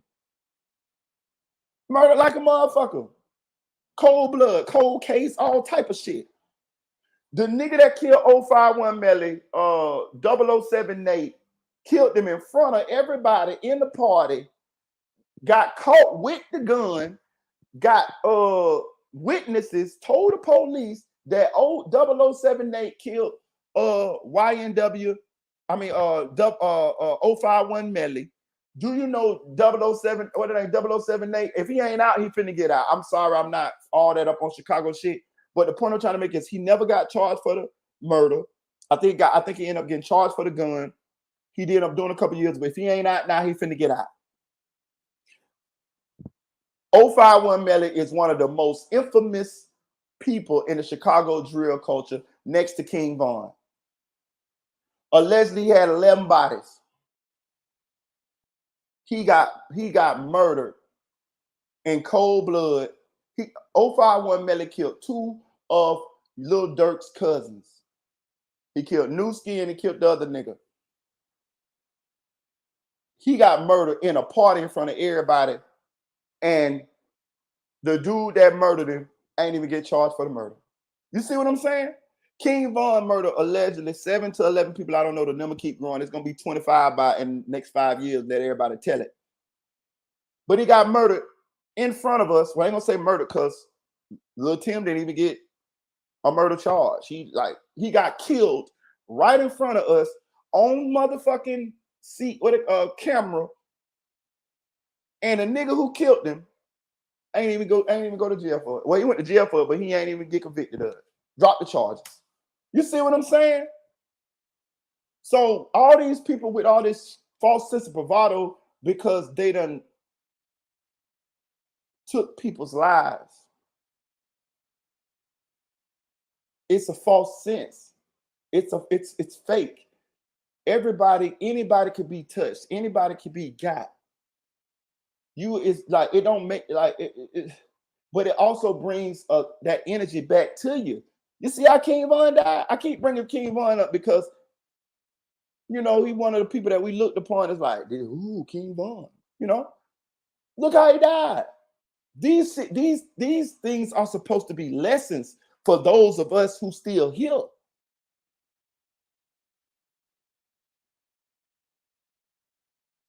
I'm just telling you. And as life goes on, and I stay here on this YouTube channel, and I stay alive, and you stay alive, we're gonna have more of these stories. I'm gonna be right more so than I'm gonna be wrong, because it's gonna continue to happen. And I'm gonna continue to have examples to tell y'all, to show y'all, and for us to go over in our class on here on Marita Boy's channel. I'm telling you. It all be bullshit. That shit bring a certain energy back to you. It tell you. You live by the sword, you die by the sword. The lesson's already been here. We just be thinking that we like that shit don't apply to us. Like it can't happen to us. You a motherfucking lie. If you believe that shit can't happen to you, you might most likely end up falling victim to it. See, me, I think different. I think anything can happen. I promise to tell you no lie. Nigga, I think anything can happen. I promise you. Nigga, I make sure, goddamn it, when I'm going out the door, goddamn it, I look out the window before I go out that motherfucker. If I see a motherfucker standing across the street and walk too many times, I ain't going out to take the garbage out right now. I'm gonna lay my ass on down. I'll take the garbage out later on. You know what I'm saying? Like, I think like that. And I'm saying it might not, I'm gonna die one day. None of this shit is gonna keep you alive forever. But I'm saying I'm cautious. You know what I'm saying? I'm cautious. I'm always looking in my rear view. And I ain't even did as much shit to people as these other people done did. And on top of that, the shit that I did to people, a lot of times these people don't even know. These, like, you know what I'm saying? Like, the shit I did to people, I kind of was like a little smooth with it. Like, you know what I'm saying? So these people don't even know. And that shit been so long ago. You know what I'm saying? I didn't continue to do certain shit. You know what I'm saying? I touch a nigga here, there. You know what I'm saying? And then I might don't touch a nigga for 5 years and touch another nigga. You know what I'm saying? It was never my thing. But I'm just trying to show you what happened to Wiz the Wizard, the connection that Wiz the Wizard had with Melly. And these people that lead these lies, how they meet their end. Wiz the Wizard probably had more money than me.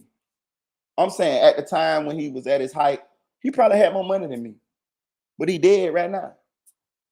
He would give all the money up that he ever had to be back alive, sitting right here where I'm at right now. And that's what you got to realize. Be thankful for what you got. Be thankful for the life you got, the blessing that you got, the people that you got around you that care for you, the air that you breathe, the bed that you sleep in, the roof over your head, the car that you drive, the job that you got. Let me tell you something. People always like to complain about paying bills, but it's a blessing to be able to pay a bill. Trust me when I'm telling you, because if you ain't got it to pay a bill, god damn, you stressed out. Trust me, I've been there. When you got a job and you got the means to pay a motherfucking bill, that's a blessing. Being broke because you paid your bills is not the same as being broke. Trust me. Know what I'm saying? I'm just trying to put y'all up on game to make y'all understand that y'all winning. Having a 9-to-5 is winning. Having a family that you take care of, that you care about is winning. Know what I'm saying? Being able to pay your bills is winning. Trust me, I done had ups and downs, stressed out, depressed, all type of shit. Had money, lost money, got money back, all type of shit. And I'm telling you, from a real nigga to y'all, fuck the goddamn social media shit, the smoking mirrors, the pretty lights and all of that shit there. That shit is just a facade. You don't know what them people doing to keep that facade up. Them people be broker than a motherfucker. Know what I'm saying? More money, more problems. A lot of these people living outside their means. A lot of these people sucking dick, getting fucked, letting Diddy dig in their ass and all type of shit in order to keep that persona that they got something going on. A lot of y'all more better off than your favorite celebrities and you don't even know it. A lot of your favorite celebrities is crying at night. A lot of them is goddamn this close to suicide. You know what I'm saying? But all you see is them on the courtside at a Laker game, and you think that they got it going on. You know what I'm saying? A lot of these rap niggas letting these old ass gay record executives play in their ass. All of them. I ain't gonna say all of them, but a lot of them. A lot of them old Jewish white men's record executives and record label owners is openly gay. I forgot which one it was, but the one that was cool with Diddy. He openly gay. He's openly gay. He came out and said he's openly gay. The white dude. You know what I'm saying? Like, what you think going on? And he came out, he got a boyfriend, all type of shit. You know what I'm saying? Like what you think going on? Like how many times we hear these stories, we think they lying. These niggas is, some of them, I ain't saying all of them, but some of them is getting bent over for the illusion of success. I'm telling you this shit, man. I ain't with it. I be broke. Nigga, you ain't fucking around. Nigga, I don't give a fuck. You got me fucked up, nigga. No, I will be broke. You got me fucked up. I don't want to be rich that bad. Hell no. Hell no. Hell no. But yeah, man, Wiz the Wizard was murdered. And he was friends with YNW Melly. And if you just look at the clique, look at the tree. Wiz the Wizard was friends with YNW Melly. He got murdered. YNW Melly is on trial now for double murder, facing the death penalty. You know that if Wiz the Wizard linked in with YNW, because it's video of Wiz the Wizard and Melly together. So if you know that Wiz the Wizard and Melly was friends, then you know that Wiz the Wizard had to know Sack Chaser and Juvie. They're dead. Track Melly and King Von was friends. King Von's murdered. See what I'm saying? Muwop and Melly was cool. Muwop is now facing life without the possibility of parole. Melly and Hot Boy was cool. Hot Boy is now in prison for a RICO charge. I looked him up the other day. I was trying to see how much time Hot Boy got, but I can't find a Hot Boy from my city. I don't know Hot Boy personally, but he is from the city. You know what I'm saying? He is from the city. He just from Pine Hills. I'm from Crosstown. He from Pine Hills. It's a whole different side of town. But yeah, he official. And he got he's in jail now for RICO. Melly and Glock 9 got a song together. One of Melly's most popular songs.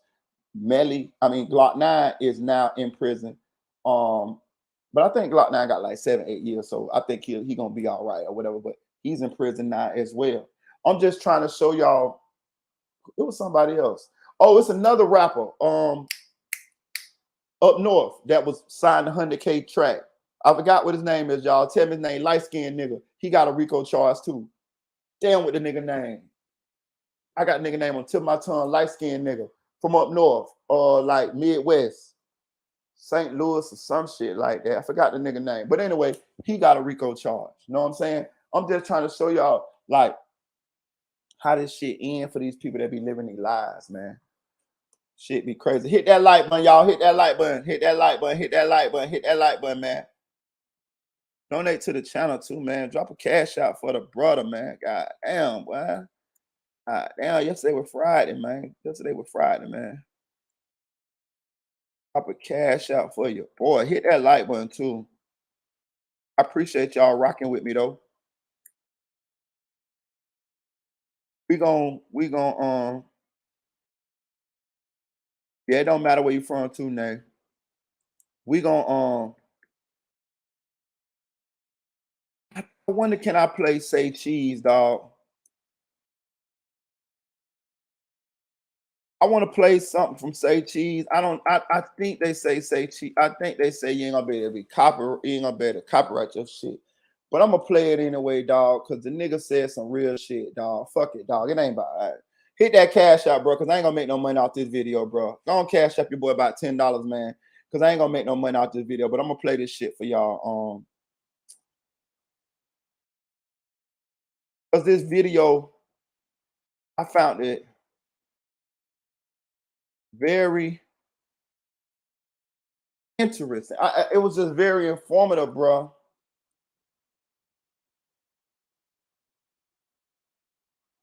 So this is Oschino, right? He was on Rockefeller Records with Jay-Z. He from Philly. You know what I'm saying? He was instrumental in Meek Mill's career early on. Actually spotted Meek's talent early on, put Meek on about 15, 16 songs before anybody knew who Meek Mill was. You know, he from Philly and he a big dog from Philly, been to jail for murder, shit like that. He ended up beating it or whatever. But he was on Rockefeller Records. If y'all remember Rockefeller, when Rockefeller popped out with Dame Dash and all them, Oschino was on there. And he just fell through the cracks when the Dame Dash, Rockefeller, Jay-Z breakup happened or whatever. You know, a lot of rappers just fell in the cracks. And he a Philly native, so he knows AR Ab. He knows, he in the streets. And he be doing interviews and be talking about his relationship with Meek and how he looked out for Meek and how Meek kind of like didn't return the favor. But I like how he talked because he always talking on some real shit. And this video right here is him talking about how he don't have no respect for Charleston White. Now, it's not this. I'm not playing this for the bashing of Charleston White. I'm playing this for the bits and nuggets of knowledge that he dropped in this video. Because I saw it and I just thought that I would play this for y'all because he get it. He get it. He think very similar to how I think. And it's good to see certain people feel like you feel or think the way you think. And I just want to, he was able to articulate some of this stuff a little bit better than I could. And I want to show y'all, and I'm gonna stop it to let y'all to highlight the points that he's saying that echoes some of the things that I have said to you guys, and also some of the way that I live. I know Say Cheese probably gonna strike this motherfucker or something because they say you can't play shit on Say Cheese, dog. That's what I heard. But we gonna see. Shout out to Sean Cotton. Listen.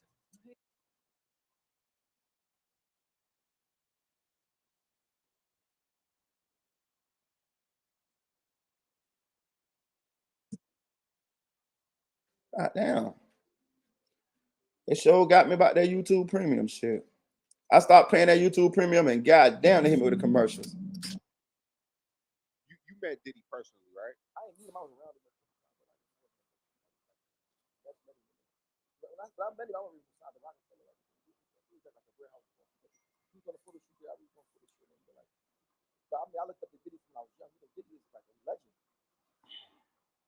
I mean, he was the nigga that you wanted to be like if he was a nigga that was young in the 90s. I mean, that nigga was that guy. Yeah, I remember he like before Birdman, and I mean, he wasn't even rap, but he just was fly, getting money. Like that's everybody's dream when they're young in the hood. I think what Diddy is, I think he just got so much money. I remember Diddy been rich since like 95. Like, you got so much money, you can do anything you want, and everybody letting you do it. You get out of hand with it. And now everybody wants some money, they come back and double back and like, why you do this to me? If you're saying that without giving you money, now you have to do it. Like, I mean, some of the stories I'm hearing is unreal, even though I know anything is possible. But the fact that some guy that nobody knows made these allegations, like, and they made it like, now everybody talking about it, to me it's crazy. You can't hear it? Like, what's some stories that you heard about Diddy? Hold on. I know he was burning niggas out for music exec type shit, like not for the pay people, but that's all the music exec. Hold on. When you first come in the game back then, you won't get burned. They see a nigga from the hood. Let me see here. Yeah, that bitch here low. Let me see.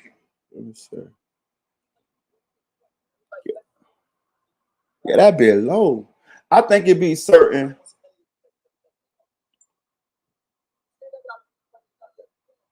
You don't know what, I ain't gonna play him. You out of there, Ostino. He out of there. I don't know what it be. It be some. Okay, so it be. I guess it be some audio on different videos because I can't hear his motherfucking ass either. So how I check it is I play it on my phone. And if I can hear it on my phone, then that lets me know that it's coming through clear to possibly your devices when you hear it. But I can't hear it either. But just go look at this interview if y'all got time. It's the one where he says, I have no respect for Charleston White. So I'm going to just have to narrate this motherfucker for him. He said that when he saw Charleston White disrespect Gilly's son, he said he lost all respect for him then. He said he understand that Charleston White be saying wild shit. He said that's what works for him. You know what I'm saying? But he said he don't respect it because it seems like all he does is get on the internet and say the most outlandish shit to get views and shit like that. And then he'll say some shit positive, but he'll contradict himself in the next couple of videos or whatever. And he right, man. Like when you break it all the way down, I don't have no problem with Charleston White at all personally, but this guy broke it down the best I ever seen somebody break it down about Charleston White. He's right. He said that you remember when Charleston White dissed Nipsey Hussle and then came back and said that now I ended up learning about Aramis, so I'm not dissing Aramis, I'm dissing Nipsey and that, you know, and I learned about Aramis and all that. That was bullshit. Nigga, you talked about Nipsey. Nipsey and Aramis is the same motherfucker. You see what I'm saying? And a lot of times we fall for the okie doke from Charleston White because Charleston White does say positive shit. He said some good shit sometimes, but he turns right around and he contradicts himself in the next couple of videos. He'll tell you he done raped women. He'll tell you he fuck these hoes, fuck these niggas, this and that there. Then he'll tell you for the kids, but then he'll say fuck them kids and kill them bastards, and them bastards got guns. And he is all over the place. And what he done allowed us to, listen, it's a great trick. And if you sit back and you got a little sense and you sit back and watch the whole play, he done fooled us into into accepting the shit that he say because he done told us that it's a character. Man, ain't no motherfucking character. That's partly who you is. Know what I'm saying? That's why, because think about this. It ain't a rhyme or reason to it's some shit have a rhyme or reason to what he do. But some of that shit just emotional reactions to other people, to people who offend him. You see what I'm saying? You'll cuss out Aiden Ross and call him a Jew this and Jew that, and then you'll tell us that you'll never want to do no business with him, but then you'll turn back around and you'll do business with him. You see what I'm saying? Everything that he done said or showed us along the way, well, most of it, not all of it, but most of it, like 90% of it, he done contradicted himself later on with his actions, right? Now, I don't have a problem with Charleston White. Trust me, I don't at all. Like, I actually like him. But I know what I'm looking at too. You know what I'm saying? I know what he is. You know what I'm saying? Or what he shows me. Therefore, I would know how to have dealings with him. What he says don't offend me. You know what I'm saying? But I do see how it could be offensive to a lot of other people. Now, back to what Oshino said. He said when he seen Charleston White disrespect Gilly's son, he right then he lost the little bit of respect for him. He lost it right then. And he said that nobody that he know, no real man that he knows talks like that. None. And I agree. Listen, when I saw Charleston White talk that shit about Gilly's dead son. Now, this is how it started. Some DMs surfaced of Gilly talking shit about Charleston White, saying that he was a clown and this and that there. Charleston got offended and then went to talking about Gilly's dead son. Listen, let me tell y'all something. That is way too much. But you can't tell nobody how to beef with you either now. You can't tell nobody how to react to you disrespecting them. You can't tell them that. But you also got to understand that when you're doing certain things, don't lose your soul trying to go to war or to fight a fight with somebody else. You see what I'm saying? Don't lose your soul in the battle, right? You get what I'm saying? It ain't rules, but it is rules. And the rules is for you. Know what I'm saying? Like, okay, case in point.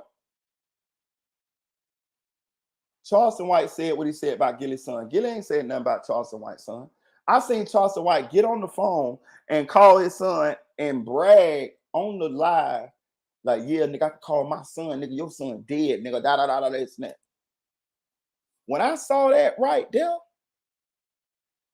that let me know that Charleston either don't know or either he so emotional till he forgot or he just fucking lost. But right then, when Charleston White got on that phone and talked to his son, like, and mocked Gilly for Gilly's son being dead, right then he let all the demons, all the devils, all the bad spirits, all the karma, all the bad energy, he let that shit right into his house. He let that shit right into his house so that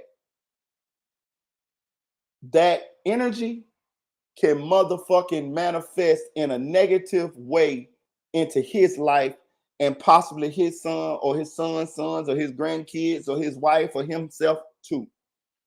Gilly said nothing about no death of your son or death of you or nothing. He was talking about you being a clown. You could have said that nigga Gilly a clown. That nigga Gilly this, that nigga Gilly that. You could have said that. But what you did was you went immediately to where the devil wanted you to go to talk about Gilly's dead son. Therefore, allowing the devil to walk across your doorstep into your house to give you all the karma that you deserve for saying that right there. Right then, Charleston, let the devil win. You see how the internet happens? You see how the internet will do you? That's why you got to always be thinking on this motherfucker. And I'm telling you, it'll get you. The internet tricky. I done got called a couple times. Fucking around on this motherfucker. Motherfuckers getting me mad and shit like that though. But you ain't never hear me diss a nigga son though. You see that? Ostino told Sean Cotton, he said, listen, Sean, me and you can have a hard down beef. He said, it ain't nothing you can do to me to make me diss your children, to say something about your children. He said, my problem is with you. He said, I might want you dead, but your children ain't got nothing to do with that. And especially if you done lost a child. I agree. I don't fuck with that nigga. You know what I'm talking about. But I ain't gonna never say, I ain't gonna wear a Free Melly shirt. That man son ain't got a motherfucking thing to do with the reason why I don't fuck with him. I might want your daddy dead, but you didn't. I still don't believe that you deserve what happened to you. See, that comes with somebody like me who got morals, character, honor. And I understand how this thing called, some of how this thing called life works. See, when you do certain shit like that, it allows the karma to come back to you. Now, let's take, for instance, what old boy allegedly said about my peoples, or what he alleged that I did to my people's place of rest. He brought karma on himself by doing that. Marita always been standing at the place of a righteous motherfucker. You molested your daughter. I read the paperwork, nigga. I don't fuck with you. You can never be a real nigga. You can never be me. You're gonna die in shame no matter what you feel about yourself. That's on your record. That's on your jacket. That's worse than snitching on a nigga. That's worse than killing a nigga. You're gonna die 1,000 deaths. You can never change that. That shit in black and white. There's nothing you can do. You can get mad. You can kick up dust. You can fight everybody you want to fight. You can fight yourself. You can fight the walls. But you did that shit. That shit in the past. You gonna forever die a child molester. Fuck nigga. You need to be mad at yourself. It's nothing you can do from this point that's gonna make you not die a child molester. You feel me? You got to live with that, so you can get on the internet and you can rant, you can rave, and you can do all of that. But it remains, when you look in the mirror, you is one of them, fuck nigga. So I ain't lost now. I ain't took now L nowhere. I'm still the same righteous nigga Marita that I've been. The only thing you did was let me trick you into showing the people that you're not a sympathetic father and you was a fucking monster that preyed on your own fucking daughter. That's the only thing you did. You could never outthink me. Nigga tried to that's what I keep trying to tell y'all, bro. Nigga tried to, come down here and fight. Oh, nigga, what the fuck I look like, nigga? A motherfucking fool?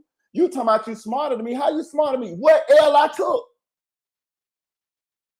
What L I took? Not one.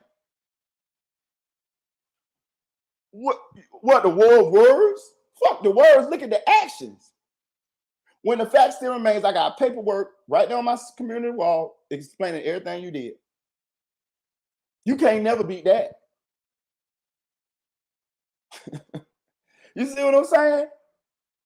Everybody know, and not only that, I got video of you saying that you didn't even know your son. You said that. See what I'm saying? So now we have proof that you was an absent father and you was a chomo. You did that shit to your daughter. It's in black and white. That's 1,000 deaths, fuck nigga. And it's all over the internet. Now, that still won't make me say nothing about that man's son though.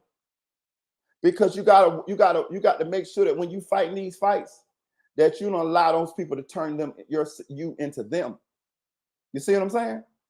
See, they don't know no better because they already immoral, low character people who will do anything when the sun go down. That's why they're capable of doing these things. You see what I'm saying? So that's why when they act out this way. That's why Charleston White was able to go directly to Gilly's dead son. Because this is the type of person that you is.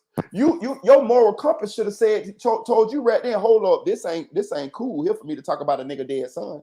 You so goddamn lost that you don't even realize that you speaking on that man's son could cause you to lose yours.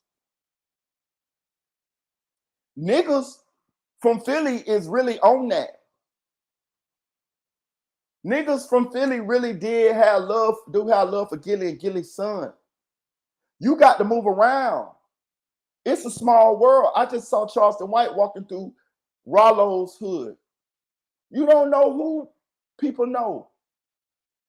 It's a small world, boy. I tell you no lie, boy. You see how niggas just called Mimo 600 to do a feature and goddamn, they shot him and beat him up. That's all the nigga, what these niggas do. Now, you know what these niggas do nowadays? Niggas will book you, and they've been doing it. Niggas will book you to make sure that you end up in a certain spot so they can motherfucking get your ass up out of here, boy. That's the same as putting a bag on you. Niggas will book you $10,000 and have some niggas laid outside waiting outside that interview when you come up out of there. Niggas will get you out of here for a good $30,000, $10,000 to book you for the interview, and $10,000 a piece for the two niggas that's gonna run down on you. And you gone. All because of some shit that you said out of your mouth. Some disrespectful shit. These people got to pay attention and watch out what they saying and what they doing. Now, I'm going to say this. Some people be mad enough to mean that shit. I ain't even, you know what I'm saying? You know what I mean? Sometimes you get me mad enough that I be really motherfucking mean. Like, I really mean what I say. But I also be cognizant of what I say. You know what I'm saying? If I tell y'all, I try not to do that type of shit, but I do get crazy sometimes. If I tell you I want your ass up out of here, I really want you up out of here. You know what I'm saying? Like it ain't no, I ain't gonna say it if I ain't what it is. You know what I'm saying? For real, for real. And it's whatever. When you see me or however it go, I'll be ready to die too. See, that's the thing. Whenever I go through it with a motherfucker, I'll be ready to die too. You see what I'm saying? Like, motherfuckers be like, motherfucker don't do nothing to me. Nigga, you don't know that. You don't know that. Let me show y'all something. I'm sitting right here doing this video right here, right? I'm doing this video right here, right? How one of the niggas that I was, how the people that how does anybody know who I'm in opposition with? How they don't know that I'm sitting in my motherfucking car down the street looking at them while I'm on this live? How they don't know that? I could be. How they don't know that? How they, if I know where they at, how they know that I ain't been where they at and been through where they at and done saw them slipping or lacking? How they know that? See what I'm saying? These people be doing a lot of talking and a lot of, you know, whatever, but they just be begging to die.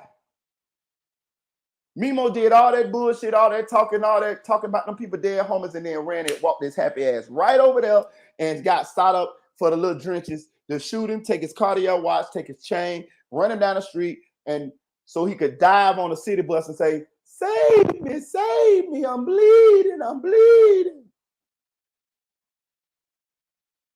Man, don't be believing these niggas, man. A lot of these niggas just be talking because it's a crowd, and a lot of these niggas be lacking and slipping, and a lot of these niggas be underestimating the people that they get into it with, and that's how they motherfucking meet their demise. Or even if they don't underestimate them, sometimes it just your day. Sometimes you could smash the gas on a nigga and it's your day. Bankroll fresh got motherfucking murdered got killed because he jumped on a nigga at the studio. The nigga, they beat the nigga up at the studio. The nigga ran out the studio, got in his car, drove off. When he drove off, Bankroll Fresh them came out the door, started shooting at the nigga car. The nigga shot back 1 or 2 times, and one of the bullets ended up killing Bankroll Fresh. A fluke ass shit and killed him. The nigga didn't even go to jail. The nigga did a Vlad TV interview. It was his motherfucker. It was Bankroll Fresh motherfucking day. That's the shit everybody don't want to talk about.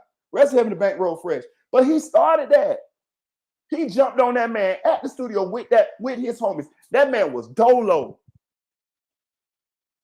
Beat the man down the stairs. The man got out the studio, jumped in his own car, hauling ass. Bankroll Fresh got out, jumped out, stood outside the studio, shooting at the nigga car when the nigga was leaving. The nigga shot back, and one of the bullets killed Bankroll Fresh. Didn't shoot, didn't kill, didn't hit nobody else or nothing, and killed Bankroll Fresh. The nigga didn't even go to jail. The nigga say he didn't even know Bankroll Fresh was dead. He said he got a phone call or some hours later, and people said Bankroll Fresh was dead. He didn't even know he killed Bankroll Fresh. The nigga didn't Bankroll Fresh. The nigga didn't go to jail. They got cameras outside the studio showing Bankroll Fresh shooting at the man's car as the man was driving away. Self-defense. I keep telling y'all, man, you gotta think about all this shit when you getting into it with niggas. You might be bringing forth your own demise, my nigga. Might be your motherfucking day, my nigga. Know what I'm saying? Don't get tricked off your square, my nigga, thinking you gonna come out on top. See, that's what I keep trying to tell y'all. When I get into it with a nigga, I be ready to die because I know it might not come out the way I'm thinking. You feel me? See, that's the difference. That's the difference between me and people like me and other people. When I get to that level, I don't be caring about living no more. You feel me? Like, I understand I have family and kids and all that. It be fuck all of them. I'm just keeping it real. It be fuck all of them at that point in time. I be just that hot. And I don't know if people understand that level. I don't know if people understand that some of us are be feeling that way. Some of us are willing to go there. You know what I'm saying? Because really what it's all about is who willing to go to what extreme. You know what I'm saying? And I don't think that a lot of people understand that. And you goddamn sure should. That's all I'm saying. That's all I'm saying. For real, for real. Because a lot of niggas just be talking.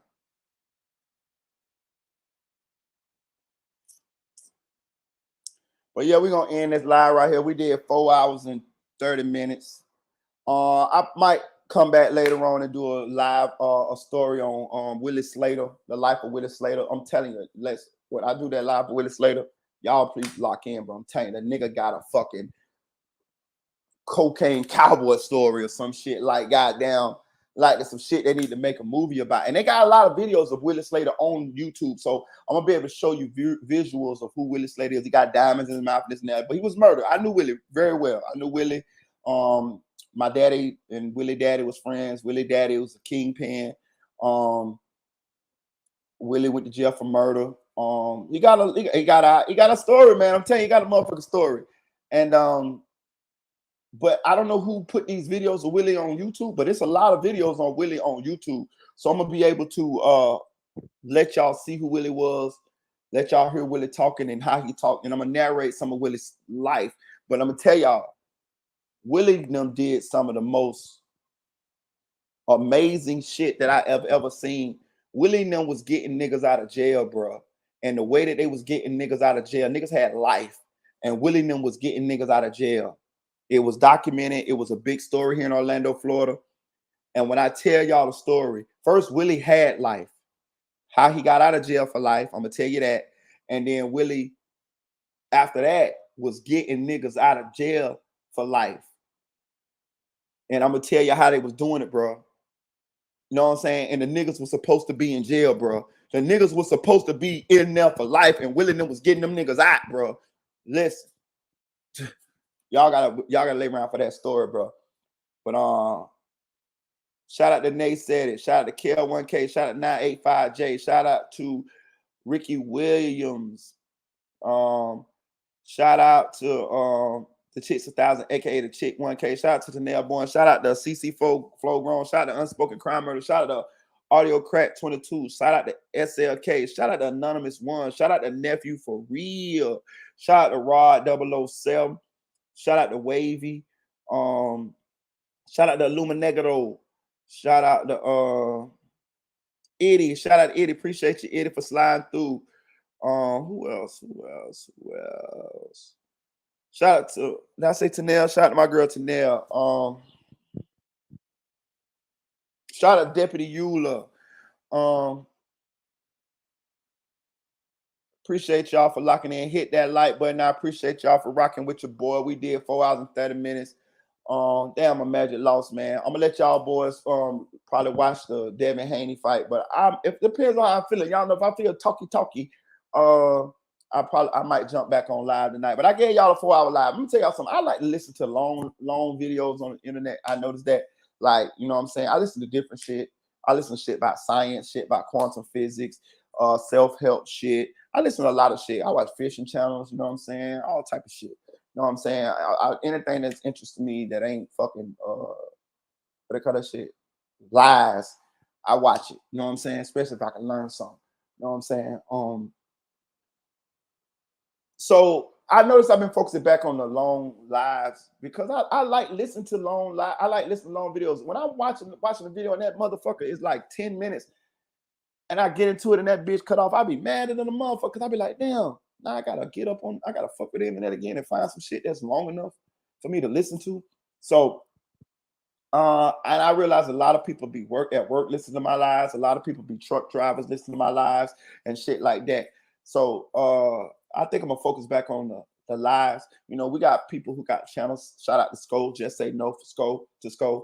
And a lot of their channels is just built on lives. And I like doing the lives, man. It's easier for me to talk. I can edit, you know what I'm saying? I'm gonna drop y'all some short videos, you know, here and there. Don't get it twisted. I'm not gonna ever just stop dropping short videos, but I like doing the lives, y'all. You know what I'm saying? My channel's kind of built up off of lives. You know, I think I got one of the YouTube records. My YouTube record. I went live for like 17 hours straight when the Melly trial first started. You know what I'm saying? I done did 10-hour lives, 8-hour lives, 5-hour lives, just a 4-hour and 30-minute live. I could have kept talking. You know what I'm saying? It's more easier for me to do. But I'm gonna be giving y'all more lives, more consistently. I appreciate y'all for locking in with me. Please hit that like button. Please hit that share button. Please subscribe to the channel. Please hit that cash out, man. And y'all have a good day. Happy 420. Chill.